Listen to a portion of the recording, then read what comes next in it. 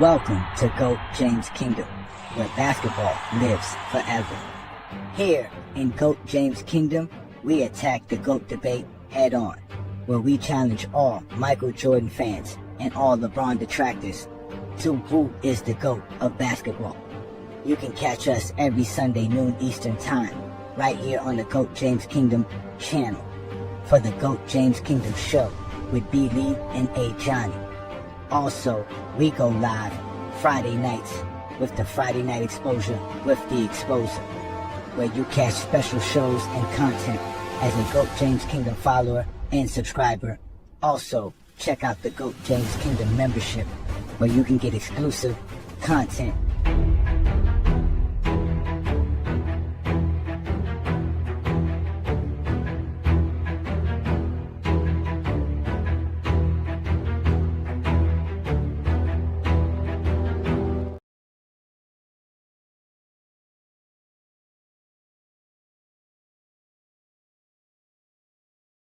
The king back, better watch how we move now. Crowd on their feet, cause they know what he do now. Age don't matter when you built like the truth now. LeBron back on the court, what you gon' do now? They said the throne's shaky, that's a weak take. 40 and he still got the league on a keepsake. Sciatic nerve rested, now the crown clean polished. Watch him drop dimes, break minds like a scholar.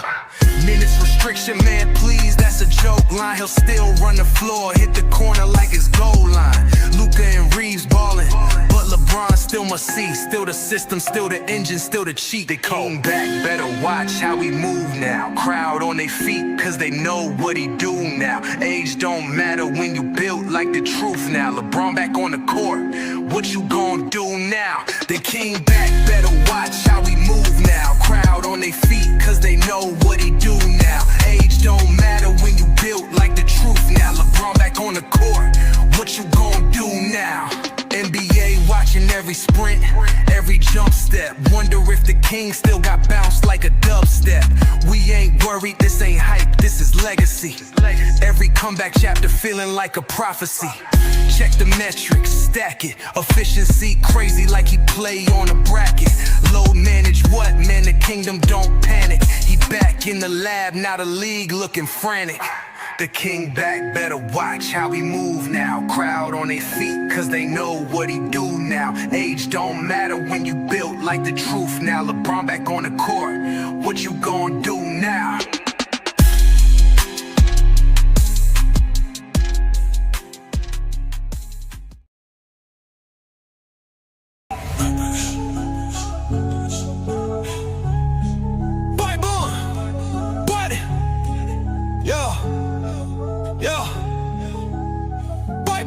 They said the crown was settled, but we came to rewrite.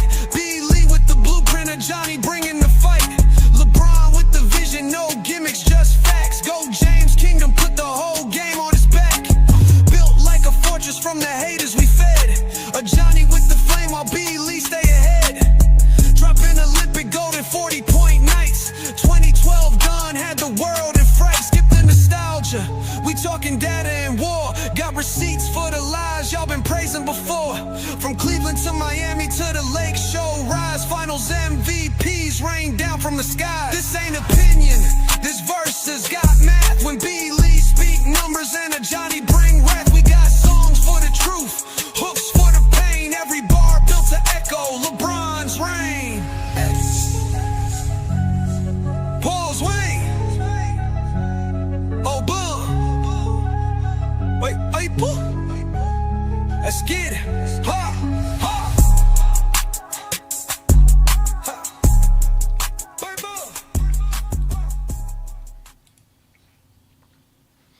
Peace and blessings, y'all. Peace and blessings. Welcome to the GOAT James Kingdom show with B. Lee and A. Johnny.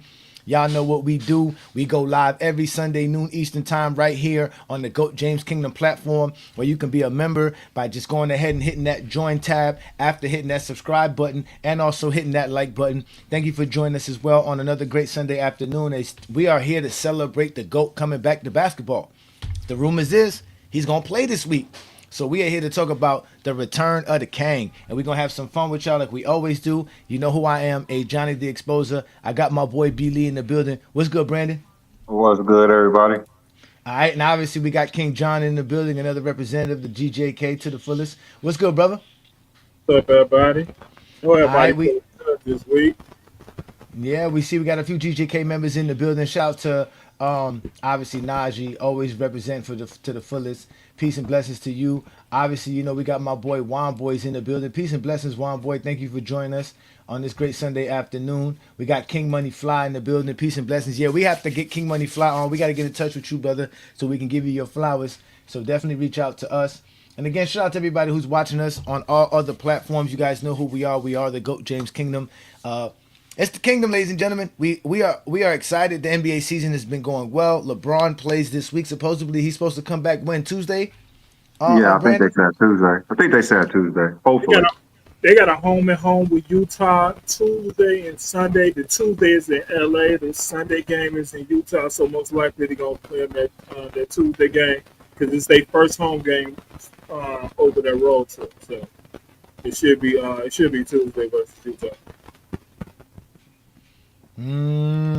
So I've been talking about how the ratings has been going good and how the NBA is doing real good as far as ratings they've been going. Do you think the ratings are going to jump up? Right, more people are eventually going to watch now that LeBron's playing, especially if he goes ham. Oh, it's going to be incredible. I can't wait because the more great LeBron does, the Zesty Jeffries got to respond. The casuals got to respond. I think if they're announced by at least today or Monday, I think Tuesday would be the highest rated game this season in the NBA. No doubt. I Your, think it's gonna your mic is kind of staticky there, John. Okay, I take care of it. Yeah. So, but yeah, I mean, oh man, listen, we got the Zesty Jeffries already admitting here they want to see LeBron James play. So he's gonna return this week, and we're gonna see and the Lakers are already on a roll, so it doesn't even matter. They're playing well, good basketball even without him. So just adding him is only gonna make the Lakers even better. I don't know how adding the all NBA player is gonna make your team worse. Oh, I I mean, that's can't what they wait. want to believe. That's what they How's want to that believe possible? until they That's actually what they lose. until they actually lose. Well, they're gonna lose some games. It's not they're not gonna lose some games, but I guess if they go on a losing streak, they're gonna say, "Oh, that's because of LeBron." Of course, if they win it because of Luca and Reeves, they didn't need them anyway. Yeah, John, you got some real static on your microphone. Definitely got some static on your microphone, brother. But this the GJK members are in the building. Shout out to all y'all again, man. Yeah, the King is gonna return this week. We've been seeing some great basketball. The Lakers dominated the Milwaukee Bucks, which is not an understatement of any kind, Mhm. because the Bucks are a good team. Did you watch the yesterday's game, Brandon? Yeah, Luka I was watched like some that, of it. man. I got a chance to watch some while I was with the kids. Yeah, but I watched mainly the first half. That's when I could actually pay attention. But they look real good in the first half. Oh, they look dominating. They look dominating. I was Yeah. looking every time I kept looking up. I was like, damn, they're just scoring and scoring. And I was looking at my fantasy team, and I had Kyle Kuzma, and he didn't do nothing. Oh, I was just like, my God, they're dominating in every aspect of the game. And Giannis was trying to bully Luka, and I was like, yo, Luka's standing his ground versus Giannis on the defensive side. People are not going to talk about that. They're not going to talk about Luka standing his ground, moving his feet, contesting Giannis, making it hard for Giannis to get to the paint. And Giannis be throwing some elbows and bullying people. So that was good to see He as is a well bully. too. Oh my God, Giannis is a big time bully, bro. He's a big time bully. Oh, and then we had Wimbenyama. How did you feel? How did you? How are you feeling about Aiden so far this year? Complete surprise. He's playing well. He's playing well. I saw him hit a couple of jumpers in the last few games where I'm like, okay, well he's not just the rim lob guy that they're talking about him being. He's hitting these outside shots from the nail from the elbow. He's playing good defense, right? He's rebounding. I don't think you really should be surprised because I think that's how he was playing his Well, last no, year in Phoenix. I no, I well, that was like what 3 years ago, 2 years No, ago. he's a Johnny surprise. Yeah, I'm Johnny's surprised. surprised. That's what I'm he said. surprised. No, and this is what I'm saying. At I the know he beginning of the could year, play. I was telling him how important he was going to be. But if you're talking about, I still think Jackson Hayes is better still. But at the end of the day, Jackson Hayes has You been don't. balling. You just Oh saying my that. God, Jackson Hayes be balling. I mean, Again, once Jackson Hayes is on the he's good floor, at his you moment. have to account for him. Yeah. You have to account for Jackson Hayes on the offensive side of the floor. Completely changes everything. You got to account for him. He's better at the rim Yeah. than 15 DeAndre to 20 Ayton is. minutes, he's great. But no, 15 to 20 minutes, he's same, great. same thing with Ayton. 25 minutes, Ayton is good. And like I said, if they can get 60 games from him, then that is definitely a success for the Lakers. I said that. I didn't think he was going to hurt the Lakers. I just don't think he's going to play more than 40 games. So if you get 50, 60 games out of DeAndre Ayton this year, yeah, the Lakers are going to be very, very tough to beat. But then he has to also be available for the playoffs. It's a contract year for him, so I think he's going to try his best to stay on the floor. I mean, I think we're going to get what we need to get out of Ayton. I mean, if he's stuck with the yeah, ball, I like him more than Jackson Hayes. If you got him at the top of at the free throw line, and you give him the ball right there at the top of the free throw line, I trust him more with the ball than Jackson Hayes. He's more versatile offensively than Jackson Hayes is.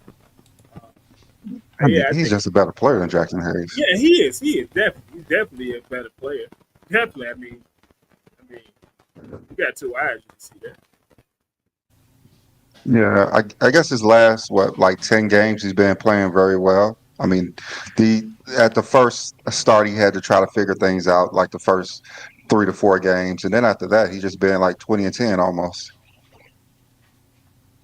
I mean, he's doing everything I thought he would do. Basically, I thought he was going to be a 18 and 9 guy. He's about that. 18, 10. He's going to bring that almost every night. You did say at the beginning of the season, 18 and 9, 18 and 8 type player, and that's basically what he gives you. That's exactly what you needed. Yeah, that's what the Lakers need. They need a presence. Like I said, they can't let Rudy Gobert be Wilt Chamberlain versus them. That can't happen again. And I know he's not as solid as Anthony Davis was, but he fits in probably great with those three, the big three they got basically. He on the floor. He fit in with the big three. So let me see what he's been averaging last 8, 9 games, because he's been balling. He did have a little bit of a slow start. Let me see. He's averaging 16 and 8, 16 and 8, 16, 8 and a half. Yeah. That's for the season? Yeah, for the season. Yeah. So far this season, he's averaging 16 points per game, 8.5 rebounds, shooting 69% from the field. Solid. Yeah, he's solid. No, he's balling. He's balling. Like I said, he's balling. I don't know if he's going to get that many boards with Luka and LeBron on the team. I think they're just going to rebound by committee with Rui. They're going to have a pretty big lineup. So I don't think he's just going to dominate with 15 boards a game or anything like that. Luka leads the team in points, rebounds, assists. He's second in steals. He's third in blocks. So that ball don't lie. Yeah, the ball definitely don't lie. So ball don't lie. The air ball. Yeah, but Ayton is definitely balling, definitely doing this thing. And he's playing 30 minutes per game too as well. So yeah, man, shout out to him. Yeah. How many minutes is Jackson Hayes playing? It's like 16. He's not even getting that much. He's getting 17 minutes per game. He's shooting 68%. So he needs 15 to 20. He needs to be in that 15 to 20 range. Yeah, he's averaging 5 points and 4 rebounds, shooting 68% from the field. That's good. That's good for Jackson Hayes, because he is kind of foul prone. So you don't have to pull him after 2 fouls. Just let him play his game. I'm pretty sure he could play 20 minutes with picking up 5 fouls. He'll be fine in 20 minutes. Yeah. Don't put no stress on either one of their body. One playing 20, 30 minutes, the other one playing 17 to 20 minutes. Don't put too much stress on them. Yeah, that's good. Yeah, the I Lakers right wonder. now are 10 I and wonder. 10-4, right? yeah. I wonder how they're going to manage LeBron minutes. Are they just going to let him do what he always want to do, or is JJ going to step in this year? I'm really curious because I think I think they're low management. I know they tried to manage it before with Darvin Ham. He wasn't happy about that at all. Darvin Ham. Well, yeah. I don't. I think that's why they gave him the rest. I think that's why they gave him the rest for the early part of the season, so that I guess he's not. He's, you know what I'm saying. Like he can play his game when he's in the game. There's no restrictions. I don't think there should be any restrictions. Why would you put any restrictions? He's LeBron. Let him play. Okay. Yeah, All right. LeBron. So the NBA does go by winning percentage when it comes to your standings, not your actual game going by game back. Because right now the Houston Rockets are 8-3, but they have them ahead of the Lakers, who are 10-4, and that's because they have a better win percentage than the Lakers. Because the Lakers are only Oh 3 yeah, games I back mean, from Oklahoma City. No, because that was always something I was always wondering about. How do they calculate the win losses, right? Because the Lakers have 2 more wins, but 1 more loss. So in reality, they're a half game closer to being the number 1 seed than the Rockets. But the Rockets being 8-3, and because they played less games, have a better winning percentage. So they have them ranked higher or seated higher in the standings Yeah, right now. they always won by win percentage. I mean, because the Lakers are 3 yeah, games. I Yeah, mean but the win percentage. Yeah, but that's that's nothing usually new. because everybody plays the same amount of games. You see what I'm saying? So when you're not playing the same amount of games, how does that work? And that obviously they just still go by winning percentage. So Because the Yeah, Lakers like they 3 games back yeah from that's so first. that means they always so have that mean so that because 6 and everyone's not 0. playing the same game, so you have to go by percentage. So by standings, then 6-0 is better than 11-1. But 1-0 would be better than 11-1 as well. I mean, if someone is playing the same amount of games, yes, in the regular season, you Yeah. don't go by wins in the regular season Yeah. until they No, all is I mean done. obviously, yeah. By the end of the season, if the winning percentage is the same, you have the same amount of games. You're gonna have more wins and less losses. But like I said, in this scenario right now, as of today, November 16th, um, the Lakers have 2 more wins but 1 more loss than the Rockets. But they have the Rockets ahead of them because the Rockets have the better winning percentage. And the Rockets are 3.5 games behind the number 1 seed. The Lakers are only 3 games behind the number 1 seed. So that's a very interesting fact to find out about. That's a good thing to know. Damn, Denver's won 7 straight games. But the Lakers are looking good, though. I can't lie. The Lakers are looking good. And with adding LeBron James, I just don't see what. It I won't think, hurt to them. be honest with you, I think he's going to make their defense better. Right now, they have the 10th best defense in basketball. He's only going to make their defense better. He's going to really be their defensive anchor and really help shut it down. Yeah, he's gonna call out all Bron, action. Yeah, Pretty Braun. cool. Gonna call up all actions. they're gonna be a defensive anchor this year. I don't think he'll be the defensive, but I think he's gonna No, call out I'm all just actions. meaning that he's gonna help keep the defense in connection. Like, yeah, we all know DeAndre Ayton is gonna protect the paint, protect the rim. But LeBron James, as far as being a communicator on defense, he's gonna definitely help them out on defense. They're gonna really be. They're gonna be better defensively when I mean, LeBron yeah, shows up. he should. Yeah, yeah, of course they should. He's a better defender than Jake Laravia. everybody but like 3 players on the team. Oh my God! Oh, you know what? You know what was really funny, Brent? I want to know what you thought about this. Do you know that yesterday, Bronny James started while LeBron James is assigned to a G League team? That's Oh something yeah, odd in the GOAT history. When we go back 20 years from now, we can say, man, there was a point in time LeBron James' son was starting an NBA game while LeBron was in the G League, but LeBron was still one of the best players in the league, and Bronny was one of the worst players in the league. He's not one of the worst players in the league, but well, I think what LeBron just practice with him. Well, He's Yeah, he trying just to he get needs practicing. some Yeah, some he run, just I guess. yeah, he's not playing. Yeah, He's he's not just playing an practicing running. actual G League game. No, I LeBron's wish not he, playing he actual G League. I wish he did actually play a G League game. That'd be crazy. That'd be crazy What if you he think? played a What G you League think? game, What you think? which he What you think he should. would do in a G? What you think he would do in a G League game? How much would he go off for? I ticket think he would prices. try to score at Ticket least prices. 50. I think he would try. I think he You would think put he on would a play the show whole like he game did though? in the summer league game. Yeah, I don't think he would put on a whole. I mean, play the whole game. So I don't know if he would be able to score 50. But I think it would be cool if he played like 10, I, 15 minutes I of a believe he would game and try. score like 40, score like 30 or 40 in like 10, 15 I minutes, believe he something like would. He that. would probably try to get 50 just All ki- just to all make a kind of statement. assists. Yeah, all kind of assists and stuff like that. That'd be crazy. It would, That'd be it would crazy. be the highest televised G League game in history. I know that one. Absolutely. In history. Oh, that's crazy. All right, so let's look at the Lakers' next games, right? So they play Tuesday, right? And Brandon, you say that's their home game. They come back, so they just come off of a 5-game road stretch where they go 3-2, which is not really a bad record. They lost to OKC Thunder, and they lost to the Hawks. Hmm. So people were questioning how they would fare coming out of that. They've beaten some good teams so far this year. They've beaten Minnesota, okay, twice already this year.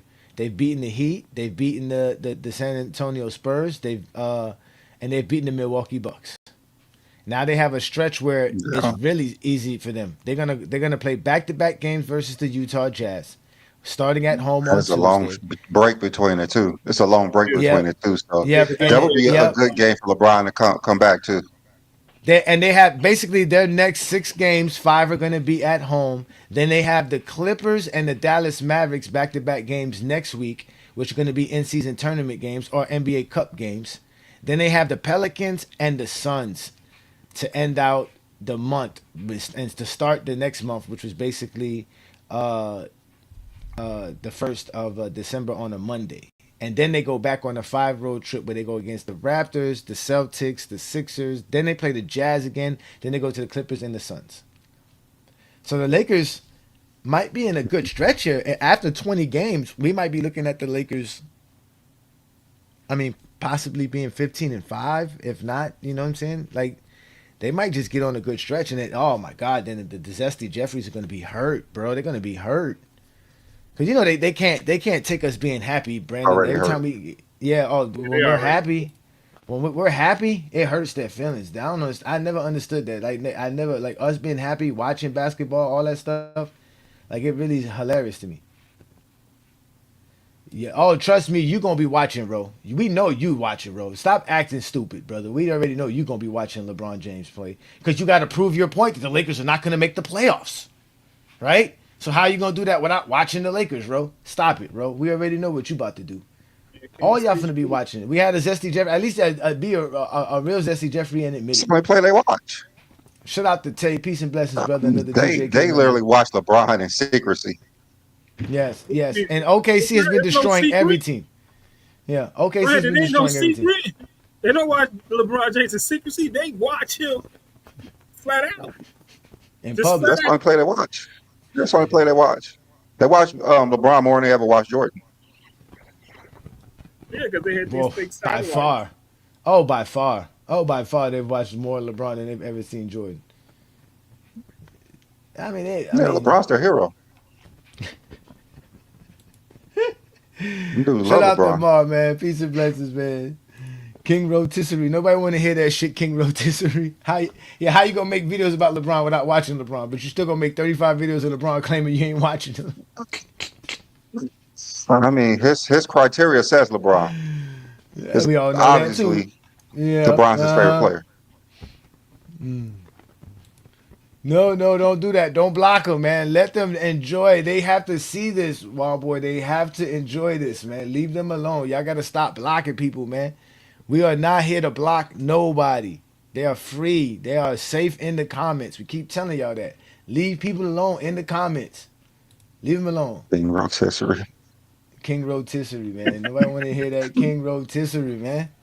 Nobody This want to your hear butt. that. I mean, yeah, we can't block him. Like LeBron's his favorite player. Yeah, he love Exactly. LeBron. he just wants goes to on motivate Yeah. different. LeBron because he think he's going to see his comments. That's all. He's a LeBron fan. Yeah, he goes on different. We all know they You LeBron cannot view the fans. game, and you cannot have a criteria that you think someone's a GOAT, and it doesn't come out as your favorite player. Of course, it's going to come out as LeBron. That's his favorite player. The That's greatest how he player. visualized the game. That's how he emphasized the game. If he had kids, he would teach them how to be LeBron He goes on on and different off the court. platforms to talk about LeBron every day. King rolls on different platforms talk about LeBron every day. Every day. He's just trying to learn more and more information about LeBron because sometimes they just don't know. They just don't know about LeBron, so we just tell them. No, exactly. They don't know the game of basketball. They don't, bro. They can't, man. They could just make up stuff about Jordan. That's all they do is make up stuff about Michael Jordan. And Jordan's not even their GOAT. Yeah, he said Magic Johnson in his face. Yeah. He doesn't ever talk about. Yeah, nothing about Jordan is their GOAT anyway. Thank you. That's facts. That's facts. And they always tell us, why y'all always talking about Jordan? Because Brandon and I have a GOAT debate channel. How else are we not going to talk about Jordan? That's why they Jordan. hate. I love Jordan. Jordan's great. I'm a Jordan fan. I'm a Kobe fan. They just not better than LeBron. It's fine. Yeah, My favorite player my is boy, not better than Knicks Michael fans, Jordan, and Knicks I fans never and talk it's fine. about the Knicks. Knicks fans never talk about the Knicks. Ever. I talk about the Knicks on here more than Knicks fans. They So are LeBron- fair weather Knicks fans. So LeBron missed so far. The Lakers played what 14 games. So LeBron's missed six. So that means So that means How many games you have to play? How many games you have to play to I make the think you All play NBA team? 65, so you can only miss 17. You can only miss 17. He probably won't be. He Wow. won't be all NBA this year. Yeah, he I mean, probably it's won't make fine. All NBA. That like record is not even touchable. So Yeah, he definitely not gonna be All NBA team this year for sure. He's definitely not gonna play like he's definitely not gonna miss just 2 games from here on out. Which would be, I mean, if he does, that'd be great. But I don't doubt think it. he's going to play in an All Star game this year. I think he's going to be an All Star. He didn't play last year. I think he's going to announce early he's not playing in an All Star game. so did Wemby make the All NBA team last year? Do No. you we know? No, he didn't play enough he had the games. blood I mean, clot. He had the He didn't play blood enough clot. games. Who's on pace? Who's on pace to get 20 All NBAs besides Luca if he plays 22 years? Nobody. Anybody? Nobody. Wemby if he plays 23. Because I think Kevin Durant got LeBron has 13 21. or 12 or 13. And Yeah. I think he's the closest right now. I don't think Shea's on pace. Shay's not on pace neither.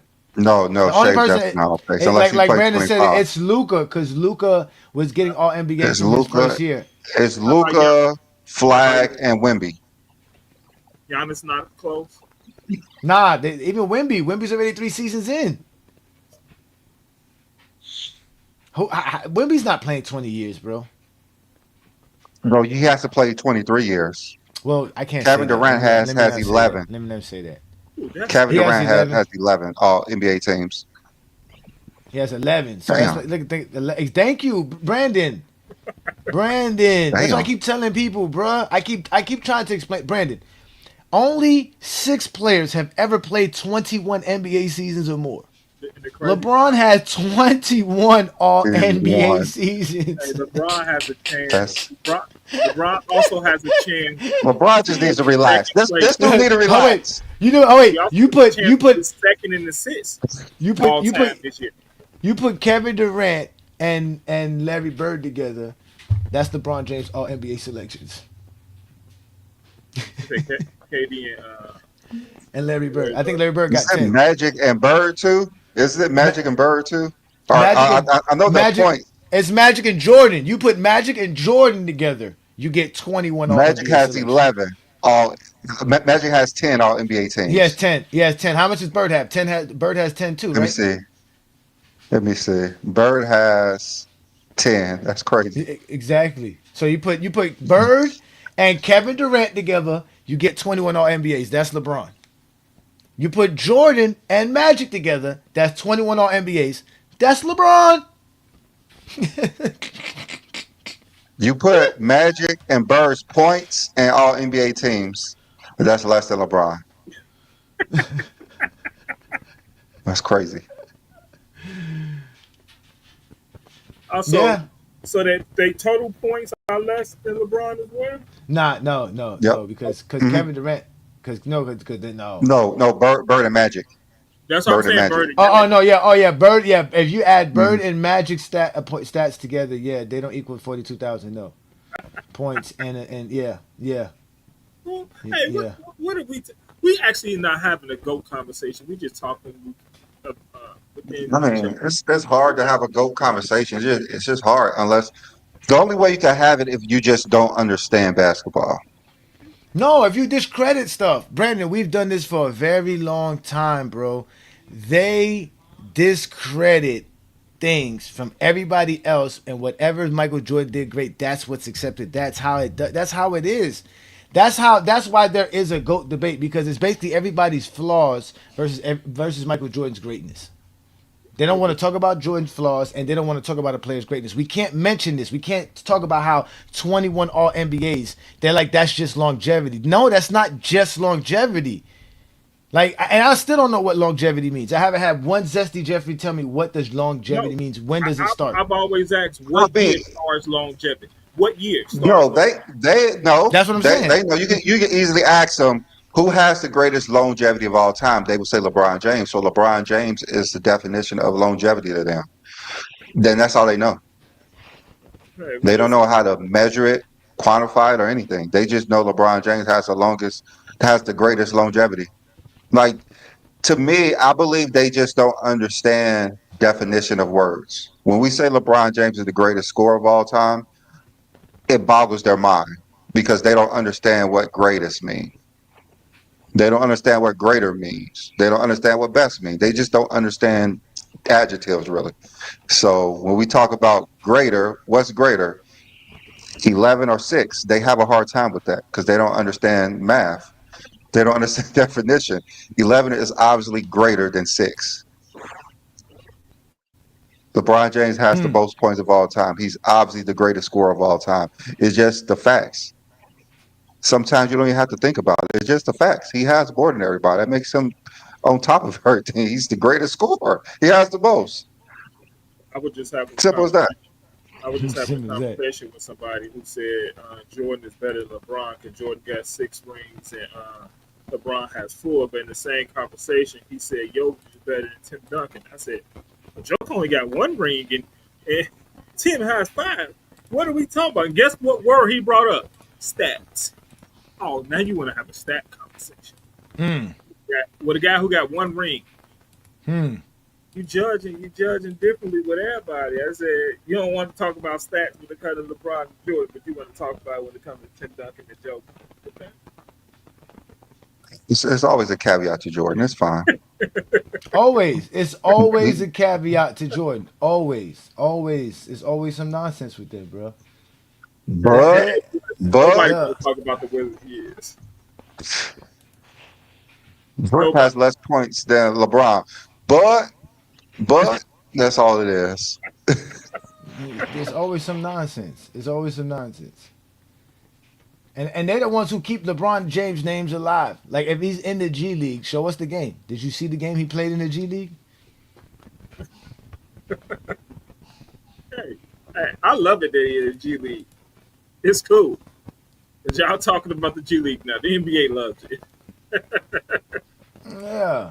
I mean, LeBron's the greatest player. Matter of fact, LeBron James is probably the greatest thing we've seen in our lives, man. Like, what else have you, like, I keep telling, especially for Zesty Jeffries. Like, at least people like Brandon and I and John here, we've had, some success in our life. We do some things. I found out something about Brandon today I didn't even know. I'm gonna talk to you about that when we get off the show, which I thought me and my wife were like, oh, that's kind of cool. I gotta talk to you about it, right? But we actually successful human beings in our lives. We actually do stuff. We actually successful. So we can say LeBron James is one of the greatest things in aspects of our lives as men because we're sports fans, we're basketball fans, which is another thing they try to do, Brandon. They try to make fun of us for being basketball fans. Like they tell us get a life. Imagine going to a basketball fan page and telling them stop talking about basketball, get a life. Don't make no sense. Don't make no sense, right? But again, LeBron's probably the greatest thing you've ever seen in your life is SD Jeffrey. Like because you didn't see Jordan play. Right, so you can't sit here and tell us what I saw Jordan. You didn't see Jordan play. He's better than Kobe. He's better than Shaq. Better than Tim Duncan. Better than Stephen Curry. The nerve of some people to sit here and say Stephen Curry has a better legacy than LeBron. Not recognizing none of Stephen Curry's flaws and the fact that he can't play defense. Number one, and two, how he had some horrible times, like a 3-1 choke. Like, can you imagine if LeBron James lost being up 3-1 in the series like Kobe? And Curry don't did. forget that season he Especially the finals. He won 73 games that year. Don't forget that. That got to be added to it. I mean, they still hold the Mavs against LeBron, but they give Curry a pass. I was watching this one clip about who will the game miss more, Steph, Kevin Durant, or LeBron, and they were actually saying Steph Curry. What seasons have Duncan dominated any time in? What stat leadership does he have? Since y'all love to bring that up for LeBron when we tell y'all that. Where did Tim Duncan dominate ever? Was he ever the rebounding champ, blocking champ, scoring champ, anything? Assist champ, anything?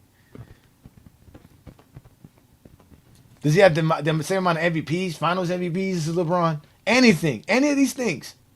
The things that y'all love to praise.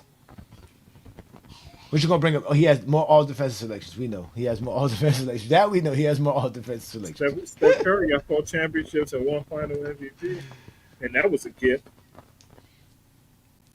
He won. Yeah, he won. Oh my bad. Yeah, he won. He said, what he say him? What he say about you? He said, B. Lee, you are the same confidently ignorant Yankov. What is a Yankov? I don't know. That Some foreigner. That James does not carry palm and travel to China uncalled by refs in slow motion footage. You don't want us to show you Michael Jordan traveling and not having no calls his entire career off his spin fadeaway shots on top of all of that. You don't want us to do that, sir. Yeah, refs will talk about. I could say it's a fact. LeBron never traveled with the basketball to China. I could say that for a fact. Yeah, that's a fact. He can't say that's not possible. I'm sorry. Yeah. That's not possible, buddy. Shout out to Rodney and peace and blessings. He said, GJK, if we all donate $5 to Lamont's basketball team, will that say Viz's channel? I feel bad for him now. Thank you for reminding me. I gotta go donate to Lamont. I gotta go donate to Lamont. We finally seen him with a clipboard. All right, let's let MSG come at me since he came at Brandon. Let's see what he got for me. He says, I am referencing a Johnny. You don't know more than me about the game of basketball rules and regulations. You don't know more than the refs. If the refs ain't calling it what they tell you.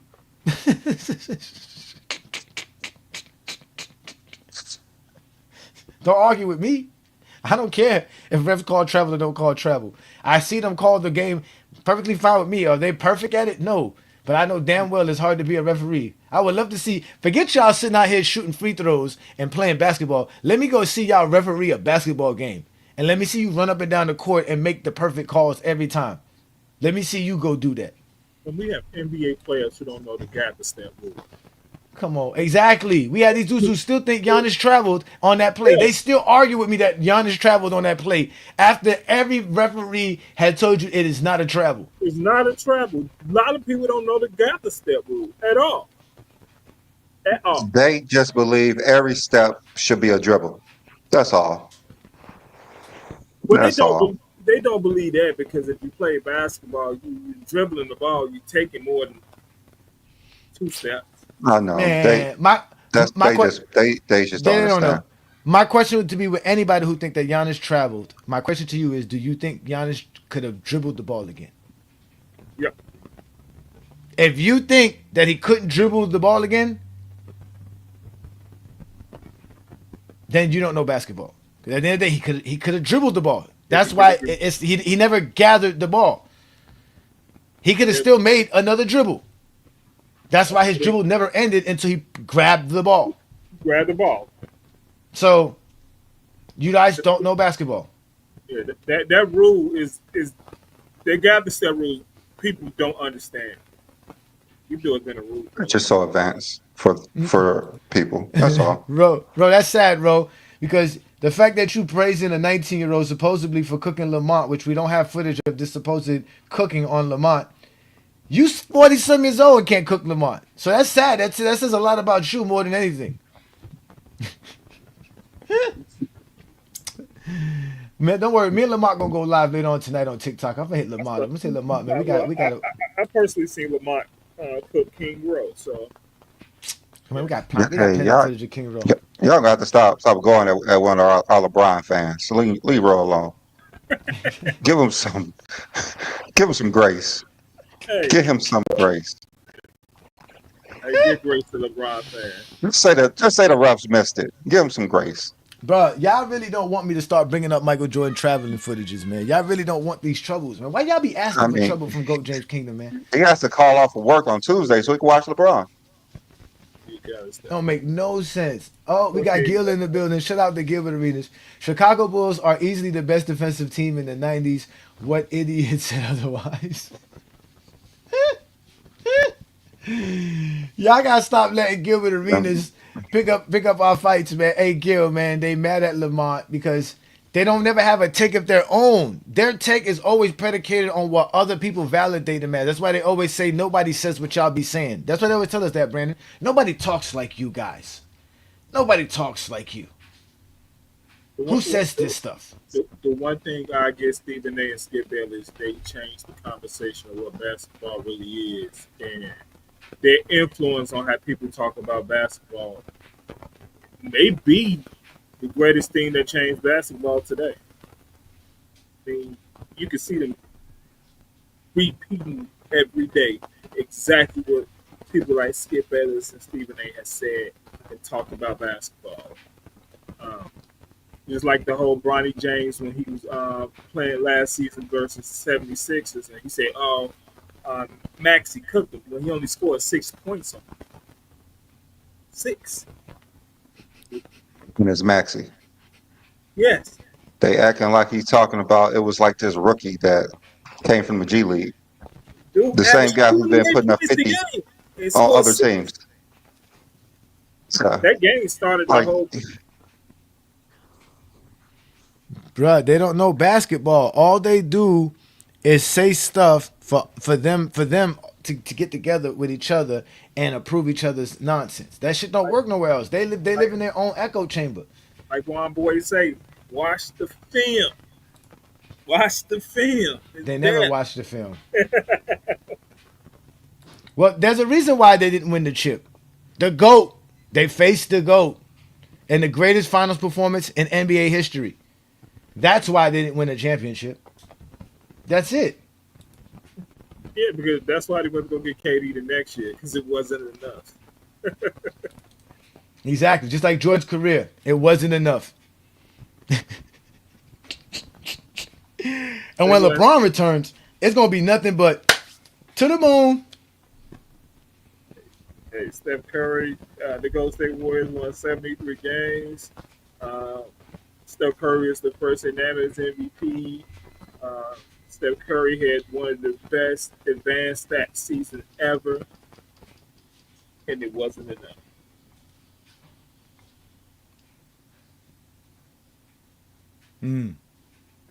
It's never enough. somebody said, He's Hey, back bro, up. Shot-Town is always here, bro. I'm standing right here. Yo, these dudes are hilarious, bro. Let's put the link up, man. I think we got enough people in here. Let's see how many people we can get up here to join us. Because Brandon, besides the bounty being put on my head, remember I told you they have to get which permission. is hilarious. They got to get permission is to come to hilarious. Goat. They got to get permission to come to Goat James Kingdom. So they're not allowed to show up on Goat James Kingdom and help support us in any kind of form or fashion. That's why Travis left us. That's why Travis left us, because he's in that group. So basically, they could not come up here until they prepare them to come up here. So is that what it is? They have to prepare them to come up here? Yeah, they have to. They have to get me on one of their platforms so that they can Or get control. you on their platform? Yeah, so that they can control what comes out of it, because and they know that unless you're watching it on TikTok, so that means none of our fan base is going to be there. They want, like you said, a private conversation on a TikTok live that won't be accessible for anybody to see but their fan base. They don't want they don't That's easy. I mean, we could just record it I mean, yeah, and we then can show the record actual it footage. But and show them but the actual footage. But why not allow us have the content in general? Why not make the yeah, real content, yeah. really make it formal, do all that? Because they're afraid. They don't really want me to be prepared. They want to cut me off. They want to control everything. They're gonna get reckless. They know I'm gonna say something that's gonna blow their mind, like saying Rudy Gobert can win 7 Defensive Players of the Year, getting them upset when he won 4 in his era. So I can only imagine how much he's winning if he only has to worry about Mutombo, Alonzo Mourning, and Akeem Olajuwon for Defensive Player of the Year. He's definitely winning it throughout the night. And Dennis Rodman. LeBron got better stats than Dennis Rodman. How Rudy Gobert ain't funny. Man, Mark Eaton got a Defensive Player of the Year. They talk about Rudy Gobert. These people are crazy. Yeah, these people are crazy. He was the all-time block leader at one point too, wasn't he? Who? I don't even care. I guess he was. No, Well, I thought it was. Oh, I he- thought it was Kareem. I thought it was Kareem. I thought when Kareem retired, he had the all-time blocks leader. If I'm I know correct. most of Kareem blocks they didn't count though because he played before that Yeah, time he they did. counted a lot of But them. even the ones But that were counted, I'm pretty if I sure he had more. Yeah, I'm pretty sure he because had I think more he's third that now. time I in think state. I think he's third now because I know Akeem Olajuwon's number 1, but I think somebody else passed him. I don't know if it's Mutombo, but I think Mutombo, yeah, it was Mutombo, so it had to be Kareem once he right. retired. Kareem's third, right? It Kareem's had, still yeah, yeah. Kareem's Yeah, still hmm third. Kareem third. Kareem Yeah, third. Kareem's still yeah. third. So when he retired, he was number 1. Then he got Yeah, passed Mark by Eaton's fourth. Mark Eaton's yeah, fourth. So. yeah. The No, Mark Eaton, yeah. Mark Eaton never passed him. No, Yeah, no, no. I was just yeah, saying no, he's no, fourth. yeah, he never passed him. Never passed him. Yeah, Might be average. Yeah, yeah, because Mark Eaton is fifth all time. So and Hakeem retired before him, so it had to be. yeah. So exactly. So at the end of the day, Rudy Gobert, but that's what they would want. They want stuff like that, or like Lamont. See, this is why they say Lamont got cooked. Is what they're gonna clip is him and Lamont having a discussion about the '90s, and him talking about Pippen being a top 5 player, and Lamont having NBA power rankings available to him, showing that Scottie Pippen's a top 5 player of the '90s through the power rankings, and him stating that Scottie Pippen was top 7. He was top 10 7 times for MVP and throughout the '90s. In reality, he was 5 times, not 7 times. But just because Lamont was off there, but he was top 10 in defensive player of the year honors 8 times in the '90s as well. So yeah, Scottie Pippen is definitely a top 10 player, and we don't hear the whole conversation. We heard a 30-second clip of Lamont saying that. So King Speech Rose here to tell us Oh why yeah, Lamont lost. Go ahead, King Speech Rose. Let us know why Lamont got cooked, please. Okay, so Lamont made 2 claims, right? Everybody up there, make your claim. Nobody's, you can believe what you want to believe. Make your claim. Okay, we all know where Lamont stands, right? He will put Mm-hmm. LeBron James number 1 when LeBron retires. Okay, but why are you doing that? Well, Jordan never won without a top 5 player, not a top 10. He said top 5, and he said the Bulls had the number 1 defense of the night. Mm-hmm. Now, again, we ask for numbers or anything to support that claim. Mm-hmm. Lamont tap dance. He talks about Scottie Pippen's overall resume for the 90s. He does not show at what point was he a top 5 player in the league. Now, the best number supporting Scottie Pippen being a top 5 player is 1994, something Lamont said twice. What happened in 1994? Was Michael Jordan there in 1994, or did the Bulls win in 1994? Was he a top 5 player in the '90s? Yes, that's what Lamont No, no, eloquently no, no, no. stated. He said Jordan never won without a top 5 player. That would intimate that Scottie Pippen was a top 5 player in 91, 92, and 93, which he was not. Who was the top 5 players in 1991 in the NBA? Top 5 players in 1991: Magic Johnson, Clyde Drexler's better, Malone is better, Barkley's better. I mean, that's just on the start. Clyde Drexler was Olajuwon is better than Scottie Pippen. Yeah, Scottie Pippen wasn't even an all-star. How Scottie could you Pippen be was an all-star in 1990 and 1991. In 1991, he was an all-defensive player.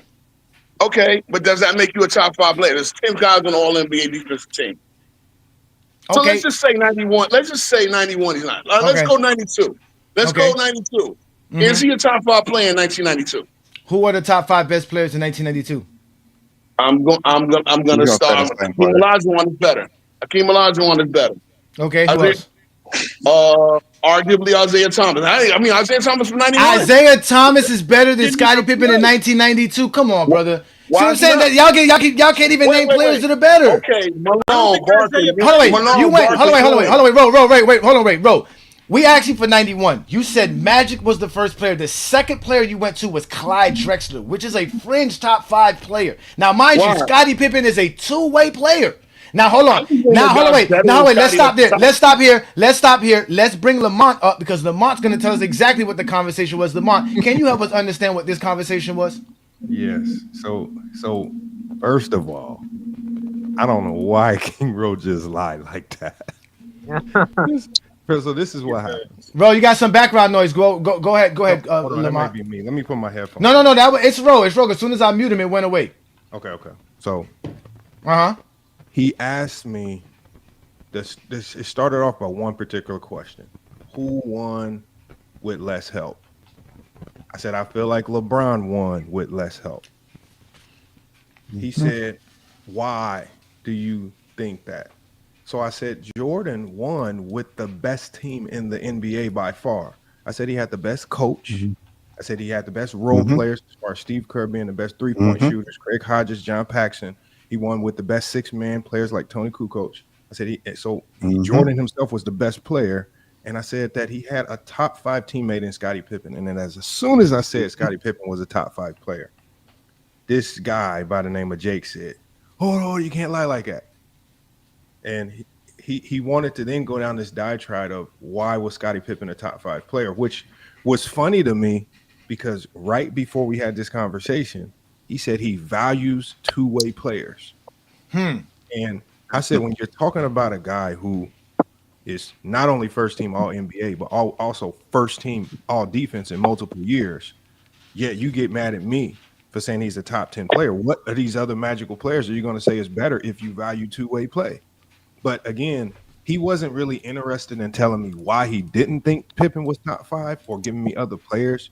He just did not like the claim that Pippen was a top 5 player. He didn't want to substantiate it at all.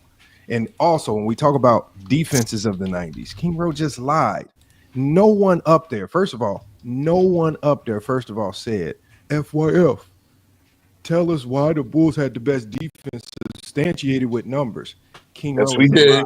First of all, we did. Told the idiot. Hold on, King Ro. You said we. Who's we? First of all, y'all got a game plan for Lamont too. I know y'all got a game plan for me. Okay. Hold on, King Ro. Okay. So Nez came up there and he said, the Bulls only had the top defense in the 90s one time. I said, what are you using to come up with that? Mez said, defensive rating. I said, you're using defensive rating to try to tell us who the best defensive team was. I said, defensive rating is so inaccurate, it's crazy. I said, how about this, Mez? I said, how about you just tell me the teams you thought was better and we can talk about why those teams were better defensively because defensive rating is flawed. I said, we can go all throughout NBA history and we can look at hundreds and hundreds of cases that showcase why defensive rating is flawed. For example, last year with Nikola Jokic, because he was top 3 in steals and deflections, his defensive analytics were blown through the roof. Yet none of these idiots would say he's a great defender. Same when Steph Curry led the league in steals. Same when Magic led the league in steals and Iverson. Again, defensive rating is a flawed metric. So I said, if you're using defensive rating, tell me all these magical teams. So when they brought up the reason why they introduced defensive analytics into this is because they don't know how to talk about these teams without analytics. They don't know how to tell you why the San Antonio Spurs, because they had a higher defensive rating in any particular year, was a better defensive team than the Bulls. King Rowe does not know how to tell you why the Knicks were a better defensive team than the Can I Chicago Bulls start? because they were not. Can I start? So at the end of the day, we know this because they matched up against one another, and the Knicks never won, not close. But Their defense never came that's through one telling you time. that the Bulls You know have what, better Lamont? Why don't we let him offensive go? players. Why don't we let him go? Can I start? Can I start? All right, go ahead. No, hold So on. here- No, let's start with King Rowe. First of all I ask, do not lie about what was said. And when you come up here and lie and say that you guys asked me for numbers to support defense, when the only thing I said up there was defense cannot be measured in numbers, you are a liar. And you say okay. all this. Well, number one. All right. Because I'm about to get out of here. You say all of this just to stand on a bad talking point, just to lie, because you know, King Rowe, that the Bulls had the best defense of the 90s. They did not. About individual years. And for you to lie like that, for you to sit on that lie just to try to sound right with a group of people, to me, that's what makes you one of the saddest basketball fans that exists. It's one of the reasons why you turn on LeBron James, because you just don't like Johnny very much. You've completely. I turned on LeBron James because I don't like it. I just met a Johnny in 24. Feelings about this stuff because you want to appease your buddy. Get out that Discord and stand on your own 2 feet, 10 toes down. Be yourself, man. Sir. You first of all, you already know this. Okay, so you got your soliloquy in there, right? Let's start. The Knicks were the number one defense in 92, 93, 94 in both defensive rating what metric? and by defensive rating, which is good. So hold on. Listen, and let me finish. And effective field goal percentage. They were number one in both categories all 3 years. Tell me why they were the better defensive team. You don't need numbers. Again, in defensive rating and effective field goal. No. Wait. Bro, say that again. What years? Hold on, wait, bro. What years were the Knicks number one in both offensive? In both defensive points per game and rating. What years are these again? No, defensive rating and effective field goal percentage defense. They held teams to under 45% effective field goal percentage. What 92, 93, 94. 95, they went to 2 and 3 92, they were second in defensive rating. 93, they were first in defensive rating. 94, they were first in defensive rating. So that and they were number one in effective. Okay, so if you don't like, first of all, you don't like defensive rating, right? But they were number one in effective field goal percentage all 3 years. Effective field goal percentage or field goal percentage? EFG. If that includes the 3 and the 2, right? So that accounts for the 3 and the 2. When do we start using effective field goal percentage to talk about defense? Metric. Actually, it can be used for defense, but when have we started using that? When did we start using that? That accounts for how you defend the 3 and the 2. We've always used it. We can use it that's what field goal. Why not? That's what regular field goal percentage. What is in the field goal percentage besides threes and twos? So they were best in that too. Hold on, they probably were best in that too. Hold on, King Rowe. King Rowe. One question. They were not the best in that in 91. Defensive team. They were not. In 92. They were not the best. They were not the best in that in 92. They were not the best in that. Okay, what were they ranked? But what were they ranked in, Johnny? They were fifth in 92. Fifth. Okay, they were fifth. That means they were bet. That means trying to make number one year by. Hold on, he's trying to make this a year by year conversation. My stance was that the Bulls were the best defense of the 90s. So again, it's not year by year. Okay. Wait. Okay. If we go overall, my claim was that the best defense of the 90s was the Chicago Bulls. If he wants to pluck year by year and say, "Oh wow, the Knicks had," I can do that, Lamont. It does not. It does. It's again. You keep making this. I'm asking you one clear question. Who was the best defense of the 90s and why? Use basketball reasons, not these fake numbers that didn't even exist in Lamont, the 90s. Lamont, I looked up all the numbers and I looked it up to 2000. Okay, I just want you. Are y'all gonna let me? Hold on, King Rowe. This is all I asked him to do, Johnny.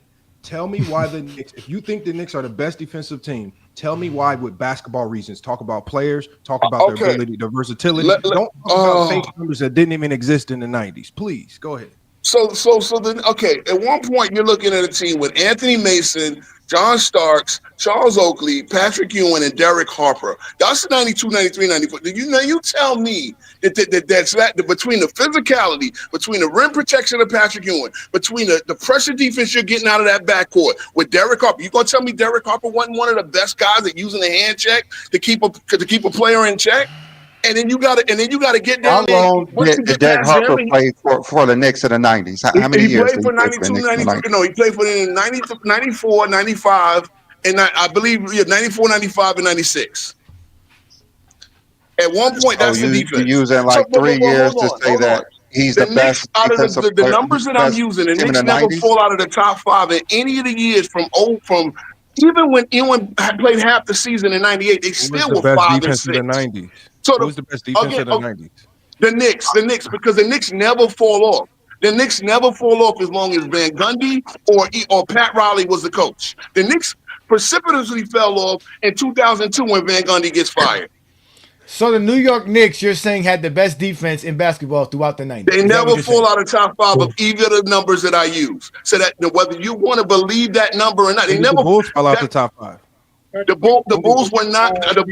I can go look. The Bulls were consistent as well, but there were years where the Bulls were like 10th in one of those numbers. King Rowe. Who's defense? Who had the most successful Bulls? defense of the 90s? Who had the most successful defense of the 90s? What defense? The best physical defense, the Knicks. The Knicks. It's not even close. The Knicks were the most successful defense in the 90s, so they won more than the Bulls. What do you mean by successful defense? See, because again, if you want to look at the fact that you're saying that the Knicks never beat the Bulls, well, that's because we never had Michael Jordan and Scottie Pippen. I'm just talking about winning in general. Kills your premise in the first place. Oh, okay, who was the most successful? Because remember, we can only measure defense by what you actually do. Because we never saw this. Okay. Well, the Knicks got to 2 finals. The Knicks get to what, 3 or 4 more conference finals. Okay, so hold on. Let's do it like this. Hold on. Let's do it like this. The Chicago Bulls had Jesus Christ better defensive players. They had better defensive players. Wait. Better defensive players. You got John Paxson in there. You got Steve Kerr on there. What's up? You're talking about stuff that. Wait, you got Kukoc playing major minutes. What are you talking about? Better defensive players. When did the Knicks ever have 3 first-team all-defensive players?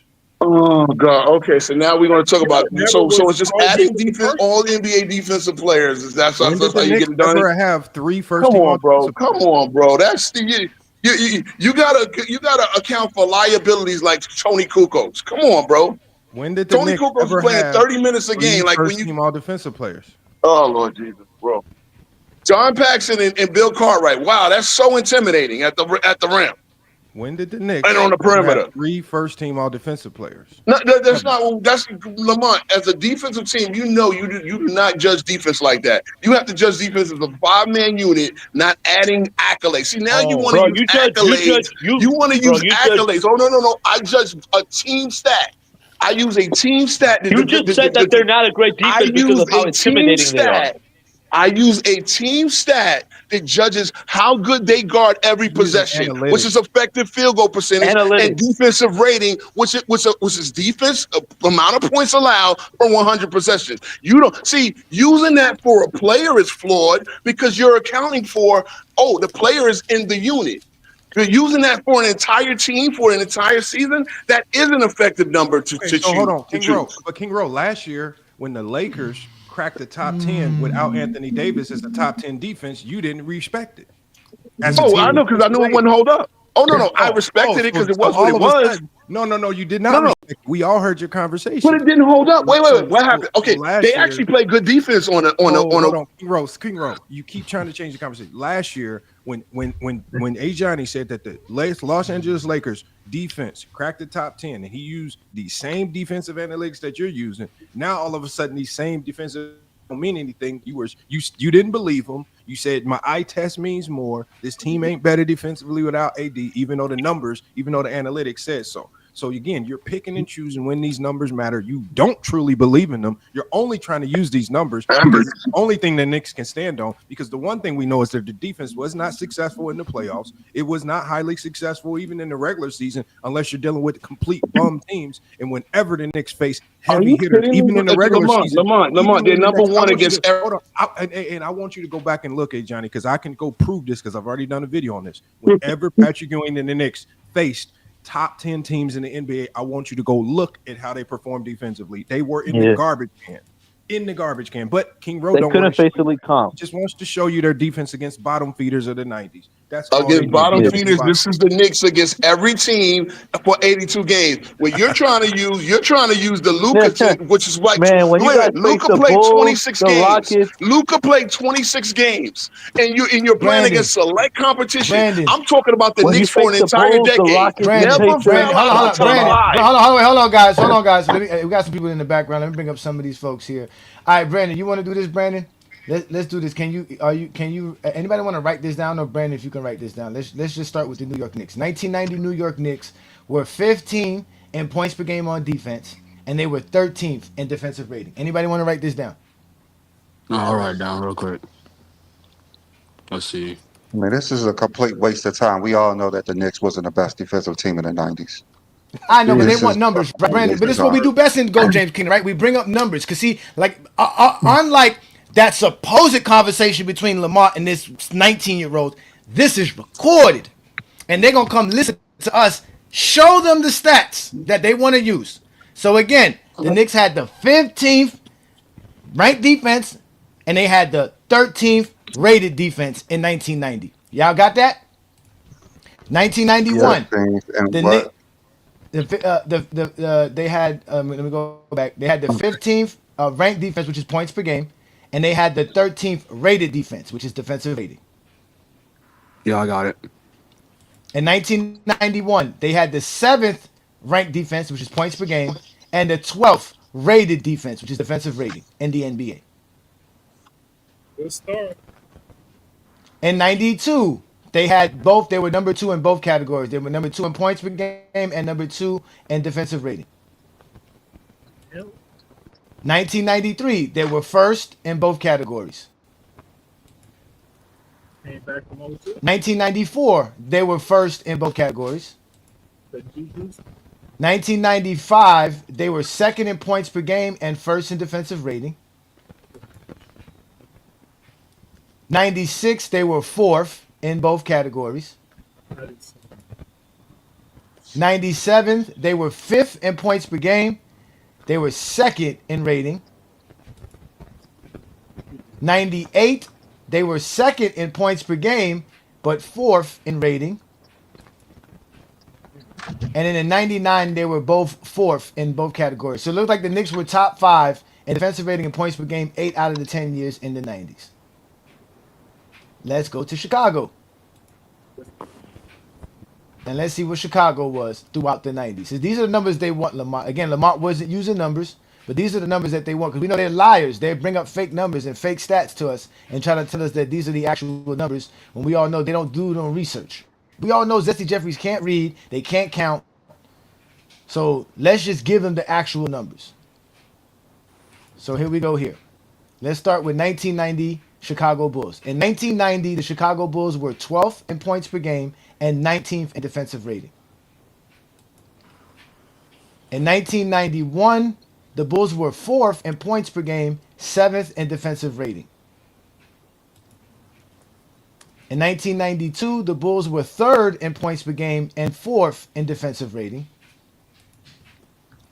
The 1993 Bulls were 2nd in points per game and 7th in defensive rating. In 1994, they were 3rd without Michael Jordan in points per game and 6th in defensive rating without Michael Jordan. Very interesting. Sound like 55. 95, they were 5th in points per game and 2nd That's what in defensive rating. And Jordan was only there for 17 games. In 1996, like Lamont said, they were 3rd in points per game, but 1st in defensive rating in 1996. 1997, they were 6th in points per game and 4th in defensive rating. They were 3rd in 98 in points per game, 3rd in defensive rating in 1998. And then obviously 1999, the Bulls were not as good. They were 14th in points per game and 16th. We watched it. So it sounds like What's throughout up, the everybody? 90s, the Bulls did have a top defense. If you want to give the Knicks the nod because they had those 3 straight years as the top guys, I guess you can say that. But Johnny, to be honest, we were only talking about Jordan's 6 championship years. Because again, they morphed it. We were talking about when Jordan won, how much help he had. So when we're talking about the years Jordan won, we are specifically talking about 91 to 93 and 96 to 98. We were talking about those years. And then I talked about how in 96, I didn't need numbers. I said when I could see an NBA team do a full court press in an NBA game and completely dominate, right? I said that's absolutely unheard of. I was like, I don't care what numbers say. If you're able to deploy a full court press in the NBA, you are different. Like it's stuff like that where I use my eyes and I use my brain and my logic to say they were the best defense. I'm not, because man, in 1993, King Rowe didn't have no analytics to say why the Knicks were the best defense. He would have had to use his eyes. Just watch the game. Just use your eyes. Or points per game. It would have been points per game. Which is what they always go by. Lamont, the original context of the conversation, you were right, though, because you were talking about for the entire decade is when these dumbasses come up here and try to break shit down to try to prove that you're wrong by saying, oh, they weren't number one every year. But if you're talking about who was consistently elite, who was playoff proven, and who had the most versatile defense of that decade, it goes to the Chicago Bulls. Easy. They won the most championships. I need to know they why got the most defensive accolades. So they got all the hardware included. Ro, just shut your ass up, bro, because you be coming up here fucking lying, bro. You a lying ass nigga, and you get cooked every single time you come up here trying to prove these brothers wrong. And they're more basketball educated than you are. I'm not trying to hear what the fuck you're talking about, because the original context of the conversation was the entire decade, not year by year, like what you're doing. You're pretending to be stupid, even though you knew what these niggas were talking about. No. Again, why were they the best and when were they the best? Now, number because one, it's a disingenuous talking point because Jordan At the end of the day, it don't matter what fucking analytics you're using. They didn't exist in the 90s. Not about analytics. So you're bringing up a straw man argument in the first place. King Speech, I have a question, right? Your use of defensive rating is sort of fair, even though there are some flaws. It's there, fair. right? It's fair. All of it's fair. But the other thing that as your source that you're using to scout out these defenses is like how well teams are shooting in terms of like effective field goal percentage. Do you know when the NBA started tracking that?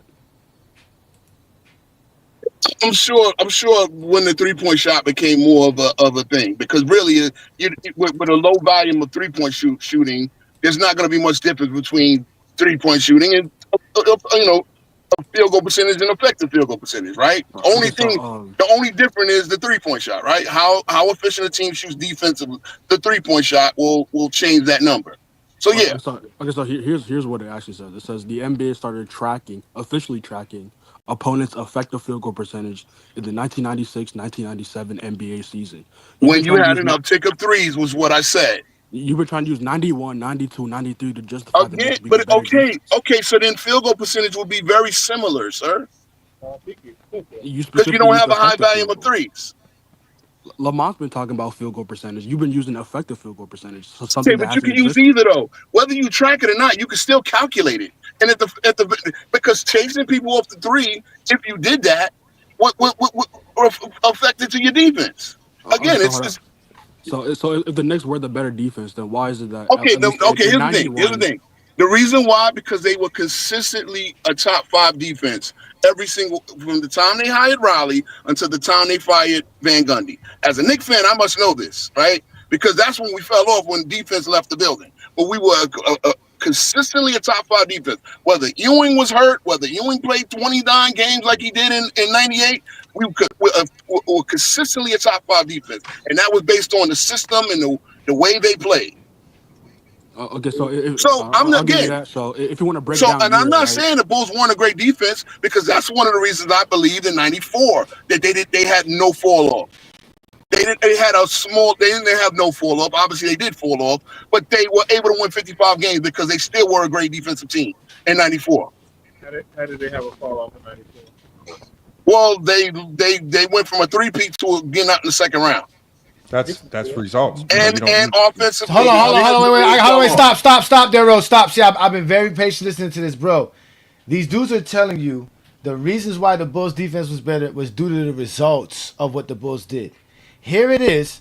You're gonna sit here and say now the Bulls didn't get better defensively when the stats say they did. The 93 Bulls defense was not better than the 94 Bulls defense by your metrics. But now the results matter. Lamont said in the first place. No, it's not. Lamont doesn't use these numbers. Lamont doesn't use these numbers to say why he thinks the Bulls had the top defense. I'm a Bulls fan, so I should know. That's what he's trying to say. He's like, y'all are using these numbers. He doesn't use these numbers. Go James Kingdom used numbers. Okay, I don't want to interrupt you that much. But now you're telling me your eye test tells me in 93 that the Bulls Lamont's were better eye test matters more than stats. You're dealing with Lamont, not GOAT James Kingdom. That's your problem. Y'all bought a script against GOAT James Kingdom versus Lamont. Okay, so then so wait a minute. If I'm gonna go to 93, I'm looking at a team that starts John Paxson. Was he a great defender? I mean, he wasn't a dog. He wasn't dog food, or was he great? Okay, I think nobody wants to stand on John Paxson being a lockdown defender. Can we not do this, man? Now this motherfucker's just about to break down player for player. Name me the Eastern Conference point guard that's cooking John Paxson in 1993. Mookie Blaylock, Kenny Anderson, fucking Mark Price. Come on, bro. Come on, man. John Paxson. Hold on, wait. Let's do this. No, let's do this because you the one who brought this up. Let's go see what these guys actually did for that team. Now, I know Mark Price balled out for that season, so I'm not gonna. But he balls out against everybody. So the fact that you brought up Mark Price was an All-NBA first team guy, right? He was All-NBA first team. Hold on, wait. And wasn't B.J. Armstrong started by 93 if I'm correct? But B.J. Armstrong he wasn't in 93, which 94, and he became an All-Star in 94. Come on now, I know what I'm talking about. Yes, he was a starter in 93. B.J. Armstrong was a starter. He started 74. He started 70 out of the 82 games he played. 74. All-Star. No, he said a starter. He was a starter. So B.J. Armstrong was definitely. Yes. B.J. Armstrong is a good defender. Yes. Let's go next. Okay. Is Bill Cartwright a great rim protector in 1994? Yes. Bill Cartwright? Yes. Really? Y'all really want to stand on that? Yes. The Bulls were by committee. The Bulls were by committee. Yes. Bill Cartwright was protecting the paint. Again, you're not dunking on Bill Cartwright. Was trying to take away from the Bulls. What made the Bulls defense to me the best of the So y'all laughing at me about Frank Mikowski, but you said on the guy that averaged. Hold on 1 second. Well, B. Lee said a good point. My when I was on that show, and I even said it, B. Lee, my biggest talking point on the Chicago Bulls defense was I said it was their versatility. I said it wasn't embedded in being great at one position. For example, Spurs with David Robinson in the post. But when you get on the perimeter, you got question marks. I said the Bulls were one of the first teams in the 90s to defend five guys on the basketball, right? And they use quickness so that they can beat the illegal defense rules. Instead of getting slow, lethargic guys that would get caught cheating all the time, the Bulls could cheat the system because they use speed, quickness, and defensive savvy and smarts. I said, but see, they won't. He wants to play 2K style. What's his defensive rating versus this player's defensive rating? No, that's not what I want to do. No, okay. So again, when I talked about the Bulls, I talked about their versatility. I talked about their switchability, how they could defend not just the post as a team, but they could also defend the perimeter as a team. And not once did you ever hear me have to use any fabricated, silly, mismatched, misused, misappropriated analytics that you guys don't even know how to use because you're not even supposed to use defensive rating. Let me ask you this. Hold on, wait. Let me ask you this, bro. Hold on, wait. Let me ask you this. 1992. Who were the two best perimeter defenders in basketball?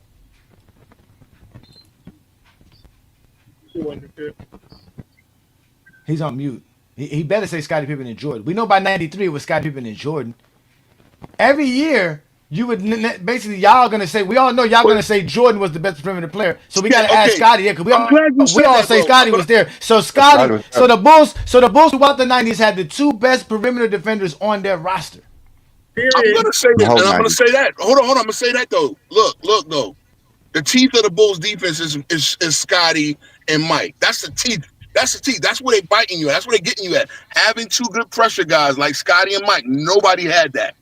Guess what? Mike is half of that. So how are you Like, how is that a knock to Mike? Like, how is that a knock saying if he's half of what makes them great? Now, Horace Grant that's the back line. That's the backbone of their defense. Like, he's their best rim protector. Telling me that Bill Cartwright is the one Bill Cartwright could hurt a motherfucker a little bit, but at that point, he is the slowest lumbering center in the league. Like Anthony Mason was slow on defense. What you talking about? Patrick Ewing was slow. Was a great defender. Slow. Patrick Ewing was slow throughout the 90s. Mason was not a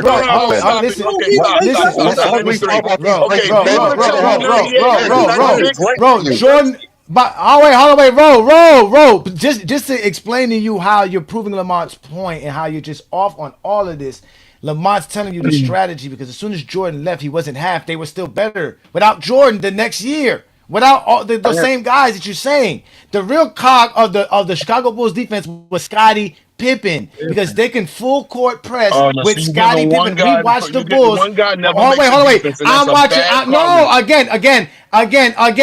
We're talking about when we're talking about strategy. Even Phil Jackson admitted to it that he would just give Scottie Pippen the look or the nod, and Scottie Pippen already knew what he had to go do. Scottie Pippen was the pit bull. So again, we watch Bulls games, and they're available right now on GOAT James Kingdom. We watch John Paxson full court press players, and they can't get the ball up the court. Guys like Mike Adams and all these other guys couldn't get the ball up the court. Versus John Paxson, they have to turn their back versus John Paxson. Watching them full court press with B.J. Armstrong coming off the bench. Again, we've been watching 1990 to 92 Bulls games. So again, that's because it's backed up because of the fact that they had Horace Grant and Michael Jordan and Scottie Pippen who can play that midline, and especially Scottie Pippen who can cover so much space. That's why the Bulls defense was so good. They used to hold on, roll. I'm not done, bro. The Chicago Bulls defense used to slow teams down, which is why defensive rating does not matter. We should always go by points per game. And they used to slow teams down because they had Scottie Pippen to help them do a full court press versus teams who had bad dribblers, like the New York Knicks and like the majority of the teams in the 90s. Stop with the New York Knicks stuff. Okay, hold on. I'm just saying they can't dribble. Real quick. No. Real quick. I'm gonna ask a question because I don't know the numbers. I think they're near the top. But can you go look at the turnovers, like the turnovers against? What are Bulls causing the most turnovers in the league or top 5? Because I don't know the numbers, and I'm sure that I'm telling you that the Bulls are probably high at that, which would probably support your own point, right? If the Bulls are causing more turnovers than, because I know Seattle was elite at causing turnovers, especially elite was the Seattle Sonics with Gary Payton and Nate McMillan. They were elite at causing turnovers. Where would the Bulls rank in turnovers force, like most of those years? Because that would be the equalizer. If I know that the Knicks are causing teams to miss more shots, if the Bulls are causing much more turnovers than the Knicks, I'm sure they did. In 1993, the Bulls were third in causing turnovers or having. Their opponents had more turnovers.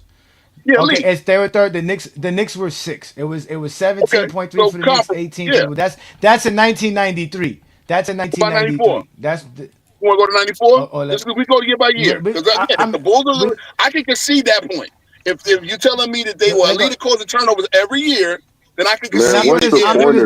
Like, this conversation is starting to turn to something completely different than what it was originally. Why the hell are we still talking about this? That's what I'm saying, bro. Like, the whole conversation was about the entire decade and why Lamont specifically thought the Bulls were top 10 or number 1 defense. I have conversations with you. I don't come to cook. But Jordan wasn't even there. No, but okay. No, hold on. No, I got it. I got it for you. Hold on. Let me give it to him.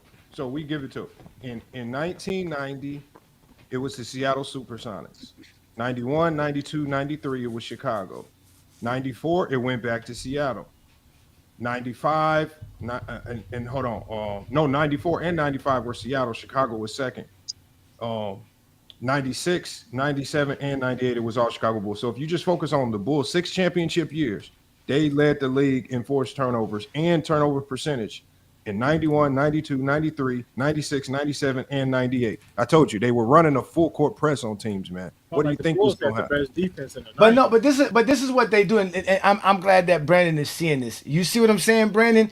Instead of them showing us the actual conversation, they're trying to nitpick the conversation as if the main conversation was about the Chicago Bulls defense.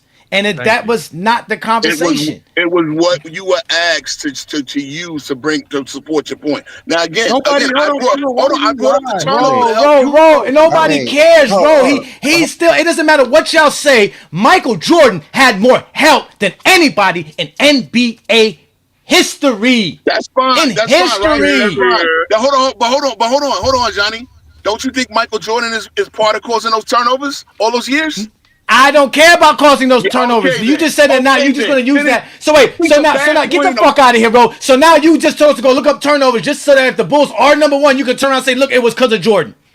Like that's like you niggas, like come on, bro. Like that's what's wrong with you niggas, man. Like y'all niggas can't just talk the game of basketball because Jordan's career is not enough. All this talk, LeBron James ain't never run around here with all his top 5 defenses like the Chicago Bulls to win 6 championships. And he's still out here winning championships. You say every conversation is about the GOAT conversation. I always tell him that. That's why I don't even know how Lamar got into an argument with a 19-year-old. No, I just can't believe this motherfucker just really broke down this whole conversation about defense. Team in the 90s. Tricked him into thinking I had the same talking points as you. So he came up there arguing the wrong way. He didn't know enough basketball. He doesn't know how to talk the game of basketball by just talking about basketball. Like Ro can't tell you about the Knicks by telling you about how the Knicks defended. He can say names. He doesn't tell you how Pat Riley used Anthony Mason. Anthony Mason was one of the worst players in the pick and roll in the NBA. Right? You don't need numbers to support it. You can go watch it. So they had their own struggles, and the reason why they didn't have a lot of success is because they could get targeted in playoff battles, just like the Houston Rockets did. Right, there was a lot of teams that targeted them. You know why, Lamont? Because they fouled, and that's why they lost a lot as well. Because you can't foul your way into playing good defense. That's why they were 4th in fouls in the NBA in '94 when they had supposed to be the number 1 defense. And you know what other teams were up there with them? The Minnesota Timberwolves, bums. The Dallas Mavericks, bums. The Miami Heat, bums in '94. The Utah Jazz, bums. Sacramento Kings, bums. Indiana Pacers, Detroit Pistons, teams that fouls. That's not winning basketball. You ain't gonna win no basketball game. That's why they didn't win nothing. Horrible. The conference that year. Well, that nigga's a fake Knicks fan anyway. He over here caping for Jordan, talking about he loved the Knicks. Argument of why something is what it is. Like he's all over the place. All over the place. Yo, what's up, everybody? Handcheck doesn't help downhill play. What's up, hey Johnny? What's up, Brandon? What's up, David? What's good, man? What's up, David? I don't know what's wrong with these dudes, bro.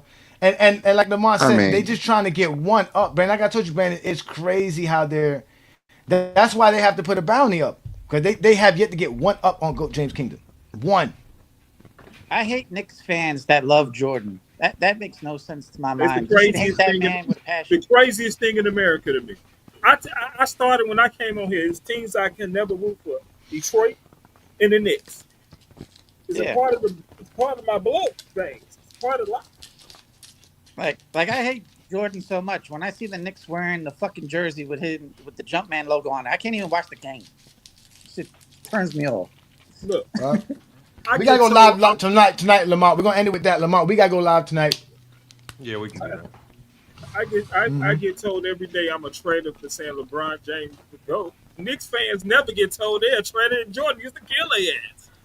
Yep, it should, man. It makes no sense. I mean, the only argument he could have had was explain why Michael Jordan and Pippen and Robin were not great defensive players in the 90s and why the Knicks had better players than them. If he cannot explain that, there's no real point of even having that conversation. Or even with Horace Grant. When you add Horace Grant to this, it's the same thing. You just talk about Anthony Mason, who could barely move his feet. The Knicks were Charles Oakley, all he did was foul. When Riley got there, they became a really good defense. They used to just funnel everything to Ewing. Nobody's saying that, but that's not what Lamont was. Lamont was not using. Lamont was basically saying, listen, the Chicago Bulls defense was the best defense because look what it led to: championships. It led to winning. It was winning basketball. The Bulls did have a solid defense. They really did. Yeah, the Bulls. Yeah, they were very consistent too, Johnny. My biggest was the style. I said it was the Bulls style. I said they weren't They weren't stuck only having a great defensive player in the post, like a lot of the teams in the 90s who had, like Charlotte with Orlando. I said they could defend the paint and the perimeter. There wasn't too many in the 90s that could do both to the level the Bulls did. I said that's why they had a lot of success. But they didn't. They wanted to run the numbers. They wanted to play the numbers game. They wanted to try to pretend like defensive analytics is what they and I'm like, bro. And that's the saddest part of what King wrote. He's a Knicks fan. He watched this team get shit on by the Bulls multitude of times. Stop it. You're a little too far. And he still capes for Jordan, which I don't understand. It's like, nigga, if you're a real Knicks fan, bro, you should not be on Jordan's dick like you are. Yeah. I mean, he can, but I mean, that's okay. That's Michael Jordan, but come on now, at least make a good argument. No. You should hate Michael Jordan's guts. But that's the problem, Brandon. They can't make a good argument. That's why they have to argue yours. Even if Lamont made a bad argument, even if Lamont's argument was a bad argument, they don't have one of themselves. They can't say, "Well, we don't think this way, Lamont. We see what you're saying, but we don't think like this. We think this way." They can't do that. I mean, the simple fact Lamont cut the head off the snake, saying those stats was not available back then. So, give me another argument, and he couldn't give another argument. He just kept saying the same thing over and over again. Patrick was never all first team defense. I remember watching those games back. Mac Def in the chat. We're not saying King Rowe didn't have a good argument. I'm saying my opinion. I have the Bulls as the top defense in the 90s for my own reasons. They try to always say that somebody else's opinion is wrong and then want us to use their logic. My logic is different. If they want to use, I'm not a defensive numbers guy. If all they see is defensive numbers and that's the only way they can understand a good defense, that's on them. That's not how I identify good defenses. They want us to think like them. I just can't. I can't think like them. And plus, that opinion the Knicks definitely wasn't a top 10 defense of all time. The Knicks wasn't that great of a team, like I've always been saying. Just because they fouled, I mean they're a good team. The Knicks were. That hurt them more than anything. Patrick Ewing wasn't dominated defensively in the 90s. Yeah, he had a few years. He had a few years. He wasn't doing all the 90s like Jordan Pippen and Rodman. He wasn't like those guys. Yes, and he was the best defensive player on the team. 4 blocks a game. Anthony Mason wasn't dominating all the 90s defensively. Sixth in blocks. Ewing fell off after 96. David, Ewing was only good for the first half of the 90s. He fell off. His knees were cooked. I mean, he was all defensive. He was all defensive one time in the 90s. All defensive one time in the 90s. And that was like in the early 90s. The last part of the 90s, he was not the same player with his bad knees, wearing knee pads, walking up and down the court. I don't hear that shit. Ewing's one of the most overrated basketball players. Yo, bro, can I go, bro, please? The Bulls was winning because they had the best defense. And when they could turn it up, they turned it up. That's why the Bulls was great. Because when they needed to turn it up, they would turn it up. Scottie and Pippen both are retired, 1 and 2 in steals in the playoffs because they turned it up. Yeah, and get foul calls in their favor, get non-foul calls in their favor. Stop it. They have a bunch of bullshit. I mean, to be fair, y'all robbed Scottie Pippen with the phantom foul call. Let's see if Kurt can get this show back on track. What you got for us, Kurt? That's all I'm trying to do is get y'all back on track. It's like, nah. But I was listening to y'all conversation. What's good, bro? Nothing much, man. Okay. Well, we're talking about the GOAT. We're supposed to talk about GOAT James returning Tuesday. So supposedly he's cleared and ready to go, and the Lakers are looking good. So that's the really show. We're excited. Good, though, bro. We're excited over here in GOAT James Kingdom. We are happy over here. We celebrate. As you should, bro. But I'm gonna be honest with y'all though. I ain't gonna put no negativity or nothing. So yes, it's a good thing LeBron's coming back for the Lakers, but I hope y'all can see the Lakers are just fine without LeBron too. I'm not saying LeBron's not. No, we're not. Team. But let me just get my take off before you start crying. But now the Lakers look. The Lakers look good without LeBron. They do look good without LeBron. But Kirk, of course we look good, but we need LeBron. Stop, please, bro. I just want to get the take off before you start. Calm down, real quick, bro. But no, I'm not saying like LeBron's not gonna make it a better team, but they look good without LeBron. We all know that. Obviously, their record speaks for that, and what Luka and Austin Reeves are doing for them is actually pretty good over there, or amazing, whatever you want to call it.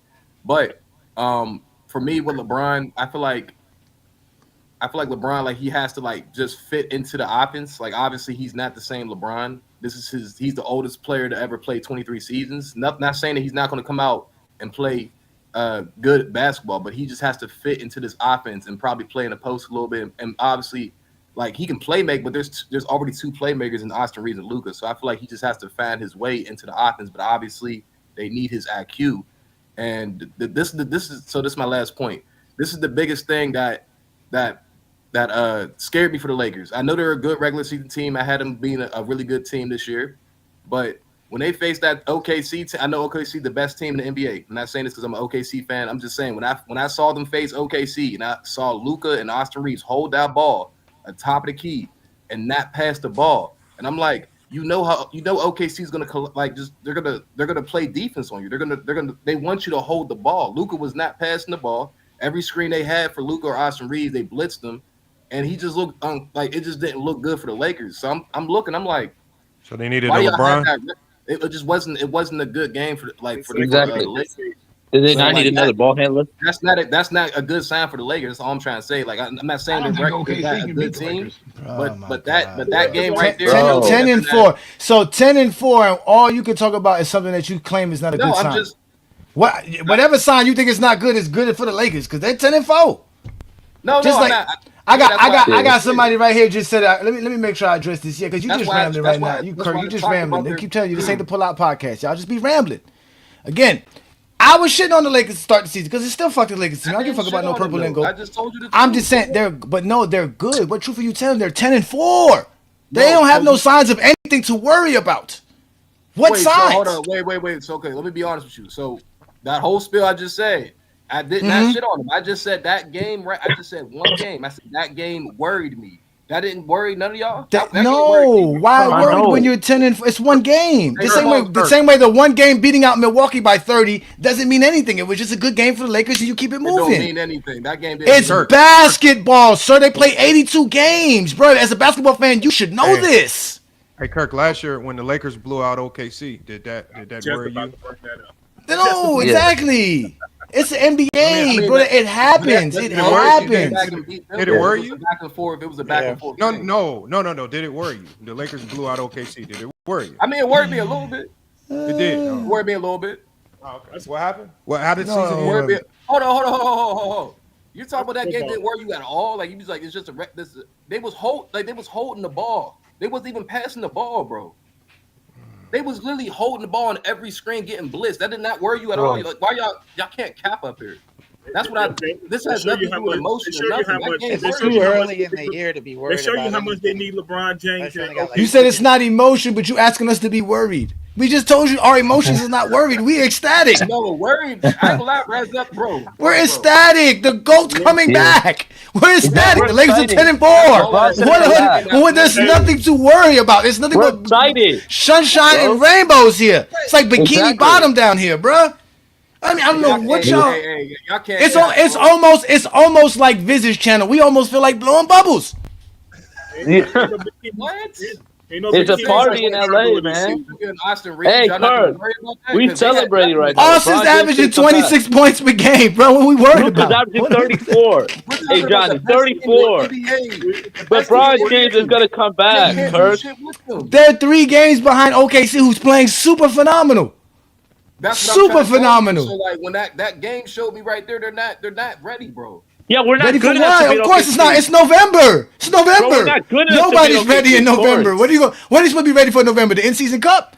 No, they're ready for the in-season cup. That's what I'm saying. It's November. Kirk, just because we're not as good as OKC. You know who's worried? You know who's worried? You know who's worried? Dallas fans. If we were talking about the Dallas Mavericks, then we would hear worry.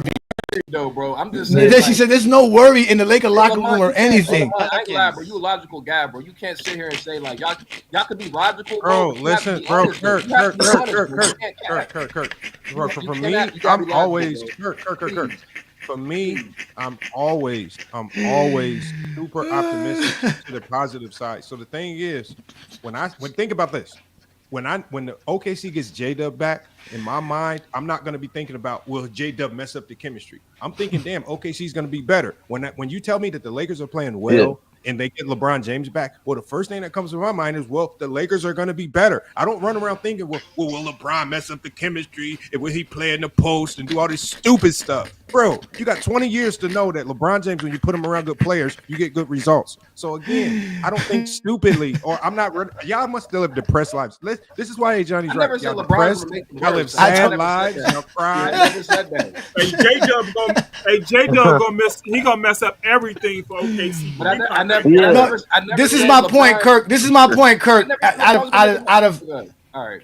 Listen, out of everything that you said a bunch of stuff that meant nothing. That's what you failed to realize, brother. You know that. Do you understand that? Because it means nothing in this idea of a team being 10-4. They're on the upside. You act like they hit their ceiling. You're almost like, oh, this is just the best we're going to see, guys. And you highlighted why they're going to show you more of what you highlighted than what they've been actually showing us. That's why I keep telling you, your eye test is the problem, because your eyes can only see what your mind can comprehend. You guys can't comprehend greatness and look at 10-4 and say, damn, the Lakers are playing good. No, that's what you can't do that. I said they're a good team. I said they're playing good without LeBron. I said LeBron's going to make them a better team. I said, but that game right there worried me. That's all I said. I didn't say anything. The Lakers are trash. They're not going to win anything. I just said they're a good regular season team. I said I'm worried. But Lamont, I said Luka and Austin Reeves holding the ball top of the key. That worries me. That does worry me. Bro, Luka's averaging like 37 a game. I'm not worried about Luka, man. What are you talking about, man? One game. Wait, but you're not hearing what I'm saying to Lamont. I never said Luka can't score. One game. Okay, Lamont. All right, Lamont. So, hey, Lamont. So, when I come back on this channel in the playoffs and they lose, then you got to speak to me. Do you know the odds of you being right now super high, bro? Like that, you still said nothing with that statement. Nothing. But Lamont is saying like this doesn't worry me. But when I'm not. No, because let me tell you something. Whatever you think the problem with Luka at the top of the key ain't helping the Lakers gonna win a championship. By you saying that you don't like Luka being at the top of the key doing whatever he was doing, them eliminating that from their offense is not gonna win them a championship. So whatever you said still don't matter. It's not. But okay, look. Is Lamont even a Laker But it's fan? not just Luka at top of the key. I'm saying like their offense got. All I'm saying is, bro, because I hear what y'all saying. It is the beginning of the year. Their offense was stagnant. That's all I'm trying to say. Was it because they were playing back to back? Oh, hold on. Wasn't OKC playing it back to back too? No, I'm just asking you. The Lakers. They both played. Them playing on the road with lethargic legs could have been jet lag. It don't even matter that. Lamont, we started off the show. Oh, wait. We started off today's show. We started off with today's show with Brandon asking me, hey, Johnny, what do you think of DeAndre Ayton? And if you guys have been listening to this show, you would know that I have nothing positive to say about DeAndre Ayton. But today I did. Why? The Lakers are 10-4. He's 16-8, 69% from the field. What is there to argue about? Oh, am I going to say, well, hey, Brandon, just wait. He's going to give you that injury bug. He's going to miss 10, 15 games. He's going to miss another 20 games. No, the man's played 13 out of the 14 games starting, 30 minutes per game. I just got to accept it, bro. That's what we're saying, Kirk. You guys have to start really seeing what's in front of your face and say, damn, this is what I'm seeing. Stop trying to be an analyst and predict the future. But isn't that what basketball's about though too? No. If you're on the Pull Out Podcast, yes. If you're on those Zesty Jeffrey TikTok lives, yes. On GOAT James Kingdom and FYF, it's not. It's about present. We live in the present because our lives are great. We don't have to worry about let's watch somebody fail in the future because I'm failing today in life. No, our life is great now, so we're gonna see everything that's great going on now. I like that mentality, bro. But when we talk about basketball, then you're right. Lakers are. I never said they was a bad team. I never said they was not like they're not gonna be a good playoff team. Okay, so what team are you? What team are you high on right now? No, OKC, obviously OKC. So because we're not as good as OKC, we're not a good team. Because we're not as good as OKC, we're not OKC. They might not win. They might not win. Kirk. Without saying OKC, what team are you high on? Let's put your team to task, and we'll see if your team wins it all by the end of the year. What team is that? Yeah. OKC, bro. So they got. They got a pretty good chance to win it, bro. Lamont, when James Williams come back, he gonna mess up all the chemistry. I mean, but King John, I can tell you why he won't mess with the chemistry because they actually run a system over there. Just like how the Lakers run a system over there too. I never said LeBron is going to mess up their offense. All I said was that he has. No, we know. We heard you. Luka dribbling is a concern to you. Luka dribbling is a concern. I know. I never said they were trash. Willie, what other team? I mean, what did I say that was wrong? Kirk, outside of OKC, what teams are you super high on based on what you've seen? Why can't we talk about OKC? Okay, my God, bro, just can you just talk basketball? Besides OKC, because I'm high on my Heat, even though we lost the other night. All right, well, okay, so what team? OKC, Stop talking about the Heat. Almost 500. Yeah, what team are you high on? Is it Houston? Who you high? I give you the bad team. Besides OKC, we can talk. No. It's not about giving a bad team, nigga. Just give another team that you like, nigga. Damn. Why is that fucking hard? I like what Detroit. I know. Just answer the Nuggets. Just say the Nuggets, bro. You talk basketball. See how they struggle with basketball about something Like positive. these niggas don't got no takes other than rooting for OKC and against the Lakers. Like what the fuck? Yeah, and that's an easy take. Those are all easy takes. Very easy. So fucking easy, bro. Wait, hold on. This has nothing to do with the OKC versus the Lakers. Lamont, I said Clippers, bro. Let's talk about the Clippers. Let's talk about now there's some concerns. Oh wait, now there should be some concerns there. What are your concerns with your Clippers? Can you help us understand let's that? Talk about that because I like to talk basketball. Okay, I appreciate you, bro. My concerns with the Clipper is the James Harden system. Them not playing the young guys off the bench because every time they play them. What young guys? They don't have any young guys on that. Okay, that's not yeah, true. exactly. Their youngest like real rotational piece like 28. So what do you mean? They got some young pieces off the bench that they played and actually played pretty good. Bro, Brandon Boston is not a good player. Oh man, I want to hear this. Hold on, wait. Let's say we know that the Clippers have an old team, but they do have some young guys. They have Chris Dunn. They have some players. Go ahead. I appreciate Go ahead. They have a roster, bro. You said he likes the Clippers? Yes. Yeah. And then obviously Kawhi not playing right now because he has a Lamont, did I tell you people love now wait. Now Lamont, were we right when we said that he live a depressing life? Anybody who's a Clipper fan has a depressing life for sure. Go ahead, Kurt. No, you know, Kurt, we're talking about in basketball terms, brother. If you are a Clipper fan, brother, it is very hard to be a happy basketball fan. Hey, no, you ain't lying though, bro. Go ahead. Clippers, man. He ain't lying though, bro. Like I said, you gotta be able to take the Heat too. But they was on a 0-6 streak until they almost lost against Dallas too. They almost lost against Dallas. I don't know how they didn't. But James Harden, he had a James Harden. Hold on, the Clippers are 4-8 right now. They're looking bad, Lamont. They're bad, Lamont. That's why I said that. See, that's a concern. See, that's a worry. They say they 4-8. That's a worry. You gotta be like, well, damn. At least if they were 6-6, 7-6, you would have a glimmer of hope. But they're 4-8. They don't look good, Lamont. And like he said, they were getting their butts kicked versus Dallas last night. Was it last night? Yeah. James Harden had to turn back the clock back to 2018. No, they came back and won the game. Like he said, they came back and they finally came back and won. But they were struggling. They were struggling versus the Dallas Mavericks, and they got beat by the Jazz. Hey, bro, you ain't lying, bro. That's what I'm saying. Like, but you ain't lying. That's a team for concern. I'm talking about the Lakers, like in the future. That's all I'm trying to say. Hold on. No, as a Clipper fan, you can't talk about the Lakers. Why are you negative about the Lakers? Why you always got to be negative about the Lakers? Hold on. Here, I want you to hear. I want you.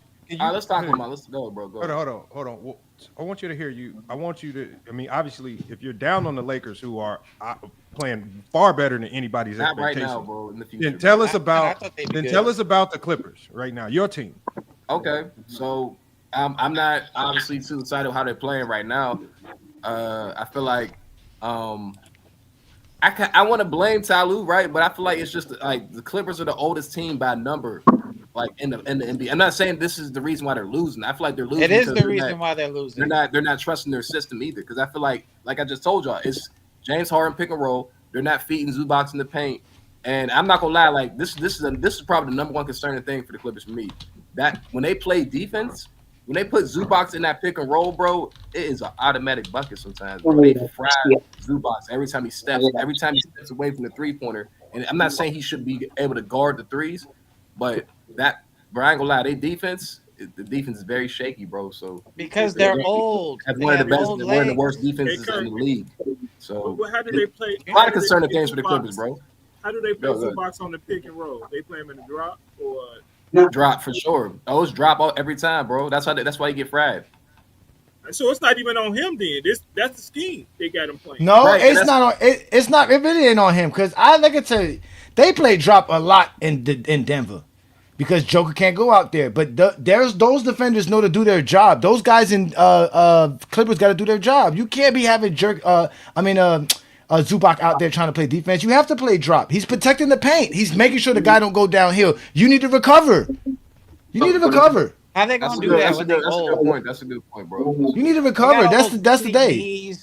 I just did to get frowned on every time. Not everybody's Jared Allen, Wemby, Mobley, Bam Adebayo, and Rudy Gobert. He's Anthony. Anthony Davis is like 60 pounds heavier since the last time we talked about him. Chet Holmgren.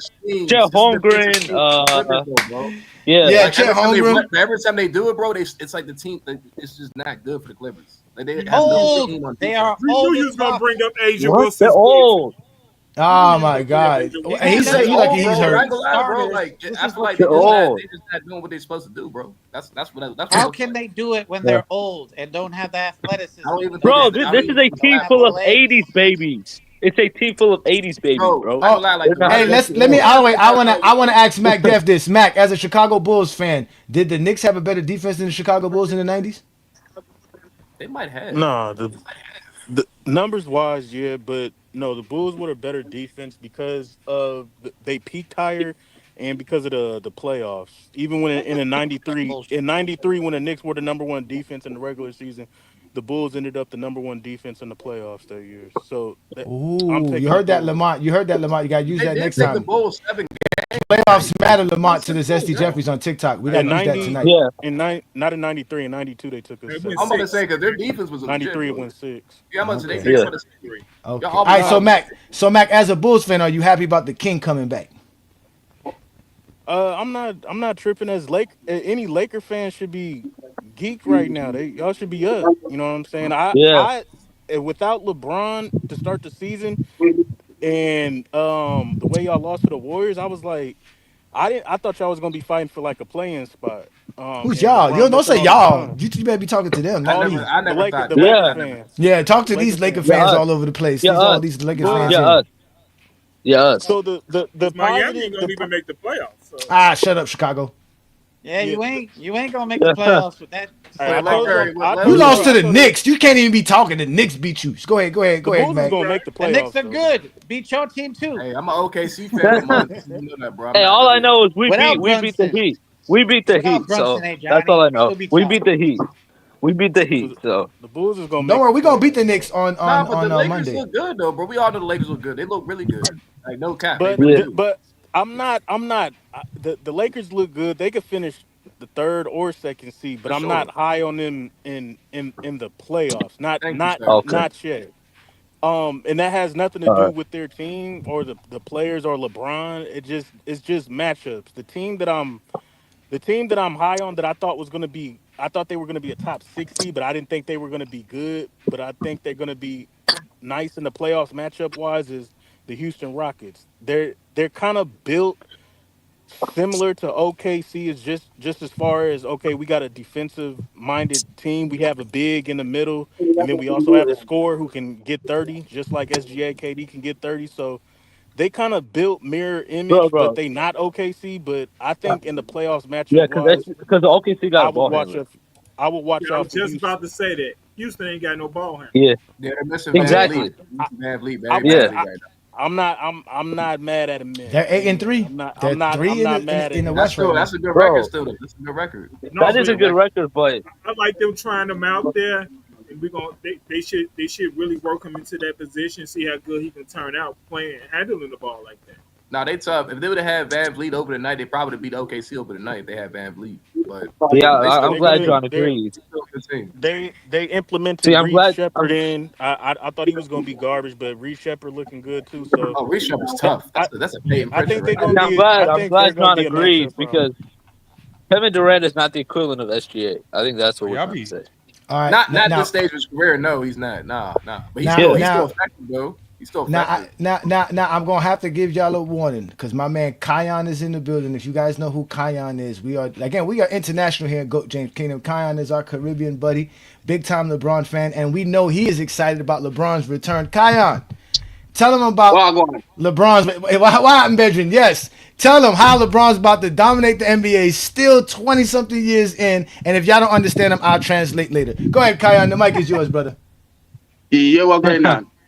Nothing much, man. We're talking about LeBron. He coming Tuesday. LeBron playing Tuesday night. Listen, they want LeBron to play and fail. They want LeBron to play and lose. It doesn't matter what happened. They're just looking for content. You understand? Win or lose, they're still going to find fault. If LeBron win, they're going to say LeBron have volley for help. If he lose, they're going to say it's LeBron fault. Everything is LeBron. If they don't have a good night, if the woman break up with them, they say it's LeBron fault. If they try to fail in school, it's LeBron fault. So what? So better we don't start blaming everything on LeBron right now. If it's snowfall too long, it's LeBron fault. If the sun shine too hot, it's LeBron fault. If FYF and Go James Kingdom collaborate, it's LeBron's fault. You go ahead. Listen, if a player come out and talk good about LeBron, what they come out and say? Him clutch paying him. But long as somebody come out and say something good about Jordan, what them say? Oh, you what do you think about Jordan? They don't say Jordan pay them, No. Jordan ain't paying nobody, but LeBron paying everybody. If Magic Johnson come out and say anything good about LeBron, what they say? Oh, clutch paying Jordan, clutch paying Magic. Which Magic clutch paying him to lie? They have to understand. Johnny, you need to go back and look at 1992, because in the 90s, they will tell you, oh, Jordan was the best scorer, right? But in the Olympics, what happened in Jordan with Jordan scoring? So you try to tell me, say, all of a sudden, Jordan could shoot in the NBA, but when he reach in the Olympics, he cannot shoot? What really happened? So I need a Jordan fan to explain how that happened. You ever try that's because in 1992. Yeah, somebody need to explain in 92, Jordan went to the.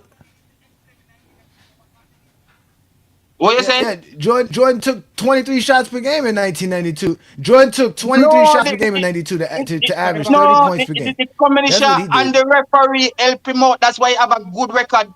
Jordan just like West Brick. He cannot really shoot. He's a very athletic. He's a very athletic guard. That's it. Jordan cannot shoot. Listen, the reason why Jordan have a good shooting record, shooting percentage is because David Stern and the referee was calling bullshit calls for him. But in the Olympics, there was no David Stern, there was no thief in referee. So that's why his shooting should look like that. You got to understand, because the NBA and the thing, they work on two different rules.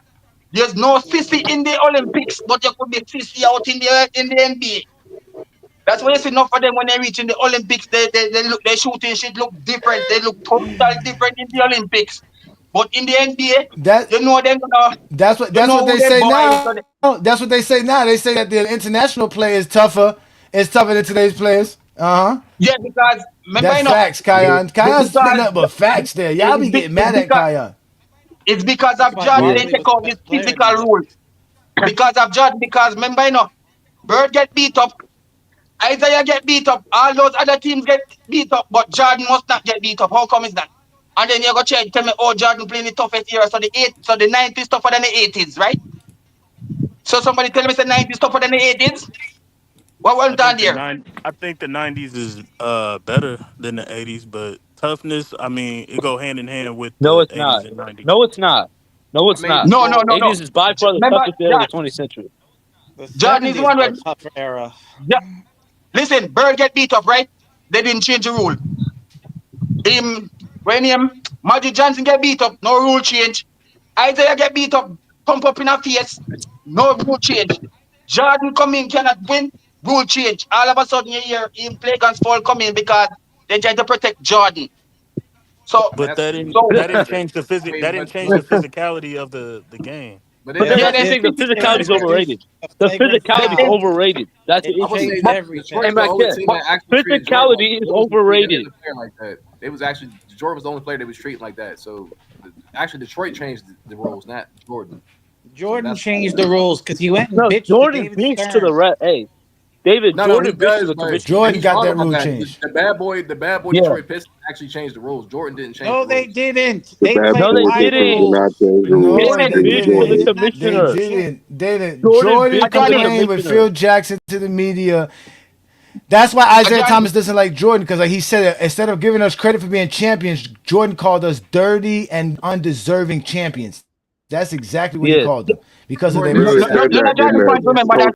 post interview after game 3. That's why they didn't shake them niggas up in game 4 and just walked off the court. It's because the niggas said that snake ass shit in the interview. Exactly. Literally game 3 before they got swept in game 4. But I thought back in the days was no friendship. So what the hell you vex because me shake your hand? What the hell is this? You're in the feelings because me Exactly. shake your Thank hand. you. Hey, So, hey, hey, what, Johnny, not you know what capping. I Kyan's think trying the to say? Nike's He's are trying to Well, say, no, but thank you, y'all got to remember, Jordan got that from his coach. Jordan got that from his coach because Doug Collins was upset when one game when Larry Bird didn't shake his hand after a game and they walked off the court in Really? Chicago and he was upset because they didn't do that. Nobody sat there and shook hands. Nobody did that because I even remember I remember when I played football, you only did that in the beginning of the game. You never did it after a game. Because why would you want to shake the hands of somebody who just beat you? You don't want to do that. You know why they started doing That's it. that, You all Johnny? should walk off the court. It's because of the Olympics. It's because that's what they were doing with the international players after they beat them. They go shake these dudes' hands because these dudes are fans of the NBA players. Because before that, they weren't doing that shit. I mean, but we can't act like Detroit Pistons didn't have anything to do with the rules, though. They actually there's They the whole did documentary not. about the bad boy Jordan Pistons. They didn't play any different. They didn't play any different. They didn't play any different than any other team. Jordan was having many I don't know concern about about that it. because there was other people treating Jordan like that. Jordan There's no bitched to the other people treating commissioner. Jordan like that. It's not No, true, y'all. you gotta. Well, who else? Who else was Yes, they complaining did. about fouls? Hold on, wait. Who else was complaining about fouls, No, Kirk? I said they Who else the was complaining only about hard team- fouls, Yeah. Kirk? the Who only else? team treating Jordan like that. No other team was treating Jordan like Detroit Pistons. No, they That's were fact. not. They didn't treat Jordan like No. nothing. Only thing that they were the only team that realized Jordan can't go left. That's Pistons it. the only ones who had a That's game the only shot thing they for ever did. They said you had to shoot the ball. You can't get dunked. Yeah, Wait. yeah. Someone going. Jordan bitched to the commissioner. Jordan bitched to the commissioner. King Shay, they had film on Jordan literally getting beat up by Detroit Pistons. I don't Nigga, you gotta Okay, No, those they are don't. clips. No, Those are they clips. don't. Those are not No, full they games. don't. Those are clips. No, they do not. Those are frames, not full games. That's not full. Hey, Kirk. Y'all, we can't Those sit are up here not and make full things games. up, y'all. Kirk, That's not Nah, true. you those are not motherfuckers full watched games. that Last Dance Those are not documentary full and had a games. whole narrative change about the Chicago Bulls and the Pistons. Kurt. Hold on, wait. Stop, New World. Stop, New World. I can guarantee you that we go watch any Detroit game. You're not going to see what you're talking about. I can guarantee you, brother. Let's do it. Let's find. I told you, stop hanging out with the Pull-Out Podcast. Come to Go James Kingdom and start watching basketball games. Just like I showed SFM Jordan's Brick Fest, I will show you Detroit not fouling Jordan like nothing. No I'll be fouls. here for it. None. Hey, look, please. In the playoffs. All right, that's fair. I'm here for it. In the playoffs. I will show it to you. Don't show us a highlight of Jordan getting fouled once or twice and saying that that's what they were doing the whole series and the whole time playing Jordan. Their game plan was to push Jordan left and double team him at every turn. And Jordan didn't know how to pass the ball out of double teams. Okay. And shoot. That's it. Low basketball IQ. You have that low basketball IQ. You cannot blame other people for that low basketball IQ. Again, their plan, Kirk, was to make him shoot, pass, and go left. That was their game plan. I understand the game plan, hey, bro. Whatever you said, I'm with. So whenever you're gonna play the film, I'll yes, we're gonna do. First of all, you can start now because right now, Game 3 of 1988 is available on FYF Sports Debate. You can watch that entire game. That was one of the games they shut Jordan down, and you're going to see them not being nothing physical on Jordan. The only thing that they did different is basically double team Jordan in certain spots of the floor and force him to shoot the ball more or pass. You said it's on your channel? It's already on your channel? FYS, Jordan turned into Westbrook when he passed the attack ball. their defense. He leaving the air all the time. I'm not like everybody Just like no, I know you're not, but the problem is that the only space where you could actually talk hoops is Goat James Kingdom and FYF. And because we have a life and we don't go live every day for 7-8 hours a day, whether it's on TikTok or on YouTube, y'all be like, damn, I ain't got no place to talk hoops. So you have to kind of got to wear wear the Bloods, right? You got to kind of wear the Crip colors when you go hang out over there, because they that's the only way you could actually be cool with them, because they won't accept you having your own opinion. Like, again, you're here to tell us your opinion. I'll say this: I always talk the same over here than over there, because I always, we can have conversations. That's why I like being on here, because y'all actually, I'm not going to say y'all like don't know what you're talking about. You know what I'm saying? So I respect y'all. Yeah. I'm not. So we heard that. We agree to disagree. I'm not going to sit here and be a yes man to everything. So that's just me.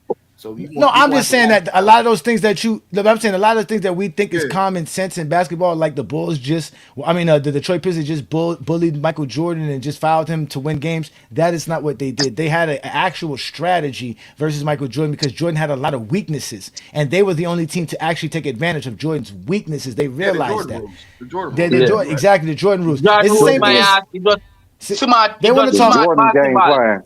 IQ basketball. They call IQ basketball fouling. When your IQ stupid like Jordan one, they like that, because they want you to play one-on-one with Jordan. Wait. Until you play one-on-one with Jordan, they don't like that shit. They want you to come and play one-on-one. So if this star player come and score the ball, you're supposed to collect the ball and go down and score too. You ain't supposed to play basketball. You're supposed to play one-on-one and see who can outscore who on the basketball motherfucking team. It's about winning this motherfucking game, not who score. He's right. Listen, How great is that boy Pistons defense? If they score 100 points, if a player score 100 points and the team lose, what the 100 points do? What that do? Well, no, and Kion, wait a minute, Kion. There is a player who scored 100 points in an NBA game, and guess who are the only people trying to prove he didn't? The Jordan fan base. They're the only ones. I would never say that. They don't believe. See, look, nothing. Y'all be quick to denounce the Zesty Jeffries, but y'all be with them all the time and carrying their logic. Just because you don't carry every logic they have, but their logic is all for the same purpose: it's to boost up Michael Jordan's greatness and make everybody else seem smaller. So Michael Jordan didn't score 100 points in the basketball game. We all know Wilt Chamberlain was probably the greatest scorer per 100 possessions, whatever you want to go by. But at the end of the day, y'all don't like that. We heard even that one. This my thing. He said Jordan had a low IQ. That's not true. Cam, that's not true. That's not true. You don't. Yes, it was. You don't. Yes, it is low IQ. It's low IQ to literally dribble into two. Jordan had a very low IQ. Matter of fact, they were talking about fundamentals the other day on F Sports Debate Live, right? And they were talking about fundamentals. A lot of Jordan fans don't realize Jordan had horrible fundamentals. That's what Lamont said. Lamont said the players with the best fundamentals sit at the end of the bench. The greatest players are the most unorthodox players. You know how many times Michael Jordan would jump pass in a basketball game? That is not fundamental, ladies and gentlemen. He did it countless times in an NBA ball game where he would literally do a jump pass. Luka is completely not fundamental. Jumping up and throwing the ball behind your back to a teammate. Huh? Anyway, it's another unorthodox. Yeah. No, but it's not fundamental, Benny. Your coach never taught you to fade away. That's some shit you learned on your own. I do that all Nikola Jokic is not a fundamental player. Giannis is not a fundamental player. Shea is not a fundamental player. No. There's a lot of things he does that are unorthodox. You see that one somber shuffle. It's true what he says, man. It's true. TJ McConnell. TJ would just be a big ass center trying to block the shot. He would not be a point center like he is now and have all the skills that he has, especially shooting outside the arc. Ain't no big man in the 90s shooting a fucking 3-point shot. I got something to say to Zesty Draft. Jordan didn't do nothing in the 01 playoffs. Hey, King John, and Zesty Draft. So the only thing that makes y'all point good about Jordan's IQ is when he got Phil Jackson.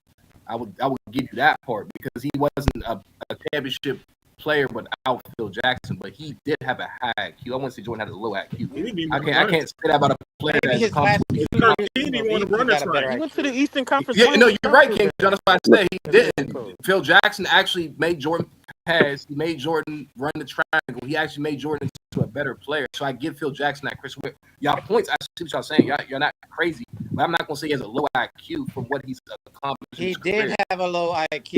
Being skilled and having a high IQ are two different things. That's the perfect reason why IQ don't matter. Let me tell you something. Because Shaq don't have a high IQ. Shaq don't have a high IQ. No, look all that Shaq accomplished. So again, you don't need a high IQ. That you don't need a high IQ. Again, as we keep telling y'all, none of that matters, man. What matters is what you actually produce on the basketball court, bro. We keep telling you that all the time, man. Like that's why they care about intangibles. Well, no, I mean that's why we don't. I don't care that Roe and them try to use defensive rating or defensive stats to say why this team is better or not. But the problem that I have with them is that they don't want to have the conversation. Lamar's conversation is not predicated on that. That's like when they try to tell us, when we tell them Bill Russell's their GOAT, then they tell us, well, then that means Bill Russell's better than LeBron. No, we don't use that criteria. But what you just said to say why Jordan's supposed to be the GOAT, it's really Bill Russell. Bill Russell's your GOAT, not Jordan. Because he has the most. But they can't accept that because they only want to have one simple argument. Again, it is really just LeBron fans versus Jordan fans in basketball. No matter what basketball conversation you're having, that is what you're having. You said Jordan couldn't do what in the playoff series? You said something. You said something like that. King John 3 said he wouldn't be able to do something in today's playoffs or get past us. You said I don't know what you said. I didn't say that about Jordan today, though. I don't talk about Jordan today. He's DeRozan in today's NBA. He's DeRozan in today's NBA. He's Malik Monk. He's Malik Monk. 80s Jordan is Malik Monk. 90s Jordan is DeRozan. Hey, John, that's why they don't like Scottie Pippen. Scottie Pippen was a high IQ player. That's not true. Hey, Kurt, I'm a Bulls. Westbrook. Okay. Okay, I understand. My bad, man. I understand. I'm a Bulls fan. They don't want. Okay, that's a bet. That's not true. Hey, do you guys know the reason why Jordan fans don't like Scottie Pippen? Because Scottie Pippen was a high IQ player. That's why they don't like Scottie. I'm never going to say Jordan high IQ. No, he was not. Jordan was not a high IQ player. Okay, how are you judging Jordan not high IQ? Because he gambles on defense, he takes ill-advised shots, he literally dribbles into double teams, and the nigga is just ineffective when you take him off of his game. The Detroit Pistons were beat this nigga 3 years in a row using the same defensive strategy. Tell me what high IQ player is going to lose to the same team 3 years in a row with the same defensive strategy.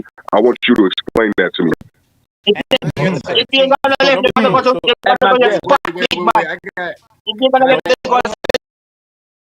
to Mac, how do you lose to the same team for the same strategy 3 years in a row?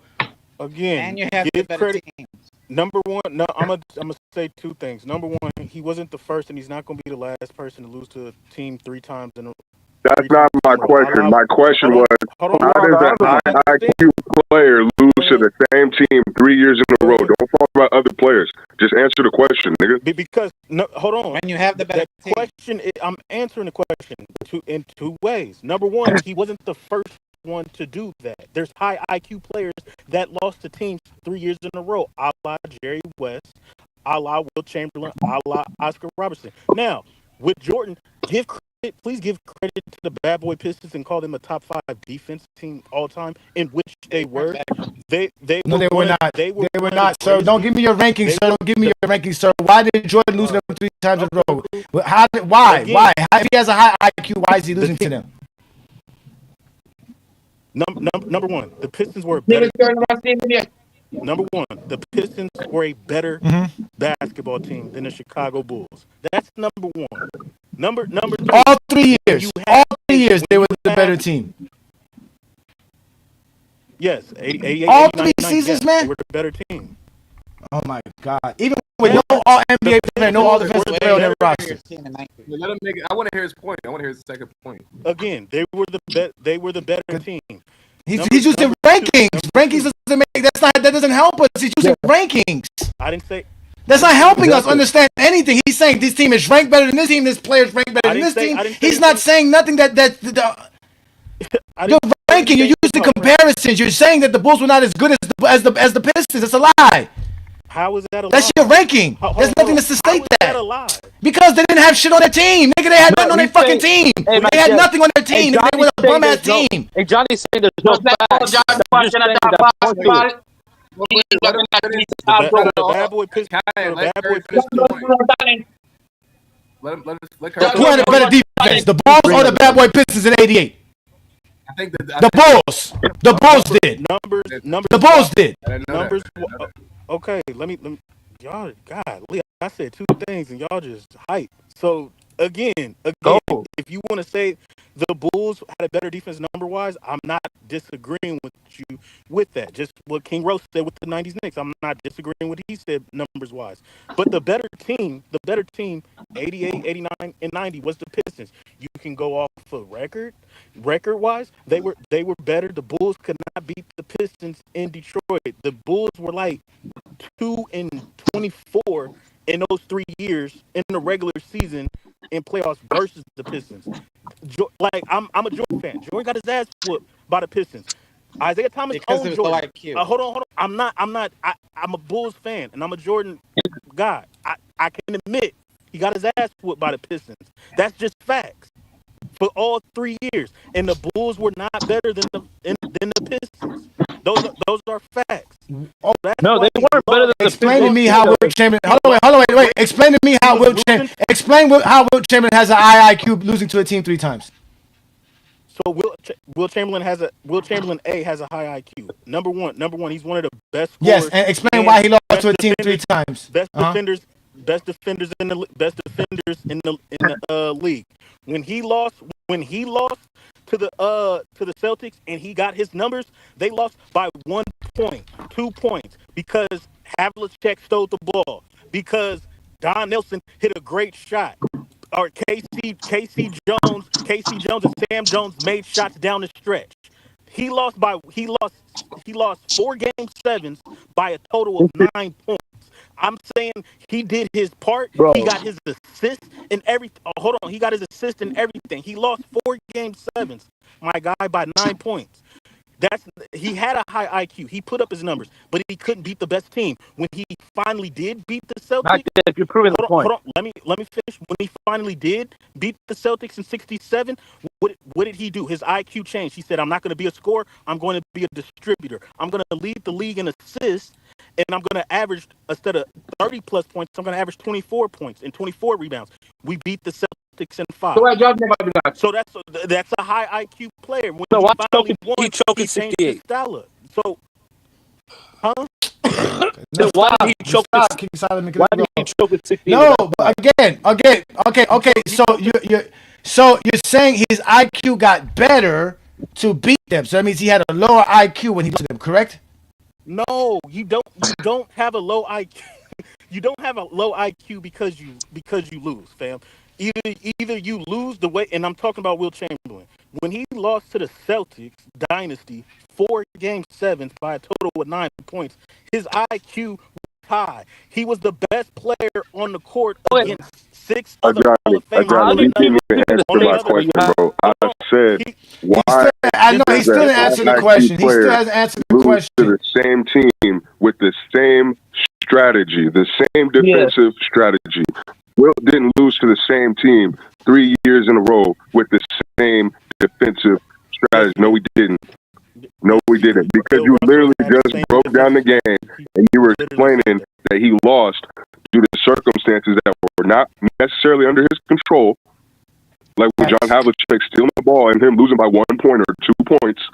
That's completely different from how Jordan It has nothing to do with his IQ. That's what I'm saying. He didn't lose. Yeah, but Jordan lost because of his IQ. That's what we're telling you. Jordan lost because of his IQ. Wilt Chamberlain didn't play bad in those games. Wilt Chamberlain still did his thing. Jordan played bad. And because Jordan didn't have the IQ to get better. No, he didn't. Nigga, even when they won, Jordan was not doing anything different than he did the 3 years that he lost prior. The only reason they were even able to beat the Pistons was because of Scottie Pippen. Mm-hmm. Oh, okay, great. Let's go. Now, hold on, time out. Hold on.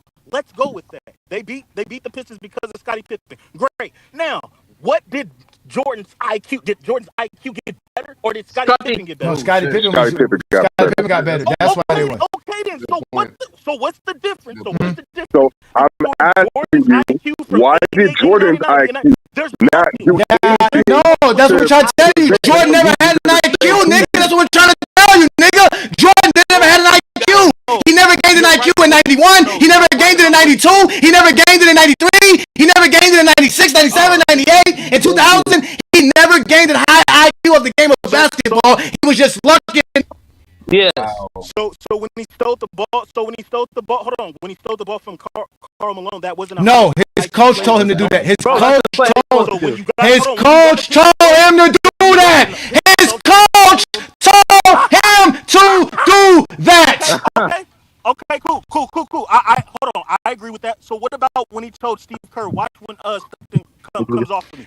Phil Jackson told him that. Phil Jackson told him that. Oh, got it. Yeah, just like the John Paxson play too. Of course we got it. I watched Just like Phil say, you gotta pass the ball. Be ready. You can't just shoot everything. Y'all are wilding right now. It's cool. That's not a lie, Mac. You brought up two plays. Mac, you brought up two plays. The one play, Phil Jackson looked at Jordan and said, Jordan, when you get here and you're double team, who's open? He said, John Paxson. When he told Jordan, pass the ball. He told him, pass the ball. That means Jordan didn't have the IQ to do that. I'm not disagreeing. That's exactly right. Okay, that doesn't mean that Jordan doesn't have a low IQ. If he said that sounds like a low IQ to basketball fans. That's a low IQ. It sounds like time out. It's low. Know the answer. If he didn't know the answer, okay, cool. How you not know who's open and pass the ball to the open man? That's common basketball IQ. He did know who was open. But he didn't know to pass it to him. He didn't know that he was told you're going to make that pass. IQ to pass it. Yeah. You don't have the IQ to make something of it. I can sit here and agree with you. That's exactly what Phil told him, and that's exactly what Jordan said. But when the film shows that no coach was near Jordan and Kerr, and Jordan came up with that play and said, be ready. Now all of a sudden... No, that's the lie. It's the same thing. Phil drew up the play and said, you're going to pass it to Kerr. That's why Jordan looked at him and said, you better be ready, because Jordan had no choice but to pass it. Jordan didn't want to pass it. That shows you right there he has no IQ. Jordan didn't even want to do the play. He only did it because Phil told him he had to. And Phil told him to steal the ball from Karl Malone. Yes, he said they're going to run this play, Mike. He wasn't supposed to be there. They ran that. Hold on, that's a state play of the Utah Jazz. If he wasn't supposed to be there, that shows that he has low basketball. Thank you, Ro. I mean, thank you, Mac. Thank you, Mac. Thank you for admitting. Newell, listen, Mac. Thank you for admitting me for telling the truth.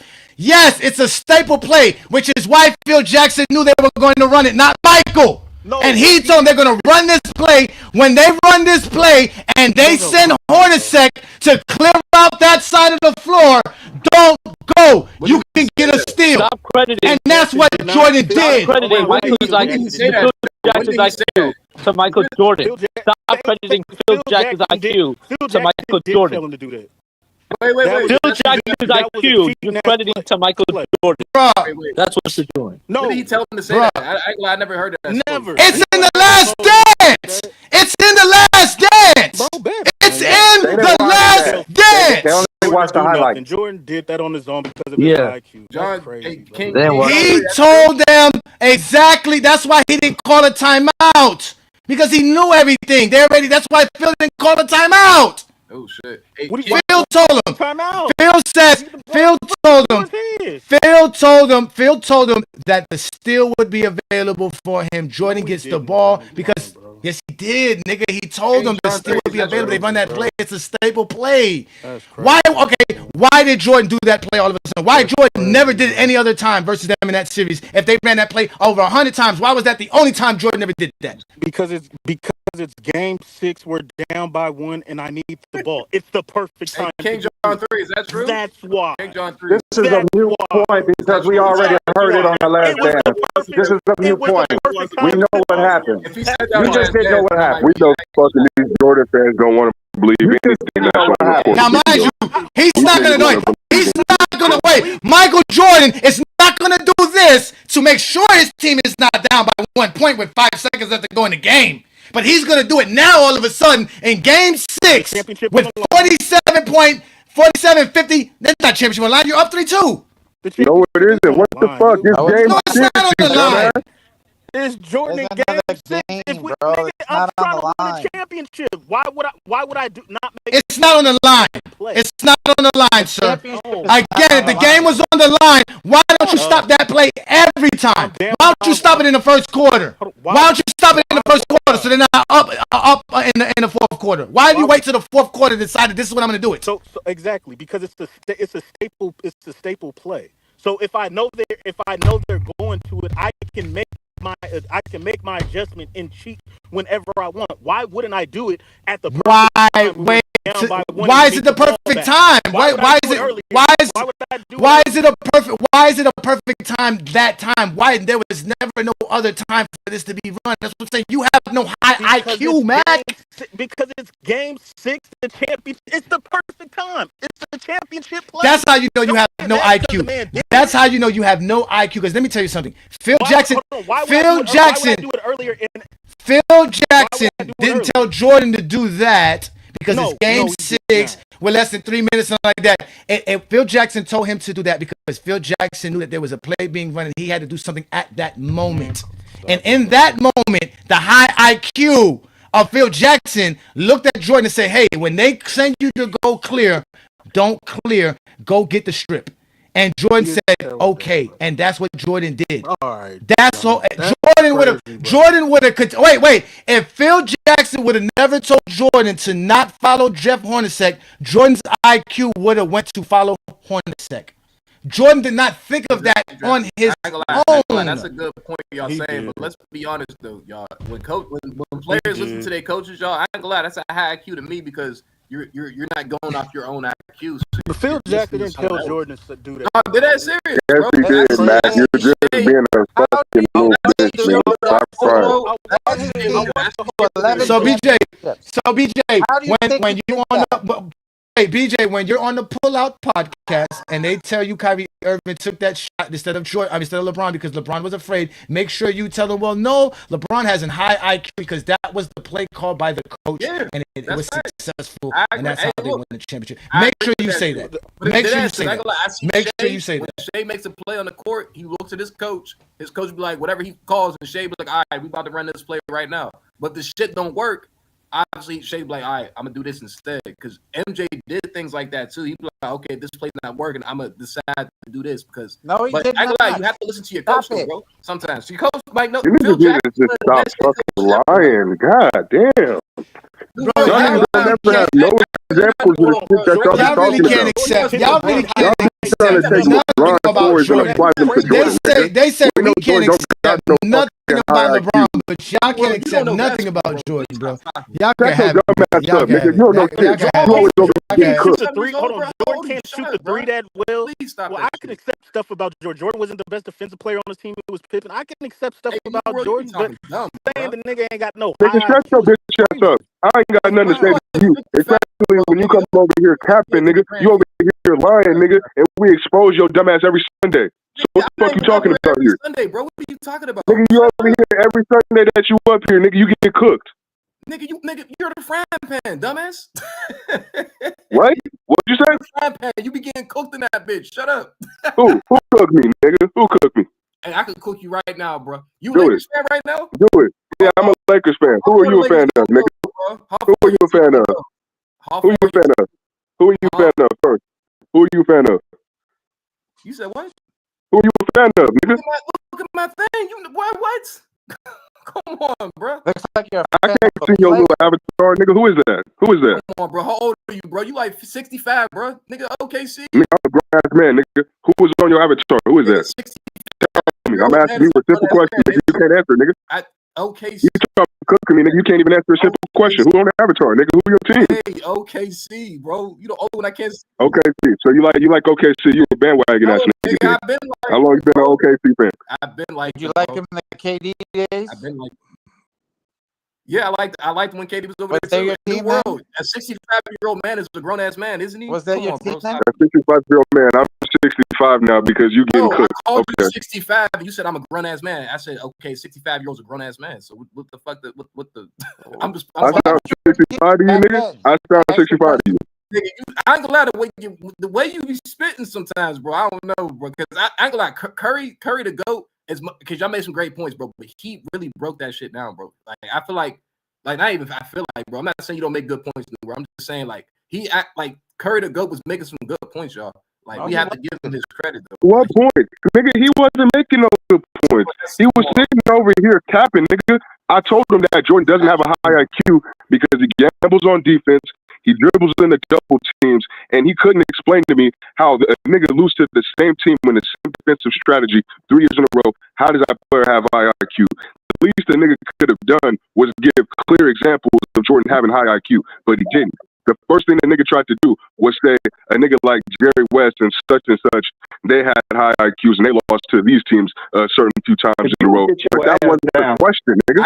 I gotta. Okay, so ask me the question where I can tell you a player right now. Do you think John Stockton? Answer the original question. I don't care about no other players. Tell me how Michael Jordan was a high IQ player when he lost to the motherfucking Pistons 3 years in a row with the same defensive strategy. I still haven't heard the answer to the question.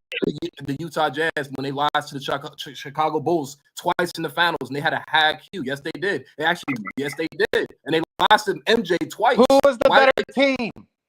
Oh, hell no, y'all. Oh, the Utah Jazz, did not say the Pistons was a fucking better team. Now all of a sudden, who was the better team? Utah Jazz was, bro. They was better. No, they were not. The Bulls were the better team. I do not consider either the Pistons nor the Utah Jazz better than the Chicago Bulls in the years that they faced off against them. Jordan should have beat them in 88, 89, and 90. He should have beat them all 3 of those years, but he didn't because he choked. And they kicked his dumb ass to the free throw line because he couldn't shoot the ball. That's exactly what happened. I'm gonna say this to your point. They became the greatest team of all time because they beat Jordan, nigga. Wait. No, because they beat Bird and Magic. Even Phil Jackson's on record saying that the Utah Jazz had a high IQ. He said that. Phil Jackson, I'm pretty sure he said that about the Utah Jazz. He knew they was a high IQ team, bro. And they lost. And the Bulls beat them twice in a row. So that makes no sense. So that means that the Bulls were a better team than them, right? So it means they should have beat them, right? Michael Jordan, bro. What you talking about? What the fuck? You still didn't answer my question. No, it's because they had Michael Jordan, Scottie I know y'all don't want to answer Ron the Harper, Dennis Rodman. Hey, King John 3, was the Utah Jazz a better John, these niggas don't know how to fucking talk basketball, bro. I'm telling you. The Bulls were a better team? The Bulls were better. Like, even 1998, I mean, yeah. Yes, the Bulls were a better team. Just because the Jazz had a slightly better record did not mean they were the better team. It was a good. They had the same record. Michael Jordan, Scottie Pippen, Dennis Rodman, Ron Harper, Luke Longley. Luke Longley was the best player in Australia's history at that time. Dennis Rodman is the greatest rebounder of his position and his size ever. Then you got Michael Jordan, who was considered one of the best players ever. You got Scottie Pippen, who's one of the best defensive players ever, and one of the best players. Scottie Pippen was not the same in that series, bro. You know that, John. You know that, he was the fucking same. Stop with that bullshit. Stop with that bullshit. He was the same player. He went to go on and play at least 4 more years after that. Stop it. I'm trying to say. Okay. Because that's my thing. Like, y'all act like high IQ players can't lose, though. So Jordan, we never said they couldn't win or lose. It all depends on what's the best team. His question was, why is he so high IQ? Why 3 years in a row did he lose to the same team with the same defensive strategy? That's his question. Okay, so a high IQ player is not going to lose 3 times in that situation. They're going to find a way to adjust to the same defensive strategy. They literally didn't switch up nothing for 3 years and beat them the same way for 3 years. Tell me how a high IQ player goes down like that. Just explain that to me. I watched the Nuggets lose 2 Game 7s, high IQ team, and they lost 2 Game 7s. How the hell they keep losing Game 7s, bro? They lose to the same defensive strategy. Listen to what the question is and answer it. A high IQ player. Jordan is a player who didn't have the high IQ to beat a team. But again, he didn't have a high IQ player to beat the same team versus the same strategy 3 straight years in a row. He didn't have the horses around him to beat the bad boy Pistons, bro. It's not no. I think New World already. It's actually Jeffrey. I feel like New World already said it. He said when Scottie Pippen got better, they beat the Detroit Pistons. That's true. No, like we have to give. The 1989 Bulls were no different than the 90 Bulls. They had the same players. But Pippen was not the same player though. He was a better player that year in '91. No, what they had was a different offense. Yes, they had a different offense. They had to change up the offense, which take the ball out of Jordan's hands for them to win. I see what y'all. Okay. They had the high IQ guy. The high IQ guy was able to defeat the defense that they created to stop Jordan. It was because of Scotty's high IQ that they were able to finally defeat the Pistons game plan. No. First thing Phil did was took the ball out of it. Wait, but okay, so Phil Jackson won 11 championships. 11. So King John, you think 11 he did win 11 championships. championships? That shows you how great that man was. In And that's why they No, were able since to. y'all couldn't answer my earlier question. And Jordan choked. No, since y'all couldn't answer my And earlier because question. Jordan choked in the game 7. Because Jordan choked in the game 7. I've seen So Jordan. That's choked why. with 32 points. So Jordan choked with 32 points in the game. Yes, because he took 27 Yes. shots to do it. Because he took 27 shots to do that. And- That's and- low and IQ, the guy- sir. and the guy- That's and low the guy- IQ. Low IQ. high Just like I said, you are low IQ.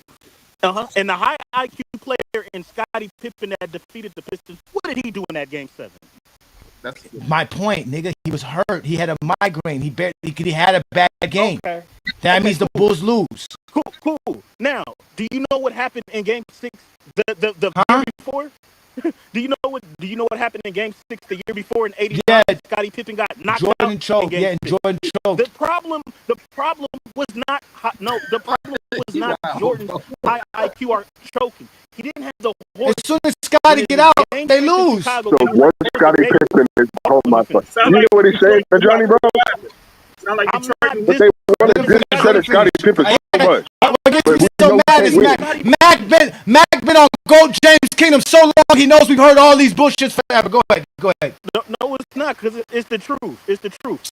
Game six in Chicago, '89. Scottie Pippen gets knocked out the game. Jordan finishes with 30 over 30 points, but we lose. Okay, we mad at Scottie Pippen for getting knocked out.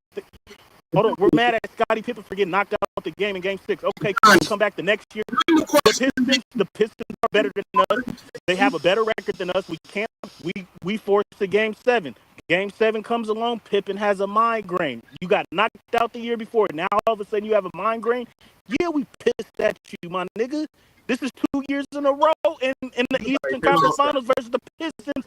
You couldn't answer the You're mad bell. at the man for being But hurt. in 91, You're but mad in at the man for 91, being hurt. So now because Jordan has no IQ, because Jordan has a low IQ, you want to be mad at Scotty. No. Nobody was mad at What I'm saying, there's no drop off. What you saying is not what we talking about. We're talking about Jordan's low IQ, and you're proving Jordan's low IQ because without Scotty, the Bulls don't have a high IQ team. No. What I'm saying is he didn't have the horses until Scotty. I'm saying his What's the IQ, horses? What's the his horse? IQ. Hold on, let me finish. His IQ was the same from '88 to '91. What low IQ from Jordan did y'all see that was different from '88, '89, and '90 when he lost, and all of a sudden he had? Nigga, he never had a high IQ. What do you do? He never had a high IQ. He never had one. Never had Jordan it. never had an IQ. Yes. I just want to hear that. Never had a high IQ in basketball. No, sir. He still doesn't. Do you No, see sir. him? He was very skilled. Do you see him That's on it. NBC breaking down the game? Do you ever see him commentating Thank the you. game? Thank He you. doesn't do any of that Nothing. shit. Don't break nothing down. Because he That's why can't. y'all got to make up narratives because y'all can't break the game down. You can't tell us why they won in '91. You can't tell us what high IQ Jordan game Hold on, to they beat won. them They in won. '91. They won You because just saying they their won because of horses their got better. They Their won horses got because of better. their Yeah. Scottie Pippen got They better. and won Their because defense was the best defense in and basketball they won in because of that. So I'm 1988. telling you They why had they the won. best defense in basketball in 1988, and he lost. Okay. You're correct. Numbers wise, they had the best defense. Now, did he have the horses? Did Scottie Pippen? Yes, good? he had No, the he didn't. horses. Scottie He Pippen had was a the rookie. horses in 1988. It doesn't matter that Scottie was a Pippen. rookie. And then again, why you keep bringing up Scotty? We know Scotty has a high IQ. We know this. So who else was the second best player for the Bulls in '88? Charles Barkley. Charles Oakley. Charles Oakley. Was the second best player in 1988 on the Chicago Bulls. Now He was averaging a double-double, 14 and 12. Correct. 15 correct. and 12 is like if I'm correct. Now, if Charles Oakley is my second best player, and I'm going up against one of the greatest teams of all time in the Bad Boy Pistons, then I They weren't the greatest team of all time in 1988. False. False. Okay, stop, Mac. You gotta stop giving us your ranking. Talk about the 1988 Detroit Pistons. Again, now, you guys who was the second best player on the Oakley. 1988? Who was the best player on the 1988 Pistons? Isaiah Thomas. Who was the second best player? Adrian Dantley. Okay, Adrian Dantley. Who was the third best player? Joe Dumars. Who was the third best player on the Bulls? You tell me. Please. You're the Bulls fan. You got to tell me. Who? Exactly. Cartwright wasn't on the team. No, you tell me. You how? You wait. You can't tell me. You can't wait. So you telling me you can't tell me who Michael Jordan played with, nigga? Who was Michael Jordan? Okay, I gave you Oakley. I gave you one. Give me the third best player on the Bulls. Hold on, Dave. So you want me to name bums? You want me to name Dave Corzine? You want me to name Brad Sellers? You want me to name? You see this nigga Johnny? He could name all three of the Pistons players because he's trying to make the point that the Pistons are better. Nigga, you named a bum. You named a bum called Joe Dumars in 1988, nigga. Joe Dumars was nothing in 1988, nigga. He was a bum. Yes, you did. You just said they was the third best player on the team. Joe Dumars, nigga, a bum. A bum. A third-year player averaging 12, 13 points per game, sir. He was a bum in 1988. What was he in 1988? A bum. What was Joe Dumars in 1988? You guys are crazy. He was the third best player on the damn Pistons. What was Joe Dumars? He wasn't that good. Okay, what was he in though? He was a bum, nigga. And the third best player in the Bulls. Hold on. Who is Charles Oakley to motherfucking Adrian? If we're going by player for player, Adrian Dantley is better than everybody on the Bulls. They traded his ass away and started winning. So what are you talking about? But hold on. They traded. Hold on, wait. That's fine. But Michael Jordan in 1988 is better than anybody else on the Detroit Pistons. In 1988, Michael Jordan's better than anybody else on the Detroit Pistons. So he trumps. He's better than Isaiah Thomas and Dantley put together. So again, you got Jordan as the best player on the floor. He's not better than. He's the best player on the floor. Isaiah Thomas averaged less than 20 points per game, and Dantley averaged exactly 20 points per game. Yeah, so Dantley is their best scorer at 20 points per game. And Joe Dumars is averaging and Dave. And Dave Corzine is averaging 10 and 6.5 with 1 block per game. Wow. Again, you can get mad if you want. He's their third option. If not, we can add. Brad Sellers is averaging 9.5 points. Brad Sellers averaging 9.5 points and 3 rebounds, shooting 45% from the field. 46% from the field. This is sad that we're comparing the 88 Pistons to the 88 Bulls. It's not even close. What did Jordan change? What did Jordan change year to year to improve his game or improve his team to make them better? That's what's going to dictate your IQ. Because we're talking about all this other. The IQ of Jordan is going to be based on what did he do, what did he improve in his game, or help his team improve to make them better to get over the hump of the Pistons. Thank you, DBG Sports. I literally was going to ask that exact same question. This is exactly is just noise because you're talking about Jordan's IQ. What he distribute as what Jordan? Hold on. What IQ? And I'm not saying Jordan had low IQ. I'm just asking because that's how you can cut through the monster and say Jordan the next year did X, Y, and Z to improve his game, and it wasn't enough. That shows he has IQ because he recognizes weaknesses and working on it. Right now, all this other stuff, nobody's talking about that. They're just talking about, let's pull some other random thing. Let's talk about what the topic is. The topic is, was Jordan a low IQ player over that period of time? And if you can identify he didn't improve anything in his game to make him a better player or help make his team better, then you're gonna say, yes, that's low IQ activities. That's what that's the thing you look at. He's not going to answer you. No, he didn't improve anything in his game. He's not going to answer you. He didn't improve anything in his game. You look at what Isaiah Thomas, you look at John Sally and all these guys, they said, the reason what happened was when Scottie Pippen got there, he was able to do things to collapse the Detroit Pistons game plan against Jordan because he was a willing passer. He was going to be able to play the defense. He was going to be able to move the ball around, get things done that Jordan refused to do in those years. So that's really what I think where the question is at. Not all this other stuff. All this other stuff is just noise because it doesn't matter who you had on your team. Did you do anything to make that team better? Did you do anything to get your players better? Those are the things that dictate IQ. Did you go to the front office and say, get me somebody else? Those are high IQ activities. Jordan didn't. Jordan didn't. Jordan didn't. He tried to get Scotty and Horace. So Jordan didn't. He tried to get Scotty and Horace. That's what you consider high IQ activities. Sir, to answer your question, the only thing that Jordan did, if you want to say, oh, now he has a high IQ, is he bought into the triangle system. That's year 3. I'm talking about the first 2 years. Now you're saying, if you're saying that, then you're saying Phil Jackson was his IQ. So you're not proving that Jordan's IQ got better. Thank you, because I don't cut people off. Now that you cut me off, let me say this, because what I said is right. He bought into the system and allowed his players to play in the system. But in the first rounds versus Detroit before Phil Jackson got there, Michael Jordan averaged 9 assists in 1990. Hold on, let me finish. He averaged 9 assists. So it's not that he bought into the system and all of a sudden he's passing the ball and making it. He bought into the system early. They still lost in 7 games with Jordan averaging 9 assists. Why in 91 when he averages 3 assists in the same amount of points, they win? Because he has the horses. The IQ did not change from Jordan. If you want me to take all the shots, Doug Collins, when you're the coach in 88 and 89, you want me to take all the shots? Cool. I'll take all the shots and I'll try to win. Phil Jackson, you come in 1990? Okay, I'll pass the ball. I'll average 9 assists. We'll still lose. Now, what happens in 91?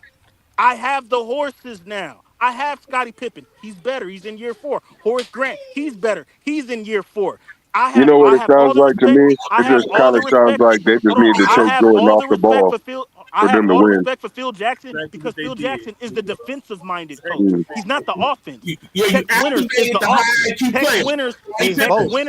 offense. Tex Winners. So basically, they were losing when Jordan was the decision maker. So that means he doesn't have a high IQ. No, they were. Hold on, nothing changed. Whether Michael Jordan averaged 9 assists or 3 assists. He still lost to the Pistons, no matter if he had Doug Collins as a coach or Phil Jackson as a coach. What happened is what I keep on telling you. Yeah, that's on Jordan then. That's on Jordan then. If you want to blame Jordan for losing to the Pistons, go ahead, my guy. I mean, I lose no sleep over that. If you want to blame that and don't give the Pistons their credit, cool. And Mac, you're going on this rant crying about being a Jordan fan. Shut the fuck up, man. Listen, nobody cares about the lies you're saying. Stop lying, nigga. The Bulls got better not because of Jordan, just like DVD just said.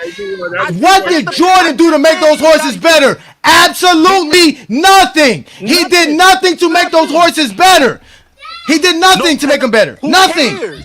My point. That means he has no high IQ, nigga. You're proving our point that he has no high IQ, Mac. That proves the point, Mac.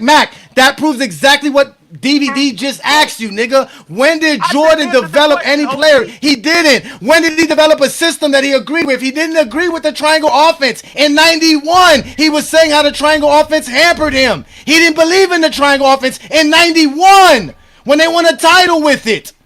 He didn't believe in it then. DVD. If that's facts. Phil Jackson, they introverted the triangle in 1990, right? Michael Jordan's assists went up versus the Pistons, right? He bought into the system. They still lose in 7 games. He bought into the system. They still in 91, lose, right? They won the title, bro. What are you talking about? Okay, time out. Let me finish. But nothing changed from Michael Jordan from a play standpoint within the system from 90 to 91. He averaged more assists.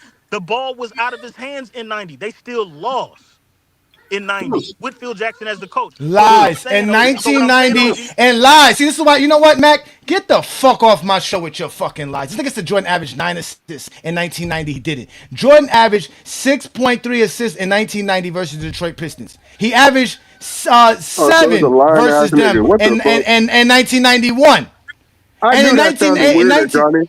In Yes. 1989, crazy for in Jordan. 1989 versus them, he averaged 6.5.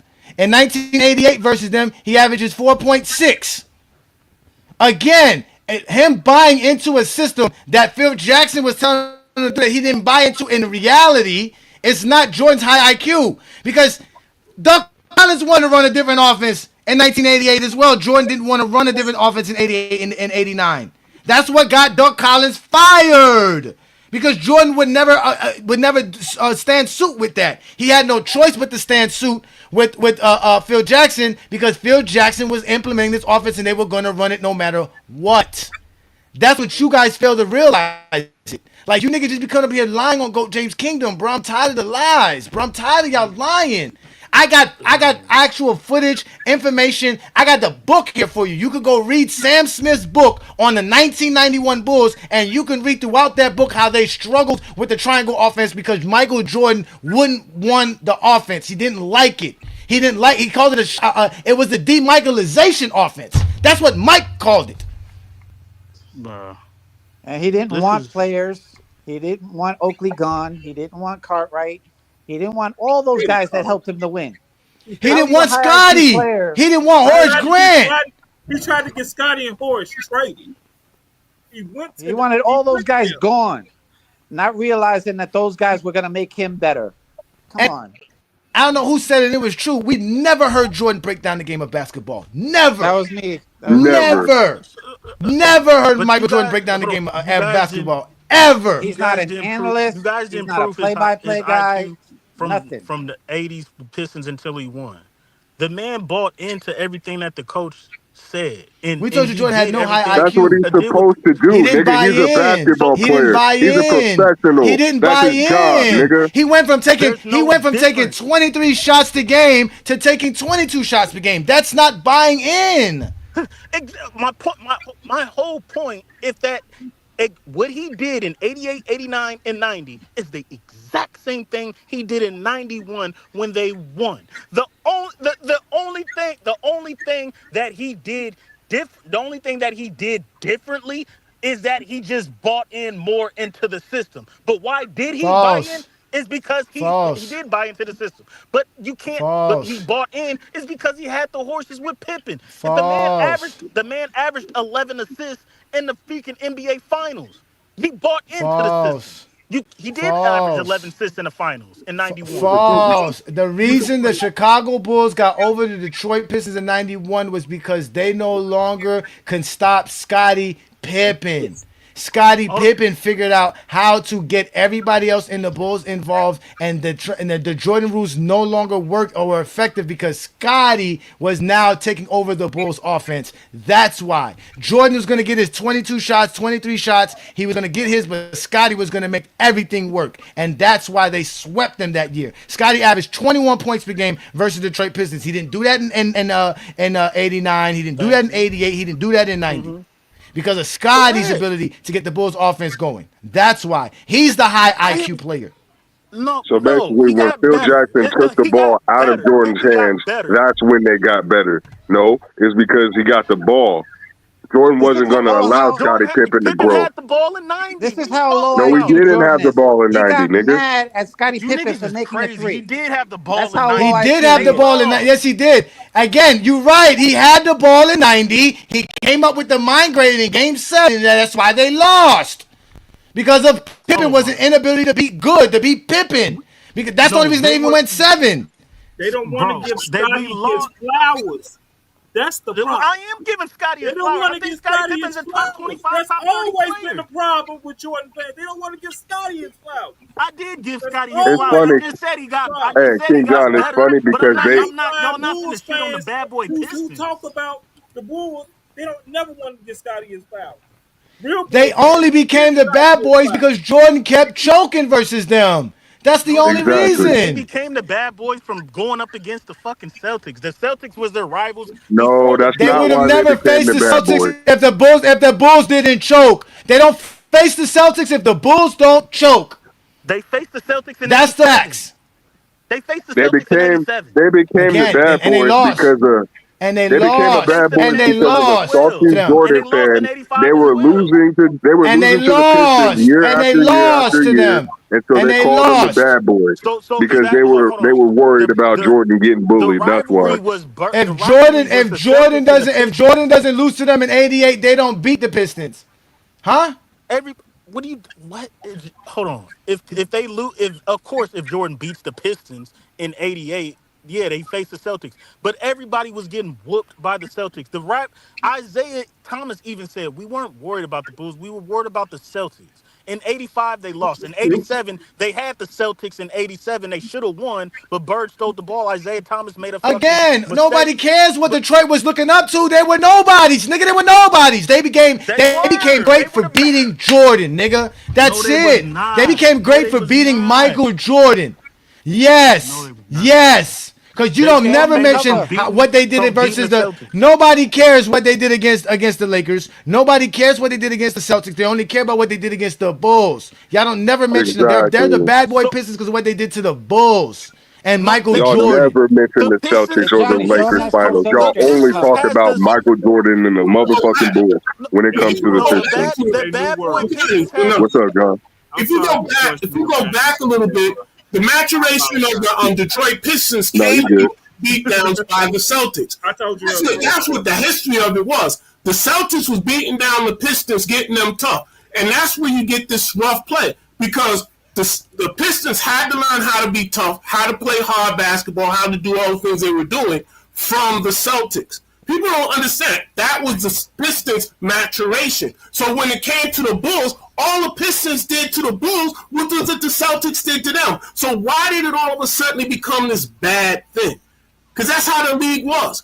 People forget the Celtics, when they went up against the Lakers and busted the Lakers out. What did Pat Riley say at that point in time back in history? He says, we'll never be beat up like this again. So they even had to change a little bit of showtime to become more defensive minded. The Celtics created this aura back in the 80s of tough basketball. And you just had teams going through that. And then all of a sudden, the Pistons did what they knew from the Celtics. And all of a sudden, because they were beating up on Mike, they were a bad team. Oh, it wasn't good for TV. Our golden boy has to shine, and they can't shine coming through the system. So we're going to have to change rules and everything to make this work. See, that's the history there. That's what was going on. So everybody told me 90s was nothing. 80s was when everybody was getting clothesline. That's when you get all the Bill Laimbeer shots. That's when you get Cartwright yanking people out. These were it, and on other teams. These were the dudes, man. You gotta, stop talking. This didn't happen in the 90s. This all happened in the 80s. All those clips you see, most of those clips you see there, all were in the 80s. By the time 92 came around, they done basically changed the image of the NBA, trying to get it to be more TV friendly, trying to get it more fan friendly. They didn't want a whole bunch of big black men fighting out there, even though they white guys could do it in hockey. That's what David Stern and these guys were doing. They were changing the look of the NBA, and that 80s basketball wasn't going to be allowed going forward because it was going to hurt their advertising dollars. So these are some of the things that when you look at it and these arguments and all this other stuff, this is what was going on back then. So why do all these bad boys, all this stuff? Man, it's marketing. It's a lot easier to advertise the bad boy Pistons than say, oh, Detroit's winning. Or Detroit's got a good team. Detroit's on the final leg of their maturation. That wasn't going to work. They needed catchy phrases to make this NBA work, advertising-wise. So that's what happened. So they got stabbed with that bad boy Pistons. They sold T-shirts. They made songs. They did everything. And a lot of stuff happened after they won. So that's something you got to look at when you start talking about this, because that's the history. That's what this is built on. And a lot of these narratives that came up after this was all narratives. And I think people who haven't seen it, wasn't there to live it and see it. You guys got all these narratives from the Jordan fans in the media, like Stephen A. and Skip Bayless and Michael Wilbon and all them other old heads. They was all the ones telling you that this is what the history was, but they were leaving out a whole bunch of details, like the fact that they were only even called the Bad Boy Pistons because they were from Detroit, and Detroit was the murder capital at the time. So at the end of the day, it was also a thing with racism and stereotypes that were put on those black players in Detroit. That's it. Again, you gotta come through. too. And the Celtics didn't shake Detroit Pistons' hands when the Pistons beat Detroit either. So That's what they said too. They said that. So Detroit was No, just those are doing the facts. same thing they were taught. That's it. Those are facts. Wait. So we can't. those are But there's a whole documentary on the Bad Boy Pistons. So we're not gonna act like they didn't have any effect on basketball like the way they did. So that's not true in the world. They did actually have an effect on the No, Bulls. they didn't, bro. They literally are telling you right now. Documentary on that though. What do you mean? That's What doc? true. Who made the documentary? Who made the Okay, documentary? hold on, all right. Yes, they made a documentary saying and talking about the greatness of the Detroit Pistons. And But their a part defense. of that a part of that greatness is the fact that Jordan choked versus them. Like He you did guys, choke. I'm not gonna say that's what y'all feeling to realize. choke. He choked He did versus them. Their he greatness, did. just like y'all say, the Warriors is greatness because LeBron couldn't beat them. The Tim Duncan's great because LeBron couldn't beat them. Well, LeBron choked. Again, LeBron didn't choke. Jordan choked. Jordan Nobody's saying choked. LeBron choked. What are you talking Nah, I said He LeBron just choked. said- I did say that. I He that. said LeBron that's choked. crazy. Jordan choked. I think- Again, the Detroit Pistons. Again, y'all can't name me the guy in the top 10 that lost to a team with an all NBA player, all defensive team on their roster while being the league MVP. Like Jordan had the team to beat them. It's all excuses. They talking about Jordan's teammates can't score. They can't score because Jordan taking 25 shots. Nobody else is taking 25 shots on their team. Jordan did take a lot of shots though, but He did. I'm still on the There point is with no y'all but. said though. They didn't There is no beat but no matter after if they that. won or lost. He took a lot They of didn't beat shots. Detroit period. until Pippen. I do agree with y'all on that, but that's the reason why they needed Pippen to become a player the way he was, so Jordan could start winning. Yes. So we No, understand Jordan that. could have Because changed Jordan his by style up, himself got his wasn't enough. teammates involved, and passed the ball.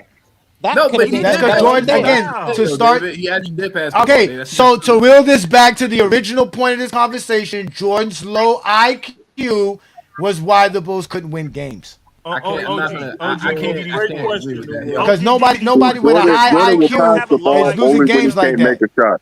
That's the only time Jordan passed the ball because you see this nigga feet leaving the air every time he got to pass the ball. So how is that him passing the ball willingly? Why you think Shaq? Why you think Shaq needs Penny? That. Why you think Shaq needs Penny? He needs a Derek Fisher. He needs a Gary Payton and these guys to help him win because Jordan doesn't have no high. Shaq don't have high IQ. He don't. Hey, Shaq don't have an IQ. But I What got a does question LeBron need? for. What are I you got a talking question about? for Everybody DD needs somebody. LeBron is high. LeBron is high IQ, sir. LeBron is high Nobody IQ. doesn't, but he still needs players. Like everybody We're not needs saying help. that. I'm talking about players with low IQ and them needing players think with Jordan high got low IQ. I IQ, gave you Derek DVD Sport? Fisher. I just named Derek Wow. Fisher, sir. No, I just don't think he qualifies as when they talk about in the high IQ realm. There's some people who have high IQ. All right. Rondo is a high IQ player. He makes other people around him better. LeBron, we know, high IQ player. Magic Johnson was a high IQ player. Larry Bird was a high IQ player. Now, when somebody says he's not high IQ, doesn't mean he's stupid. That's not the same thing. It just means that when you think the game of basketball, he used athleticism over other people to win. He didn't use his head first because he didn't have to. And if you look at somebody like Larry Bird, he had to use his head to win those games because he didn't have the massive, So that's what led to it. Look at Rondo. He didn't have great athleticism, so to win games and do things, but he could make his team better because he had a great, fine, functioning brain. All right, he thought basketball better than the next guy. That's what we consider high IQ. Just to throw high IQ on everybody out there because they can bounce a basketball is not real. It doesn't mean he's stupid. It just means he couldn't think, or he didn't demonstrate thinking the game for other players on the floor to make them better, getting other players in a position to become better. That's why when I say high IQ, that's what I'm saying. I did not say Jordan was dumb. Jordan was not dumb. That's not what we're talking about, and that's not what I take this conversation to be. It's just that when we talk about the realm of high IQ players, I don't put him in that echelon.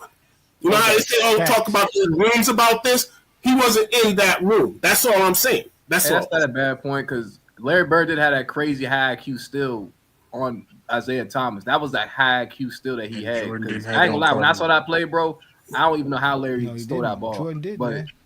You know what I'm talking about, right? I understand that. You That was a high IQ still, still, bro. I ain't gonna hold you. Jordan had athleticism, bro. That's what he Yeah, had. He had athleticism and Jordan had shooting against athleticism and advantage. skill. Jordan was okay, cool. But Jordan was bigger, stronger, faster than all the players in his position. So Jordan was good great. He points just during wasn't possession. able to give the ball up to somebody in a better position to make the shot, like a Bird would do, like a Magic would do, a LeBron would do, or Rondo would do. Give up the ball to Not only someone that, who could make a better, more efficient shot. That wasn't Jordan. Jordan would rather shoot it. Or affect the game in other ways. There was ways that Bird, Magic, LeBron affected the game other ways than scoring. That's the point. Just like Scotty does. Scotty affects the game way much more than scoring. To them, just because Jordan can score somehow, that gives him a high IQ. That doesn't give you a high IQ. High IQ is across the board. But Magic and Bird can't score like Jordan. I'm not gonna Bird ask. See, can, this is Magic what can I'm if they saying. want I'm not to. gonna ask. I'm not gonna ask. Arguably the greatest scorer of all time. All of a sudden to have a Magic Johnson high IQ and pass the ball and do everything. Why not? It's not If about That's that. the It's difference about between him and LeBron, though, because LeBron got the best of both worlds. my goodness. Because how my team is built, we're built defensively.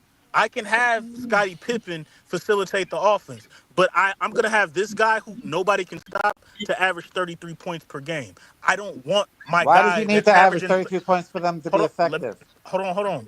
Why do Obviously, they it need worked. to be? Obviously, it worked because hold on. That's how I built my team. I'm gonna have arguably the greatest Lies, scorer. No, Hold on. lies. So time out. wrong, Let me wrong. finish. Can I finish? Let me finish this.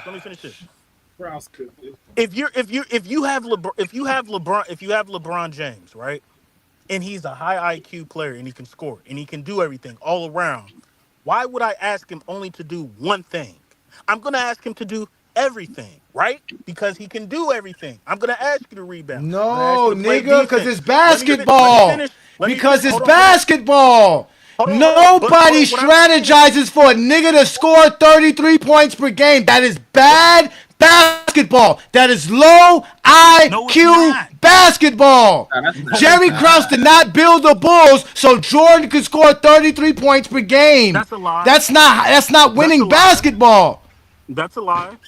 I mean, Shea scoring 33 points a game. Phil and they Jackson winning didn't games. ask I don't know Michael about Jordan that. to do nothing different from any other coach. I don't know about that one. Bro. Yes, he did. He told Jordan to shoot less. He said, Jordan, I don't need you to score 30 points per game to win. He literally told Jordan this, word for word. I don't need you to score 30 points per game to win. You need to shoot the ball less. And Jordan said, I just need to average 32. It was an agreement that he and Phil had. Hey, that's crazy. That's crazy. He has an agreement with Phil that I need to get my. Come on, fam. Hey, did Jordan say that for real, bro? There is nothing different from Jordan from the 80s and the 90s. He's going to get his shots up no matter what. There's a lot different. Did he actually say that, bro? Did Jordan say that for real? No, he didn't say that, BS. That's crazy. Hey, that's no, Jeffrey. Did he say that, bro? I need to get my 30. Jordan, no, he wanted to win. I need to get my 30. No, Jordan wanted to score 30 points and supposedly be the best player in the world. But I'm not gonna lie though, bro. We see a player today that's scoring 30 and winning games, and that's Shea, bro. So that's high IQ basketball still. So that's not a good point right there. And what is Shea, and what's the OKC defense? The best in the league. Right. Like, Shea's actually playing the flow. Shea's actually playing the flow to OKC. They actually, if you watch them games, bro, they need him to score, bro, for sure. If he's not scoring like that, they probably not winning a couple games, bro. So he got to score that rock, and he don't play 4 quarters. So I mean, So Jalen Williams is big. I mean, Shea is not taking 25 shots per game, ladies and gentlemen. Shea is not taking the most shots per game per 100 possessions, ladies and gentlemen, like Jordan did. Y'all keep talking shit about GOAT James Kingdom. All we do is prove everything we say, and we don't fucking make shit up. Yes, Phil Jackson told Michael Jordan, I need you to shoot less. Michael Jordan told Phil, I need to average at least 32 points per game because that would be enough to win the scoring title every year. As long as you're comfortable with me doing that, we're good. Phil said, yeah, okay, you say we lying. No, I believe. We're We're gonna end the show with this. Shit when I hear it, I believe you, bro. No, fuck it. No, fuck it. Like I told people here, he did lead the league in statistics when they won a championship last year. He really said that shit. Of course he did. Michael Jordan is an arrogant narcissistic piece of Yeah, shit he is. that I ain't only gonna lie, cared about his whoa, numbers. Dave, goddamn. New York Knicks fans killed These Jordan. niggas are pushing back so much on this because they don't want to admit that Jordan was a stat pattern, nigga. I will say Jordan was a lunatic on the court, though, for sure. We all know that, though. He's a piece of shit on the court, Dave, too. chill out, bro. Damn, bro. Damn, David. Why I gotta chill out? This is my opinion. I don't like him. He's a piece of Hey, shit. this GOAT James game. Johnny, this GOAT James game. That's why Hold he's on, wait, I saying gotta that, because the find Knicks it. ain't won a Hey, championship since David, 72. Kobe was like that, too, so don't. Yeah, chill out. Kobe's a piece of shit, too, and I don't like his Oh, my shit. God. Okay, give me the same So, This Fuck nigga both Dave. of them. so, Fuck it. but When you kill the Knicks, that's how Knicks fans feel. Nah, Jordan wasn't the best teammate, bro. We all know. That's why he started crying. If you don't play like that, don't play like that. But then you got They have people a like union for their saying. Bulls There's team. no, there is an exact science on how to win. It's different players, different positions. Yes, there different is, sir. coaches. There is an exact there science is on an how to win, exact- sir. Yes, No, there is. everybody It's called wins team basketball, differently. sir. Everybody wins differently. It's called team I basketball. do agree with Yeah, they Curry win to go differently, because but Shea, it's all Shea's about the not Michael team. Jordan, bro. He don't treat his teammates like that, and they win. And you know what I'm saying, like they have two different types of leadership. Shea and Michael Jordan, not the same player, bro. They're two different. Actually, they're like probably two opposite players, bro. Like it's weird, bro. It's different. That's why Coach, I Horace agree with left. you there. He couldn't Hey, Curry. stand Jordan's I ass do. anymore. Curry. He said, "Fuck this, At I'm the end out." of the game interview, I love what Shea did. no, Horace left because Jordan wouldn't let him eat on the plane. That's what I'm saying, King John. Exactly. He Curry couldn't to stand go Jordan's right. There's ass. different He said, ways to "Fuck win, bro. him, You can win I'm different out." ways, bro. Jordan And he won went, like and it he was a went to different era back Orlando then, bro. and made them a contender. That's how good he was. I know He went to basketball, way more Orlando basketball than and you, made Barry them a Graham. contender. Yeah, it's a different. I ain't gonna lie, but the '90s was a different era back then. It was more like aggressive. Today's more like free flow, and it's different. Like this is like you could tell. You know when a player's era, what era they played in. Jordan played in a whole different era than Shea, so obviously they're gonna win in different ways. Like that era was completely different from this era. So Jokic.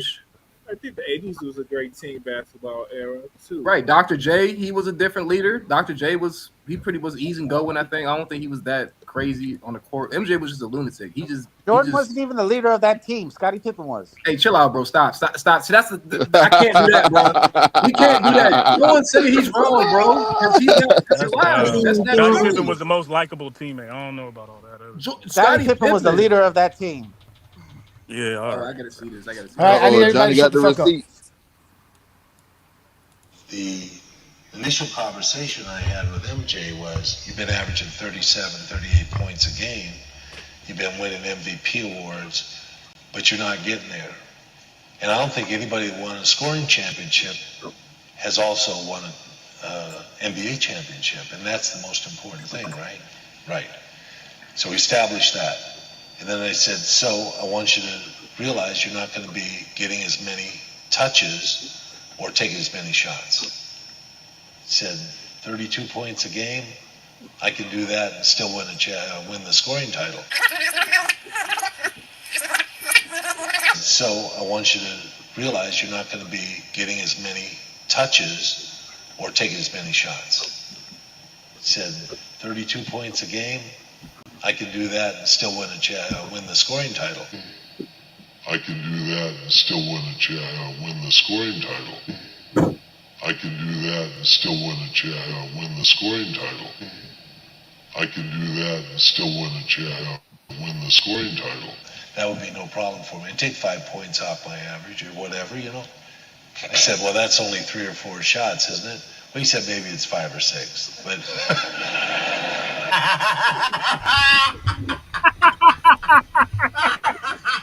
Hey, I got something to say to that, bro. Is it wrong for a player to say he wants to average to be the league? Y'all know what I'm trying to say. Yeah, when your whole fan base is a bunch of zesty Jeffrey. Wait, when your fan base is a bunch of zesty Jeffries praising Coon and Stephen A. Smith ass, who's running around here saying all LeBron's trying to do is stat pad his way to the fucking GOAT status, and this motherfucker been stat padding for scoring titles his entire fucking career. Don't come to GOAT James Kingdom with zesty Jeffrey fucking lies. You get exposed for fucking lying and not knowing the truth. Jordan cared more about scoring titles than NBA fucking the same shit. 25 shots per fucking game. The same shit. Unnecessary. Nobody thinks that you need to do that to win, including Jerry Krause and Phil fucking Jackson. So only low IQ fans like fucking Mac Def here and the rest of the Zesty Jeffrey coalition think that you need to score 30 points per game to win an NBA championship. That's a fucking lie. That's a fucking lie. So Jordan game plan was not to build a team around Jordan to score 33 points per game. It was built around a team to defend and be efficient at scoring. And that's what the Bulls was. I said that. That's what the Bulls was. I said that. That's not Jordan's high IQ. That's not Jordan high IQ. Okay, but hold on. You never said that. Hold on. I mean, look, that's I ain't gonna lie. That sound like stat pad. I ain't gonna lie. That do sound like stat pad. It is stat pad. He said in specific. He said specifically, I need to average 32 points per game to legitimately win scoring titles. What is Jordan's career average as a Chicago Bull, ladies and gentlemen? 31.5. 31.5. Round that up, it's 32 points per game. Jordan stat padded to average 32 points per game. That's why he has the most shots per 100 possessions, because he wanted to shoot, not win. Okay. Now, when he retired the first time, he averaged 32 points per game, his first retirement.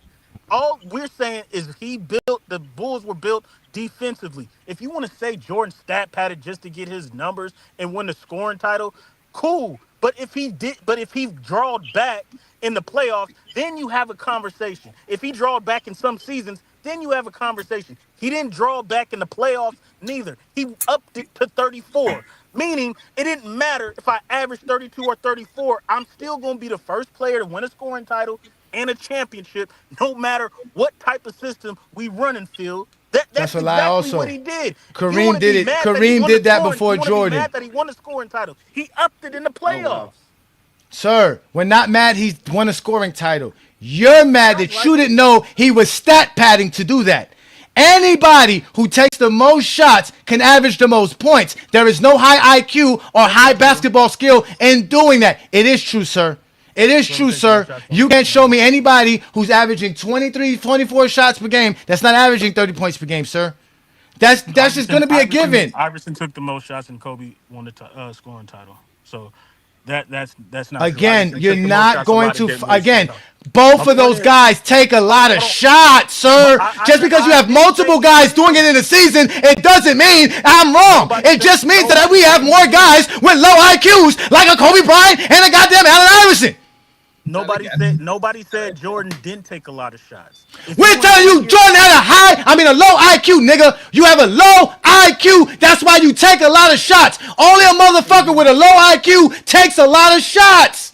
I can't say that, bro. He shot. I can't shoot. He didn't shoot over. I ain't gonna lie. I don't know nobody who's a high volume shooter and is considered a high IQ player, sir. We gotta add this stat in here too, y'all. Curry does not take 21 shots per game for his NBA career. I said he has. He has. And when those seasons they've lost, right? Those are the seasons they've been losing, right? Those seasons y'all don't get the playoffs, right? Because it's not winning basketball. The years that he's had his most success, he takes least shots, nigga. Jordan, his most winning seasons, least points per game, least shots per game. Because it's called basketball, sir. 5 men on the court. The ball must move. It must bounce to get from one spot to the next. That's real basketball. Wait a minute, y'all. We gotta look up Jordan's field goal percentage before he went to the Wizards too. If we gonna talk about his points, because he was an efficient scorer. It's not he just shot Jack though either. He was hitting his shots. I will definitely say that to Jordan. But before he went to the Wizards, he was hitting shots, y'all. He shot over 50. He shot over 50% from the field. Bro.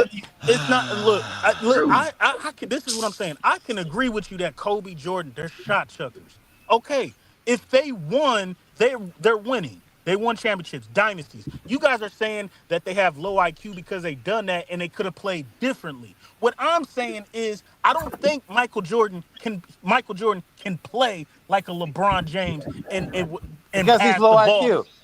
Of course he can't be LeBron James, nigga. He's not that good. He's not that great at basketball. Can I finish? Now, LeBron James has never averaged 30 or won a scoring title and play like Jordan and win. They're two different players that play two different positions. I'm not gonna knock LeBron and say you're not better than Say Jordan what's too because you good for can't play y'all, like bro. Jordan. I don't do that. Like I'm looking LeBron at is Jordan's great shot attempts because right he now, does though. what he does. I'm not gonna knock LeBron because he can't play What are like you Jordan looking and at, win. Kurt? What That's are you looking stupid. at? What are you seeing? What I'm does your looking at eye his test shot. see? I'm looking Yes. at his shot attempts go down not every year, but like I ain't gonna lie, like, his shot attempts went down in 90, 96, 97. As he got older, he Um, couldn't pass people I anymore. So I he had to said, do the that. Bulls won more when Jordan shot less and scored less. Oh, you did say that. You It's did not say that. true, You bro. did say that. You did The say that. nigga averaged 41 points per game in the 93 finals. We're What talking are you about talking about? the whole The man averaged season. 35 You throughout a talking about the whole whole entire season, though, bro? playoff I ain't gonna lie. Season. The season. And Not just the fucking Mac is playoffs. that's why I left Mac up here, because everything Mac says proves me right. Do you guys want to know why Jordan did all of that in 1991? I mean 1993? He had a bet with Charles Barkley on who could score more in the I can season believe and that. in I that believe that. finals. I believe They had that. an actual bet to who would win the scoring title. Jordan went to taking I think like 21 or 22 shots in 92 to shooting damn near 25 shots per game in 93, trying to win the scoring title. It got so bad that in the finals, even Charles Barkley looked at the damn scoreboard and said, damn, this nigga Jordan took 43 shots today. God damn. Okay, so that's what I wanted to say to you, Zesty. That's what I wanted to say to you, bro. So when Jordan said that he wanted to average 33, obviously, like he's saying he's stat padding the stats, right? Jordan was a competitive dude, bro. I can imagine him saying that. I don't think there's anything wrong with what Jordan said, because that fits his personality. He's trying to stat pad because he knows that he can score, but he wants It's to be able to. called bad basketball. But he won though. Kurt. But you can't say that if he won. If Kurt, he you win because you are a good team, not because Jordan's a great player. Jordan could be doing the same thing and losing like he did throughout the 80s. That's the point. The Bulls are not winning because of Michael Jordan's ability to score the basketball. The Bulls are winning because they built a better team than any other team in the 90s. And who was the closer? Jordan. Get back to that. I mean, he was the closer. It's the facts. I'm averaging 34. I'm averaging 33 in the play. Who was the closer in 87? Who was the closer in 87? Jordan. Who was the closer in 88? Jordan. Who was the closer in 89? Jordan. Who was the closer in 90? Jordan. What was the results all 4 seasons? They lost. Who was the horses in 88? None. Who were the horses in 89? None. Who were the horses in 80 and 90? None. Who were the horses in 91? The guys that won a championship. Who were the horses in 92? The guys who won a championship. Who were the horses in 93? The guys who won a championship. So again, it's not Michael Jordan's scoring prowess that makes the Bulls a championship team. It's the horses that he has on the side with the eye IQ of Phil Jackson and Scottie Pippen. That's how they won 6 championships, sir. That's why when Jordan left in 94, the Bulls defense not only got better, they were still able to win. Johnny, nobody is saying that. Everybody knows Jordan needed help. I'm saying he didn't change anything from when he was losing until when he was winning. The Low thing that IQ. changed is he. Low The thing. Okay. IQ. You're proving Time out. Low IQ. Just to go with this. Hey, DVD, he ain't gonna come off his point. He ain't gonna come off. Just to agree with this narrative. Jordan has a low IQ. It's not a narrative, bro. It's crazy. The difference is you keep saying things like he didn't change. Like that's a good thing. That's not a good thing. If you're trying to go from losing to winning, if you can't come off your need to score 32 points to put a trophy in the case, then if the Bulls decide, like, you know what, score your 32 points, we're going to win besides that. We're going to win. We're going to let you do your thing, and we're just going to build a team to win the championship, allowing you to play in your playground, allowing you to play in that sandbox. That's all it is. Crazy. They built the sandbox Exactly. around Jordan. They won in spite of Jordan instead of because of Jordan. Exactly. I can't say that. That's exactly what you're saying when you say he did not change. That's exactly what you're telling us. Exactly. That's what happened. So your argument is his argument is making us correct. He said he knows Jordan low wasn't IQ. spreading Jordan. So Get the fuck. he said, I know Jordan got a Michael low Jordan IQ. got So mad at It's not even Scottie about Pippen his when IQ. Scottie If Pippen hit a Jordan has a three low IQ, then you to say make them Jordan has go a low ahead. IQ. Hold on, I got it. That's fine. But the issue Hey is Johnny, that the can you players pull up the around clip him, of Michael got Jordan better. getting Those mad are at just Scottie the facts Pippen of when why he hit they a won. three to put them ahead in the fourth quarter? Man, I miss my Giants. Which game was that? What game was that? I forget what game it was exactly, but there was a game where Scottie Pippen had a Pippen game-winning shot hit a in three, '97 playoffs. hit a three, and Michael It Jordan was was against mad the because he didn't get Jazz. to It take was the shot. Jordan was mad because Jordan had money that he was supposed to score a certain amount. And Scotty was making sure that didn't happen. Oh wow! Don't say that too loud. That's just the facts. Let's let Tyson in right quick. I gotta let Sturdy in a little bit too as well. We got Posh King back. I want to hear what Posh King has to say. But go ahead, Tyson. Oh, thank you for joining us, GJK member. What's good, Tyson? What's up, brother? How you doing, man? A lot better than Zesty Jeffries. You know that. What's good? Well, Jordan's a great player. I don't consider myself a Zesty Jeffrey. I try to look at everything logically, whatever. LeBron. People say LeBron James or heliocentric basketball is low IQ. Players like Russell Westbrook, players like James Harden, Allen Iverson, whatever, those type of players that dominate the ball. Luka Doncic won't win. I think LeBron is better than all those players at being heliocentric, and that's why he's won championships with the right teammates around him. I don't think that makes you necessarily a low IQ player. Jordan knew what he was. Jordan was a scorer, and he had very high IQ at his objective, which was to score the ball. So, and he did that a myriad of ways. He broke down, if you look at the Jamal Mashburn interview when he talked about how Jordan says, well, it's not just about scoring, it's how you score. You got to show people you can go right or go left or do these different things to just show it to them and all this stuff. And then he broke down all the all-star players and all their weaknesses and strengths to Jamal Mashburn. Jamal Mashburn says he, credited Jordan for his breakdown and, talking about him on different ways of scoring and how you score, and credit that to making him a better scorer. Now, if you want to say Jordan had low IQ because he didn't want to acquiesce to a certain style of basketball, that could be a fair argument. But I don't think that makes him a low IQ player per se. It's just Jordan wanted to score the way he wanted to score. Which makes you a low IQ player. He had high IQ at it. And people say LeBron James heliocentric style. They make the same argument that that's not a style for winning. Just because LeBron James was so good at it, that's why he won. So people make the same argument as far as LeBron James' style of play, that it's low IQ basketball because not many players have won in that style of play. No one says LeBron has a low IQ. No one says this.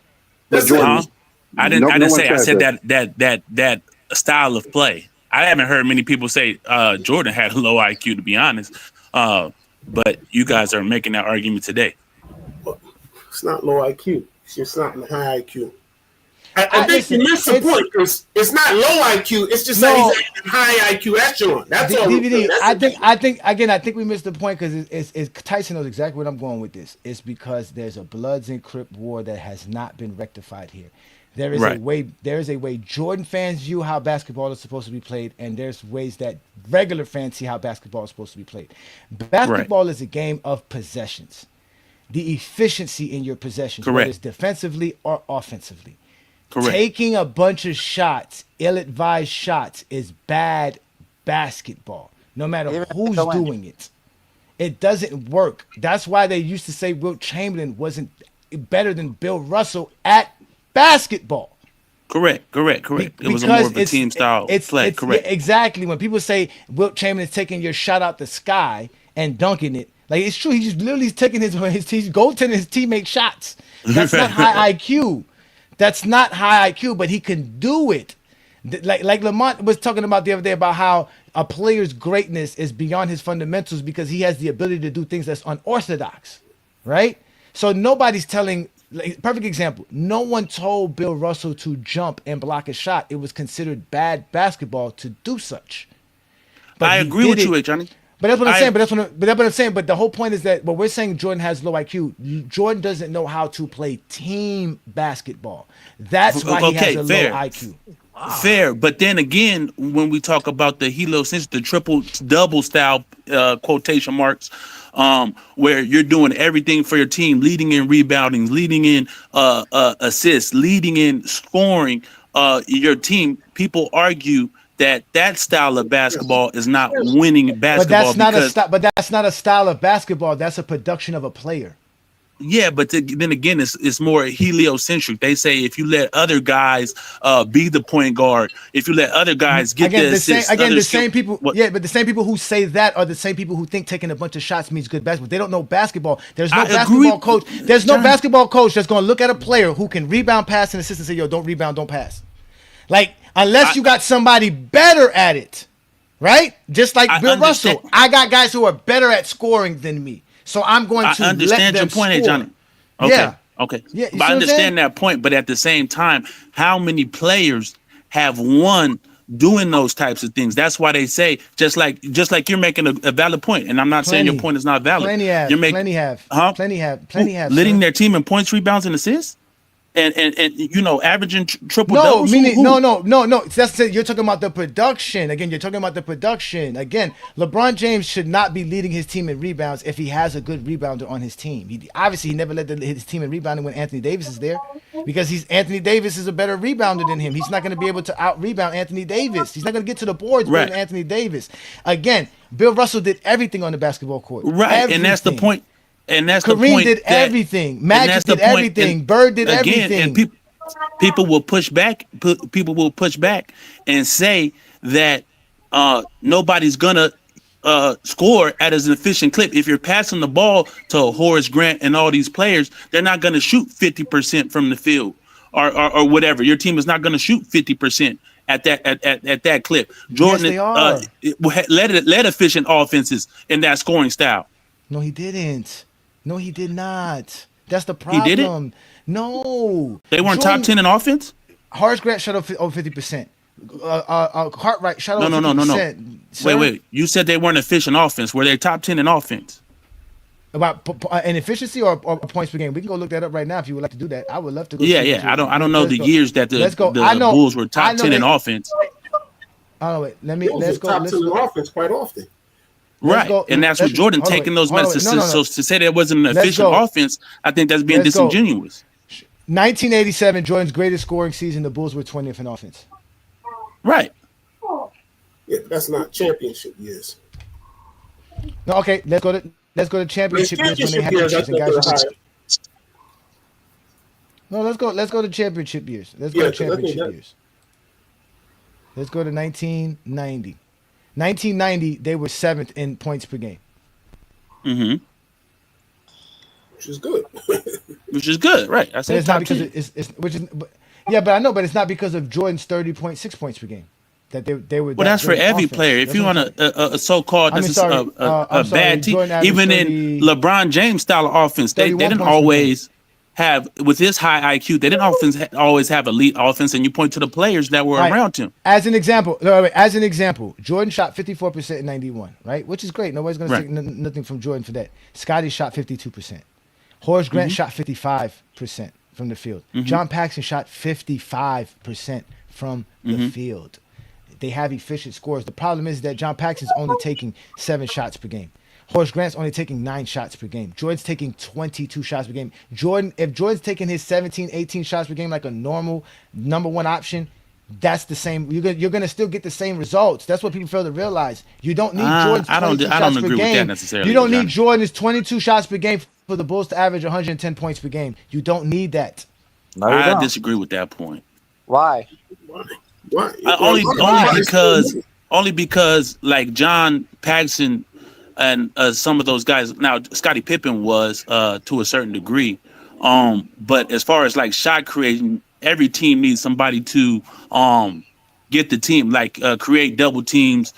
Create the defense bending for those other players to get shots. Horace Grant as an isolation scorer is not a good isolation scorer. He's not. Horace Grant is not going to get. Again, sir. Every game plan has defensive bending plays so that you can get those guys their shots. You don't need to get Jordan to 22. You can still get John Paxson, who can't create his own shot, more than 7 shots per game by breaking down the defense with a game plan. That's the point.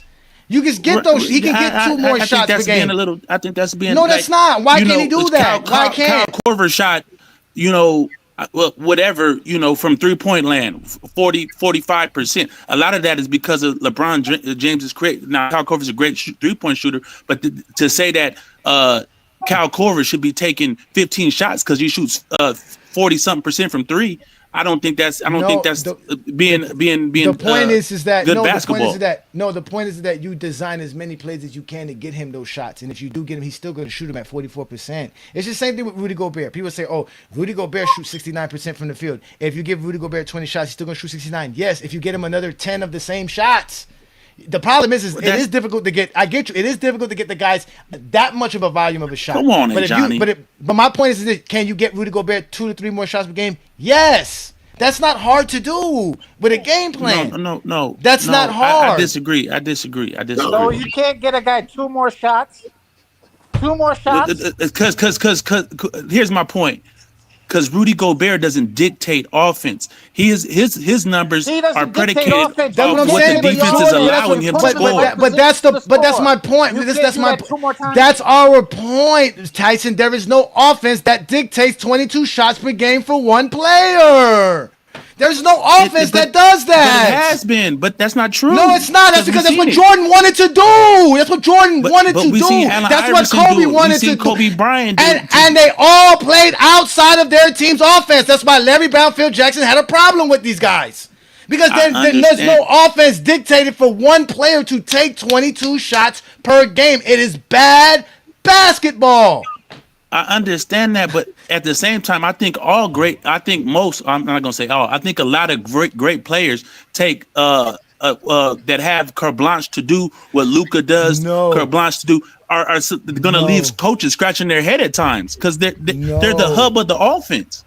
I don't think that's a. Anybody who takes 20 shots or more in the game is playing outside of their team's offense. There's no offense designed for one player to take 20 shots. I don't disagree. None. I don't disagree. So that's the I'm not point. disagreeing with what you're saying.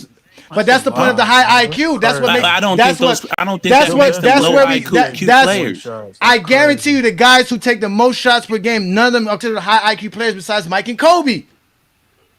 Bird. None. What? SGA took 20 plus shots. Shaq. One more time. I'm sorry. What is he doing? I didn't hear you. You said you guarantee what now, Johnny? Sorry. If we go look at the players who takes the most shots per game for NBA history, none of them would be considered high IQ players outside of Kobe and Mike. And again, a lot of those players that you maybe consider heliocentrics are type of players. A lot of those are here we go. Strong hubs of offense like that. Allen Iverson, 22 shots per game. Low IQ player. Wilt Chamberlain, 22 shots per game. Low IQ player. High Here we IQ go. player. Pistol. Who? No, eventually he got the high IQ player. I know, but again, eventually he got that. Early in his career, he wasn't. The reason he's taking So he is a high IQ player. Again, the reason he's taking 22 shots per game, the reason he's taking 22 shots per game is because he spent a good portion of his career being a low IQ player. That's the point, Sturdy. That's a misconception. That's a misconception about what's career. And then be a high IQ player later on in your career. Dominique Wilkins, high IQ player. Dominique Wilkins, Jerry West, Luka Doncic, Rick high Barry, IQ player. Bob High Pettit, IQ player. Pistol Pete, Allen Iverson. You saying Jerry West is a low IQ player? Yeah, Jerry West. But no, the difference between Jerry West. This is the problem with Jerry West. Jerry West, Bob Pettit, Rick Barry, Pistol Pete, and Elgin Baylor played, and also even Wilt Chamberlain played in the high IQ players. No, they also played in the era in a higher pace era. So that's why they're up here. But the guys who played in Jordan's era, who shot as much as him, are again Dominique Wilkins, low IQ player, Allen Iverson, low IQ player, and Michael Jordan, low IQ players. What? Okay, I don't necessarily. Like, look at Again, I Karl don't Malone. Look how necessarily efficiently he agree. played. on that one. He took way less shots than Jordan, and he's number 3 all-time scoring.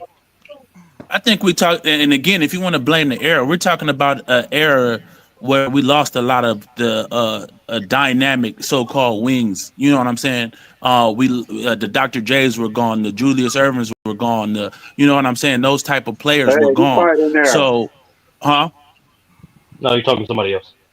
Oh, okay. And those type of players are gone. So now we get players, the Mitch Richmonds of the world. You know what I'm saying? The Chris Mullins, those type of players who aren't really those type of high volume scores and didn't win either. So the Gary Paytons, you know what I'm saying? It's a different style of basketball where the interior is really ramped up and we're playing through the big man. And we lost a lot of those wings. That's why they consider it kind of a small guard era, a weak wing type of era. So after Jordan, it's a copycat league. Then we go back to the, you know what I'm saying, the Vince Carters, the Tracy McGrady's, you know what I'm saying? And those players are amplified once again. Here we go. And so we go back to high volume type of scores. Mm-hmm. Here we go. Let's go. Because of Michael Jordan's success. Most field goal attempts per 100 possessions. Michael Jordan for sure, with 30.6 or 30.7 shots per 100 possessions. Then Luka Doncic is second. Luka Doncic takes a lot of bad shots. A lot of bad Correct. shots. He just makes it. Do you think he's low IQ? Donovan, yeah, he has a low IQ as far as scoring wise. Yes. What? Listen, scoring wise, he has it. But the reason Luka Doncic has a high IQ because he knows how to pass the ball and get other players involved. He knows how to play the game. Luka Doncic makes more passes than he shoots the ball. He averages damn near 8-9 assists per game. Donovan Mitchell takes 28 shots per game. People say Donovan Mitchell doesn't have a high IQ because he takes a lot of bad shots. Dominique Wilkins is there. Kobe Bryant, Joel Embiid, Allen Iverson, Kyrie Irving, Pistol Pete Maravich, and then you round it off with LeBron James in the top 10 with 26 majority shots. Majority of those names you said Kyrie Irving's low IQ? These are high IQ players. Yeah. Majority of the only players here that I would say has a high IQ all of them, honestly. outside of scoring wise is basically Luka and LeBron, because then you get Tracy McGrady, George Gervin, Mark Aguirre, Carmelo high Anthony. IQ players. These guys are just at the end of the day, these guys are just they're all just great scorers. That's what this shows you, that at the end of the day, they're just great scorers. Let me translate. I think you're confusing a skilled player with a player that has high IQ. No. I'm not disrespecting. I'm not disrespecting the player because you have a lot of shot attempts, you have low IQ. That makes no sense. Wait, all right. Let me ask you this, Sturdy. Let me ask you this, Sturdy. So, are you saying there's no such thing as critiquing players? I didn't say that at all. Okay, then. So, why saying Jordan has a low IQ is hating or disrespecting? No, I said specifically saying a player has a low IQ because they have a lot of shot attempts. That is disingenuous, because a player's shot attempts is not just predicated off his skill set, off his play style, but also predicated off the circumstance and teammates that he's playing with. So it's not just, you got a lot of shot attempts, you must not be cared by teammates. No, that black and white statement is disingenuous. So the thing that Tyson was saying, providing those type of context, yeah, that's how you describe it. You can't just he took a lot of shots, low IQ. That makes no sense. Yeah, but no, again, there's no strategy drawn up for a player to shoot a high volume of shots for their team. There's no game plan to do that. There's no game plan we disagree. To do that, sir. We disagree. What game plan is there to do that, sir? Can you start by explaining that real quick? Yeah, can you tell me one offense that's designed for one player to take a good majority of shots? Every team, especially in the NBA level, is designed for their best players or your best offensive players to either have the ball in his hands the most or take the most shot attempts. That is that simple. It's literally that simple. I don't know what to tell you. Sturdy, answer my question, Sturdy.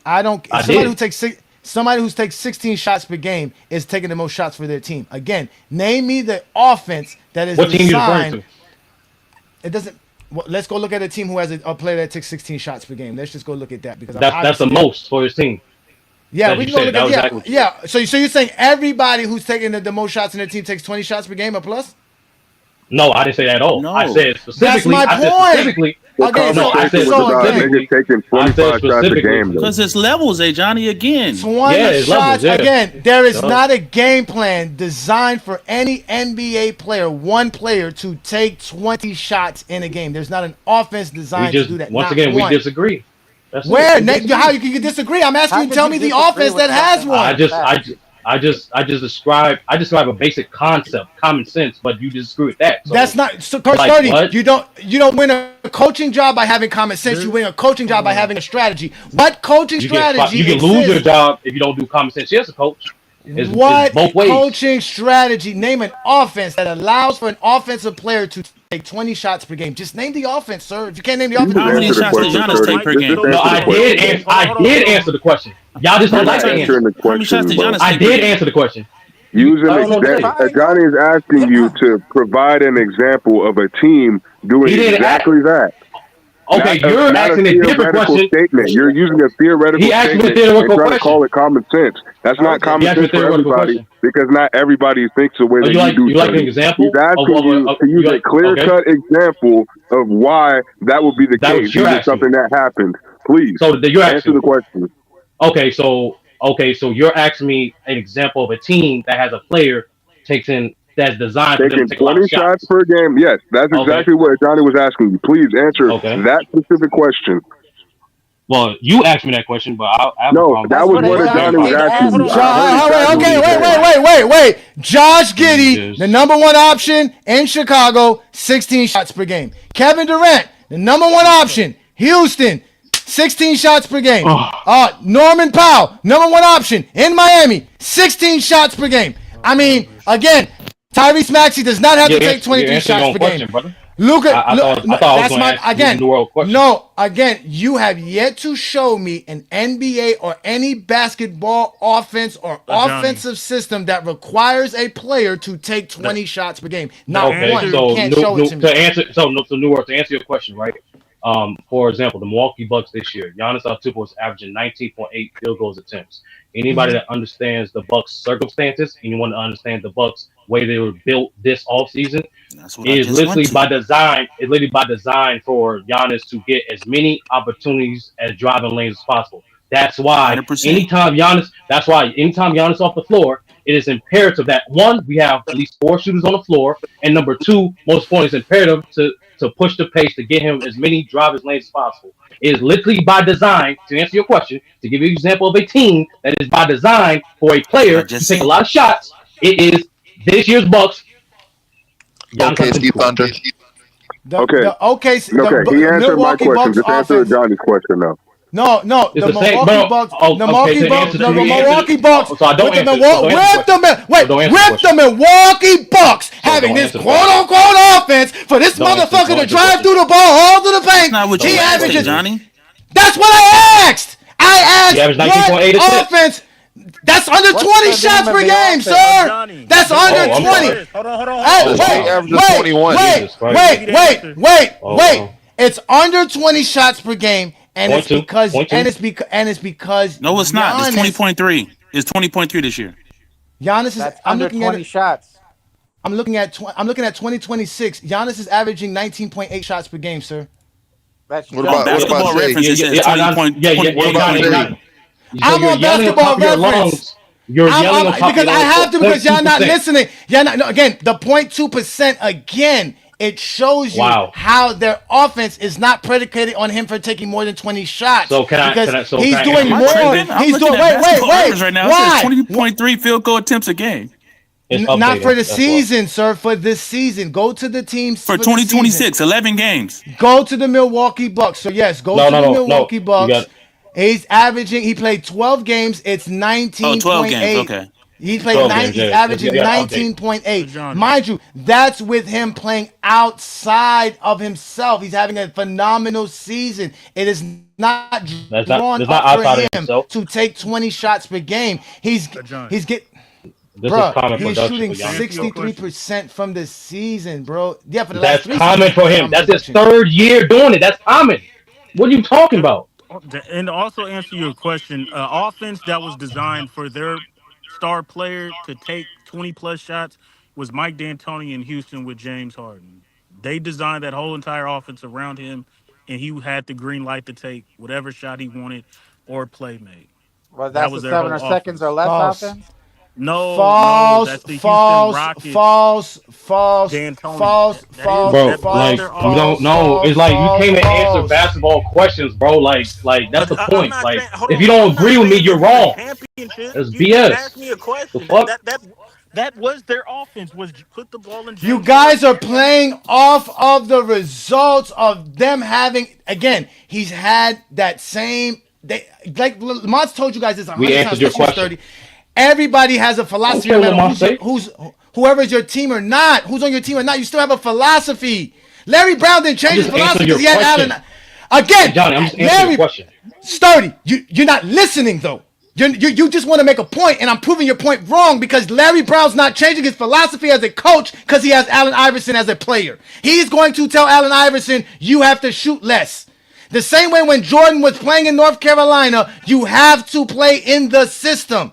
Every system is made for the team to find the best shot, not one individual player. Giannis gets the opportunity to go downhill in transition, which is something you can't draw up more than normally. But what you normally draw up for your Milwaukee Bucks is not for Giannis to take 20 shots per game. It's not winning basketball. Giannis is taking 20 shots per game once. You can always disagree. Niggas can like being wrong all the time. I don't care how y'all like. No, hey Johnny, when you ask a question and I answer it and you disagree with it, that's all it is. Disagreeing. You didn't name an offense. You don't even know the name of the Milwaukee Bucks offense. You don't even know the name of it. Once again, hey Johnny, when you hear answers that you disagree with, don't make it wrong. When I answered New York's question with Milwaukee Bucks, you yell at the top of your lungs. It's recorded over 0.2%. That's cool. When other people mention, I'm trying to think. Sturdy, you did not mention the offense. I did. Sturdy, you didn't. What is the name of the offense? What is the name of it? It's the Giannis offense. It's called 20. What is the name of the offense? What is it called? Calm down. What is it called? I answered your question, Johnny. So once again, to finish my point, it's simply this: when you heard multiple examples of people give you examples, name the offense. I don't care, David. I ask you, what's the name? I don't what care. do the Milwaukee Bucks run? I don't care, David. I don't care. Well, then get off the phone. That's the answer, Sturdy. That's the question to the answer. If you do not care to answer the question, can we move on to somebody? Yes, it is. I don't know. It's a simple answer. I don't know the name of what the Lakers are running right now. Tyson. I can look at the game and tell you what they're doing, but I don't know the name of the offense. Okay, come on. Perfect example. In football, the shotgun offense doesn't require running, bitch. I know it's shotgun. Once somebody's in the shotgun, majority of the time they're passing. It's hard to run in the shotgun. A lot of teams run out of it's called the pistol. Football's run 5 and out. Man. That's called again. What did you just say? It's called what? Right, but you just made a claim that's not true. What is it called? The pistol's not shotgun. There's a shotgun in the pistol's a specific offense. It's not a shotgun offense. They saying the I understand what you're saying. I understand what you're saying as far as that, but I'm just saying you named an offense. Right. You named an offense. You run a pistol without. Do you run a pistol without a fucking running quarterback? No. But hey Johnny. Okay, let's get back on topic. Again, so the question is again. Name me the basketball offense that requires a 20 shot per game player. You guys have not yet to name it. D'Antoni small ball offense. It doesn't require a 20-point score. No, it doesn't require. That does not require a 20 shot per game player. It doesn't. It's called ISO. Yeah, I agree with that. I agree with that. Okay, ISO. No team runs ISO basketball to win championships. It doesn't work. Hold on. You didn't ask me the result. You said what? Nigga, Mike D'Antoni had motherfucking Steve Nash. Was Steve Nash averaging 20 No, not at all. Come on, bro. Again, we need to stop doing this. It doesn't require that. I agree, Johnny. I agree. This is what I'm saying. Y'all can't get mad if we name an offense and then you don't got just because they didn't win a championship. No, because that offense doesn't require a 20 shot per game score. It doesn't require that. I agree. That's why, nigga. You named an offense that doesn't require a 20 shot per game fucking player for it to be successful. It doesn't. Yes, It it doesn't did. require a 20 No, point it game. didn't because it was successful with Steve Nash, nigga. He didn't need to shoot 20 shots per game. That's the fucking point. If Chris Paul didn't get New hurt. World. It did. Yeah, It y'all did. be New World. y'all It's a y'all very pick and basketball. choose, It's bro. like I said, Y'all really New pick and World. choose.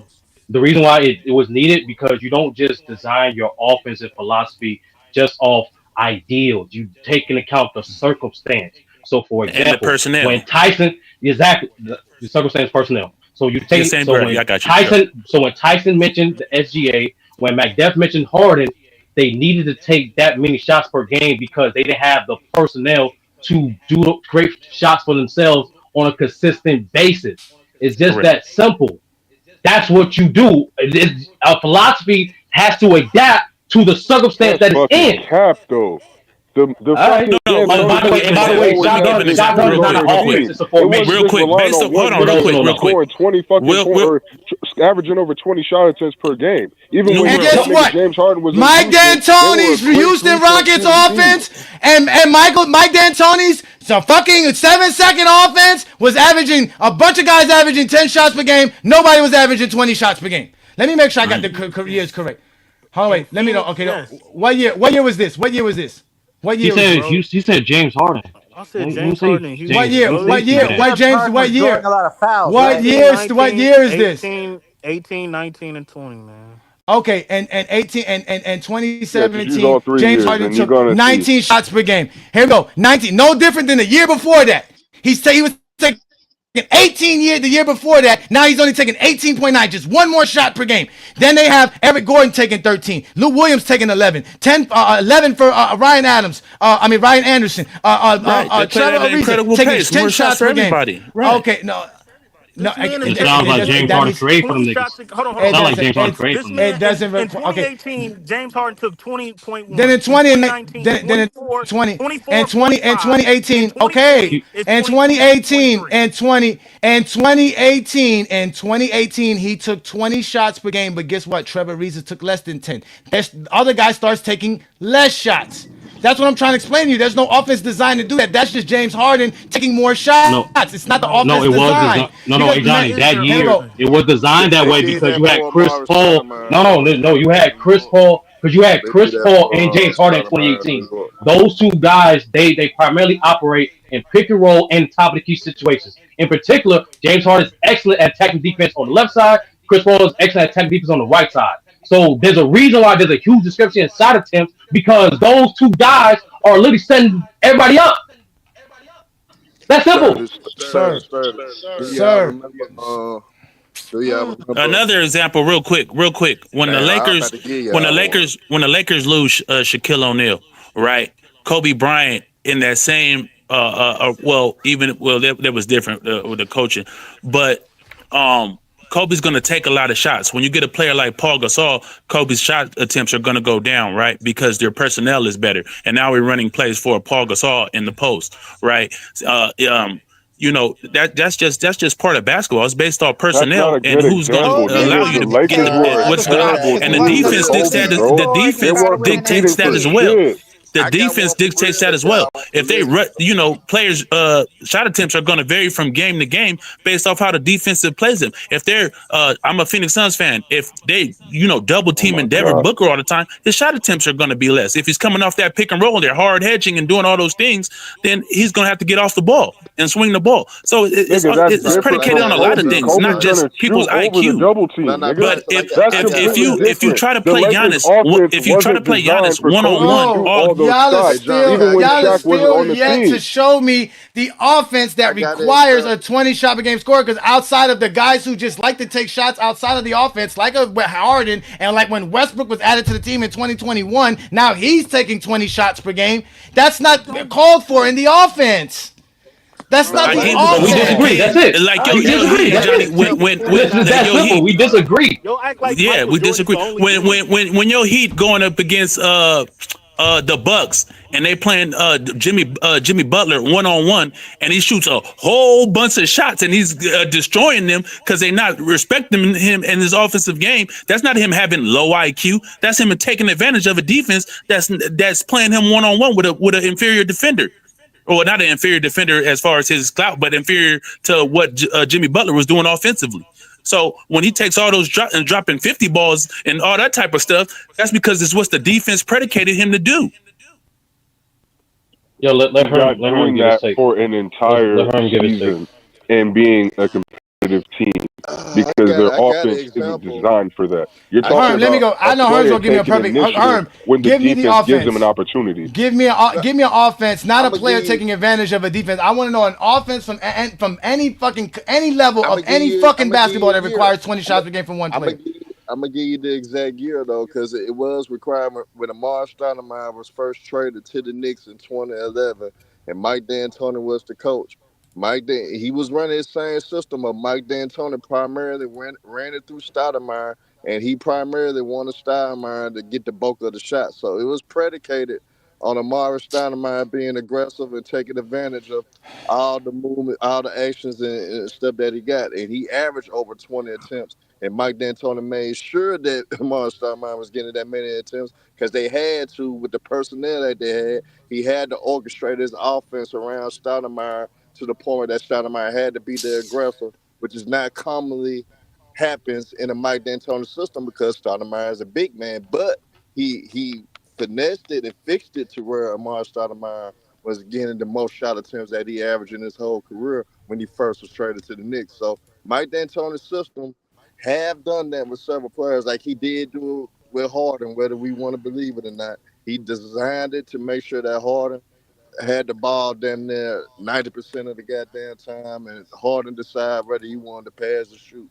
So yes, D'Antoni has done that with Pacific players.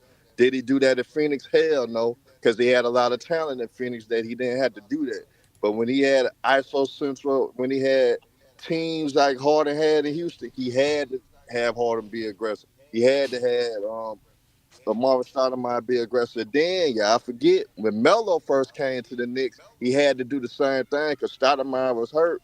And now the only guy you got that can generate offense like that was Melo with the Knicks as well. So those are three examples that Yeah, we D'Antoni mentioned Allen did. Iverson already.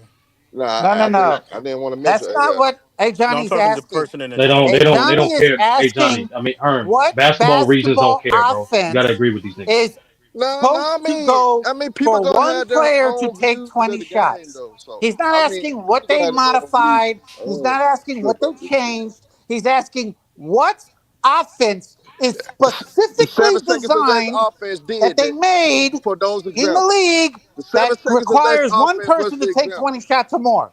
It That's was what he asked. that was the example, bro. If you That's No, not take these it an to niggas don't example. want to That's the answer the 7 question, seconds very David. less It's all good. offense We answered the that was question not five take it fucking to different designed the times, bro. personnel, for This is one person disagreement. That's to it. take 20 The fuck shots. wrong with niggas, bro? That it was was not three what it was examples. designed to Damn. do. You know Melo, what? Again, you D'Antoni gave guys, a better all your example. answers were not only incomplete, they are not valid. And I'm going to explain why they're not valid. Because you still haven't yet to explain why the offense required that, not the results of what happened that Nah, season. it required it Just, because of the perfect personnel. Look at the example. personnel that The Stoudemire. 2011 Knicks did not have a 20 point per game, a 20 shot per game score. Carmelo was 19.9. The next guy behind him was Amari Stoudemire. That When again, Stoudemire first that's got there because with people like Melo, Carmelo Anthony plays outside of the system because they're great scorers. Scorers score outside of the system. The system is not made for one player to take a quarter of your team's shots. Stoudemire was hurt most of that time when Melo was with the Knicks, right? I don't disagree with what Johnny is saying, but to me, and we went off to a different. I agree that offenses aren't designed. If you're running whatever, if you're a high pick and roll offense, it doesn't require that a player shoots 20 shots, right?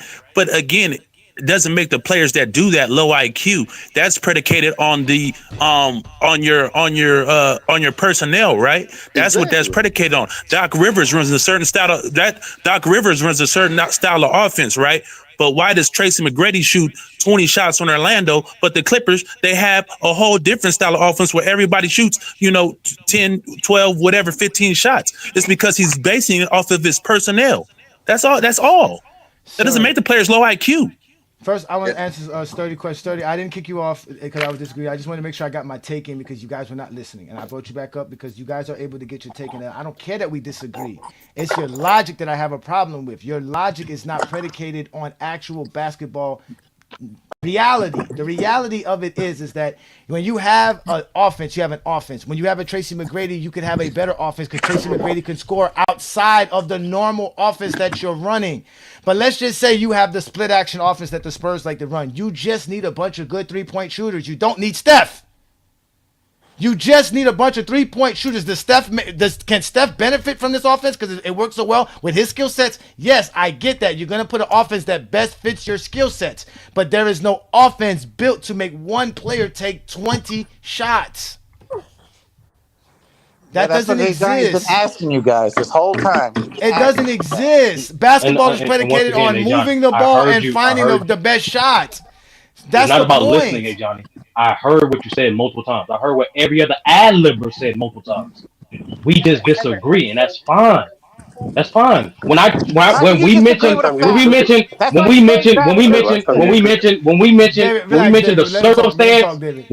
circumstance and the personnel and then how, because it, like I said, hey Johnny, a philosophy is just an ideal for any coach that coach any type of team at any team level. Your philosophy is just an ideal. You have to adapt the ideal to the personnel and circumstance you have in front of you.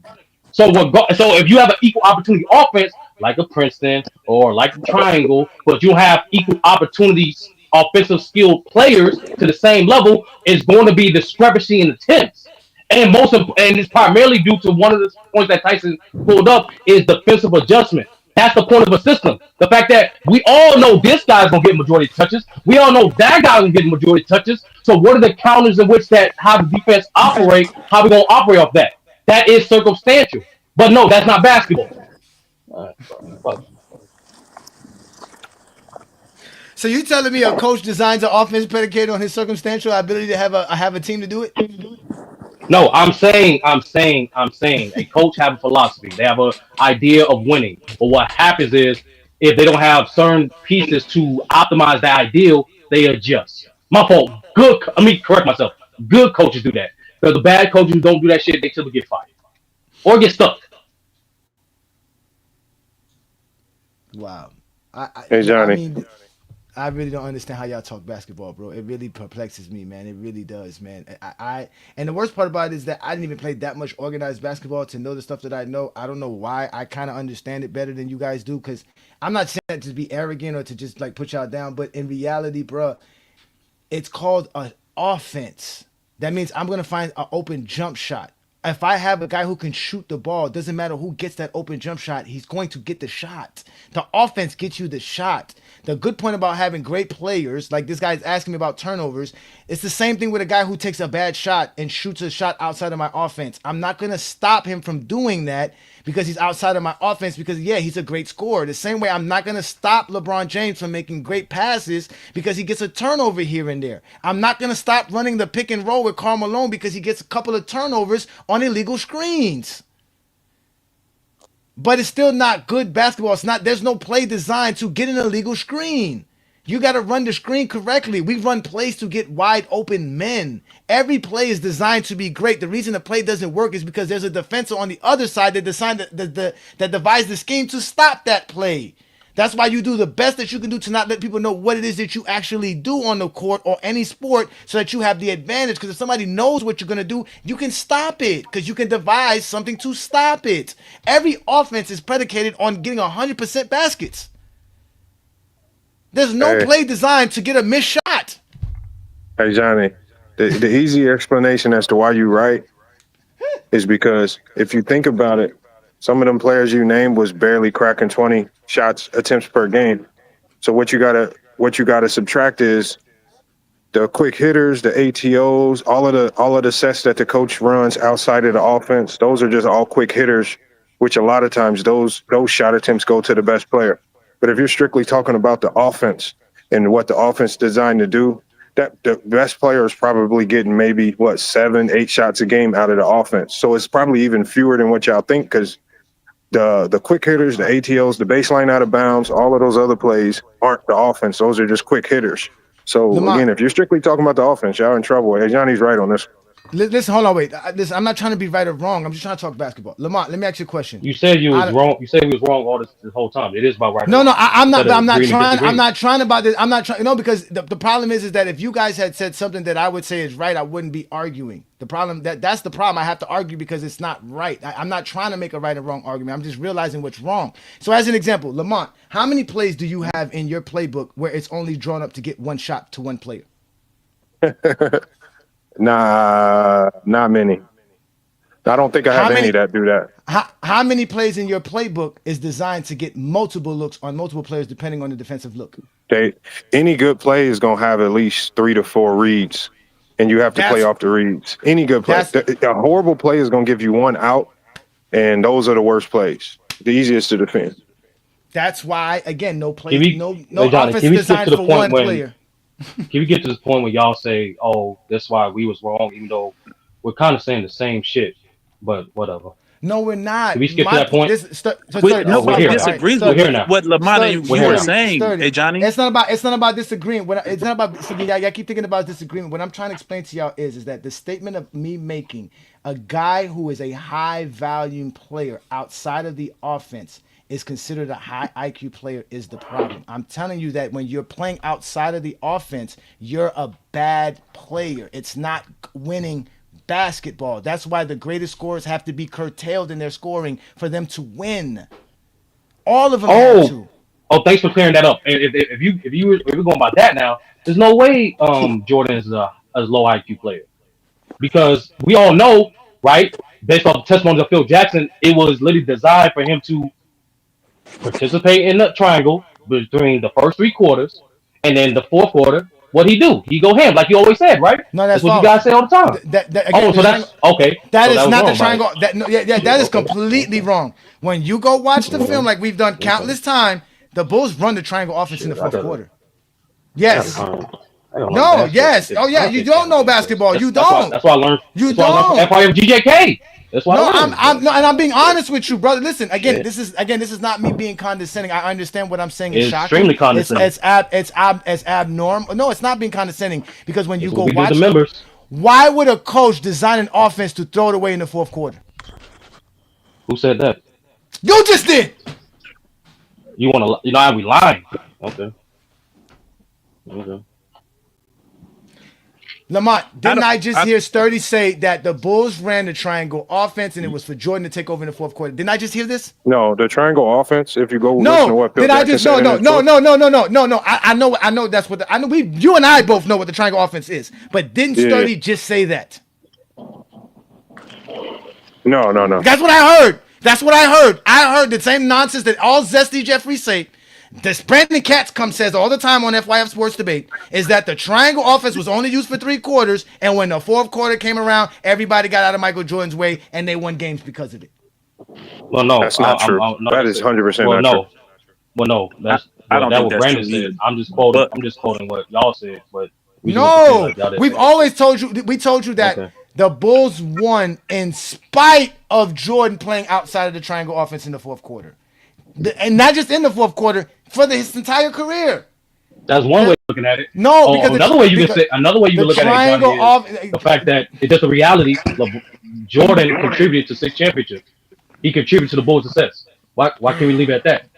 We know that. We never said he didn't. So hold on. No, you said they won despite. Yes, what you mean? I said they won in spite of Jordan's inability to play within the offense. Oh, so we're saying the same thing then. So they won with Jordan contributions, and they won despite his. I told you the Bulls won because of their great defense and their 100%. efficient scoring.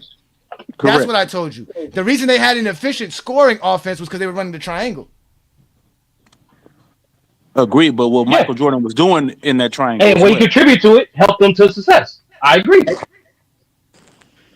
No, what he contributed. What Michael Jordan was doing within that triangle. What he contributed on the offensive side led to scoring titles. What led to the Bulls winning a championship? That didn't lead to their efficient offense. That's contributing to their team. They're efficient. Every basket score is to contribute to my team's point. So you're saying the leading scorer shooting 50% doesn't lead to their efficient offense?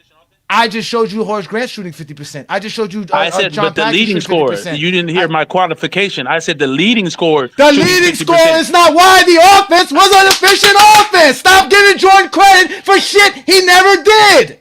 He didn't shoot the ball. Score the ball. He's not the reason why John Paxson shot 50%. He's not the reason why Horace Grant shot 50%. He's not the reason why Scotty could shoot 50%. The triangle offense is. I agree. Yeah, but and Jordan within contributed that to that. offense, he's shot He contributed to 50% it. as the leading scorer and the leading shot taker. We're saying What the same are we shit. talking about? He contributes to it. Like, that's all we say. Again, you take Michael Jordan out of the triangle offense, it's still efficient. They plugged it in. Again, it is a 70-year-old basketball offense, ladies and gentlemen. The triangle offense existed before Jordan was born. Correct. So there was nobody sitting there saying we want a 22 shot per game guy for this offense to work. Nobody. The offense was designed to work with a 15 shot per game guy. Because it's an offense that requires 5 people to make it work. And in this state, nobody disagrees with that. Okay, but you're all disagreeing. The main argument is there's not a basketball offense that is designed to have a 20 shot per game player. I agree with you. So why have we been arguing for half an hour? No, I said this several times that I agree with you. Any offense can be ran and it doesn't have a Michael Jordan on it. The triangle is gonna be the triangle regardless. Nah, but Tyson, is it gonna be as effective? Are they gonna win 6 championships that way? We don't know. Nah, Tyson, yes.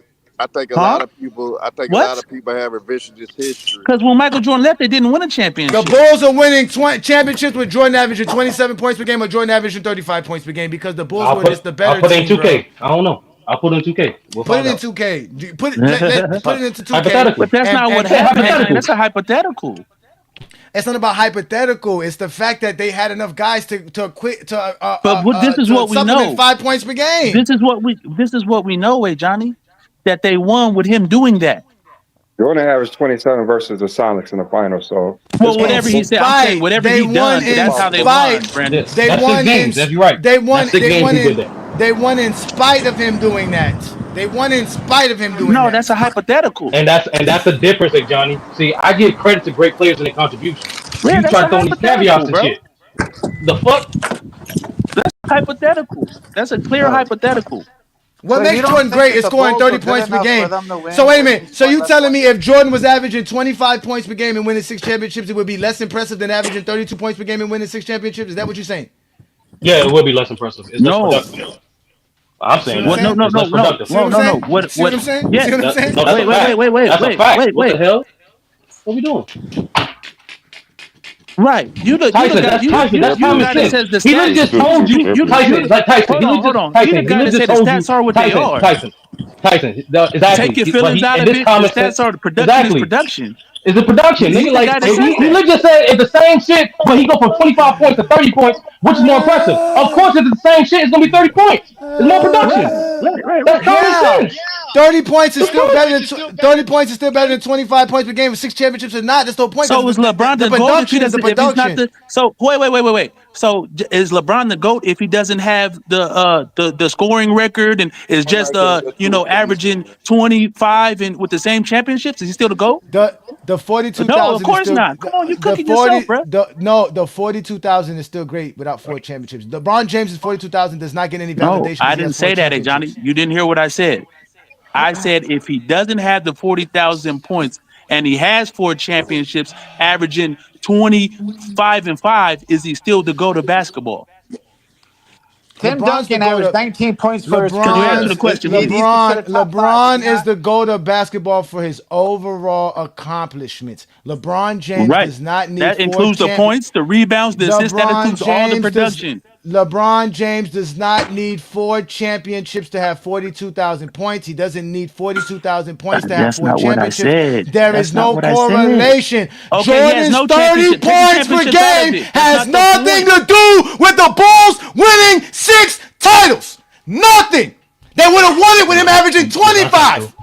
That's a hypothetical again. That's literally a hypothetical. That's literally a hypothetical. What you want? You want the definition of hypothetical, Johnny? It's a hypothetical to attach his championships to his points per game. That's a hypothetical. And that's why I said, hey, Johnny, hold on. We never hold on, but separate. Tyson, this simple. Hold on, bro. Tyson, Wait. this simple. We never. Tyson, No, hold on, bro. We never we never done that in NBA history. Take away players' scoring prowess and what they've done on the court, and say, oh, the team would have won without it. So without Russell's great defense, because the Boston Celtics were the best team, would they have won 11 championships? You're talking about him playing team defense. He made his team defense better, sir. Yes, he team yes, defense and better. Jordan makes. So you're Jordan saying Tyson, you individual production. Again, production. Again, you can get the 5 points from any other Chicago Bulls players that Jordan doesn't give you. You are not going to get the defensive prowess outside of Bill Russell. It is not comparable. Bill Russell affects the team. Jordan's 30 points per game doesn't. I disagree. Now, that's factually not true, Johnny. That's literally I disagree. You're saying that his 30 points literally contribute to his team's production. No, is this common sense? Is this common sense? His 30 points literally contribute to his team production. So to say it didn't, like that's what it is, bro. Listen to me again, Sturdy. Listen to me again, Sturdy. He could have had 25 points per game and won 6 championships, and he could have had 30 points per game and won 6 championships. The Bulls did not win championships because Jordan was scoring 30 points per game. The Celtics were winning championships because Bill Russell made them the best defense in the game. That he made their team the best defense as a team. Not because Bill Russell was getting 6 blocks per game. His defense. You didn't talk about his blocks. We didn't talk about a specific stat. We're talking about his defense. What Bill Russell did on the defensive side of the ball made his team the best defensive team on basketball. Jordan's 30 points per game had nothing to do with the Bulls' offense. It was just Jordan taking a bunch of shots. That's it. So Jordan at offense and defense. Can I get my 2 cents in, bro? Yeah, go ahead, Posh, because you got to save the show because I'm tired of having to explain basketball to people, man. Because it's not like y'all really take the results and make it seem like the results are the game. The results are just the results, bro. There's an actual game that needs to be played. Go ahead, Posh. Aye. So Jordan have enough fans to defend him. And I've made it clear that I'm not a Kobe fan that says Jordan is better than him. The reason why I even came on, because I was listening to y'all and saying, all right, let me see, because I even heard somebody say, you ever seen Jordan break down a game? And I've never seen it. So when I'm listening to something, I listen, you feel me? Not to say he can't do it. We have never seen him on film doing it. But when I decided to hop on, Bro, Johnny, or my man, whatever your name is, you said Kobe has a low IQ, bro. The guy that literally made detail. The guy that literally went to the Olympics and said, look, I'm going to run through Paul Gasol chest. I'm going to play defense on the best perimeter player. This team has enough offense. Hey, D. Wade said Kobe told him, I'm going to turn this player, turn him, and then you with your speed, boom. Come in. So, bro, when y'all talking, Kobe literally made detail. And you're going to sit up there, a man that speaks over 5 languages, a man that will learn a language in a couple of days just to troll a player. Such an intelligent person, a worldly type of person. And all right, man, get to it, bro. We're not trying to hear this Kobe glaze. Come on, man. From Kareem, from Hakeem, to Jordan, to Gary Payton, all these takes on Kobe, you're saying that person doesn't have a high basketball IQ. Yes. Yes. Cool. Yes. Hey, Johnny, I got one quick question. I got one. So LeBron that even lose his assignment on defense a lot. LeBron that has a poor muscle memory, free throws, that's muscle memory. Oh which my will tell you God. do That has nothing to do with IQ. We're not doing this. Come on, man. You need to stop this. What are we talking I just got one question for you, Johnny, real quick. Why did podcast. the Bulls go from a second and first ranked offense in '93 to '94 a 14th ranked offense? Nah, Tyson, you are talking why? I just want to know why. If Jordan didn't contribute to the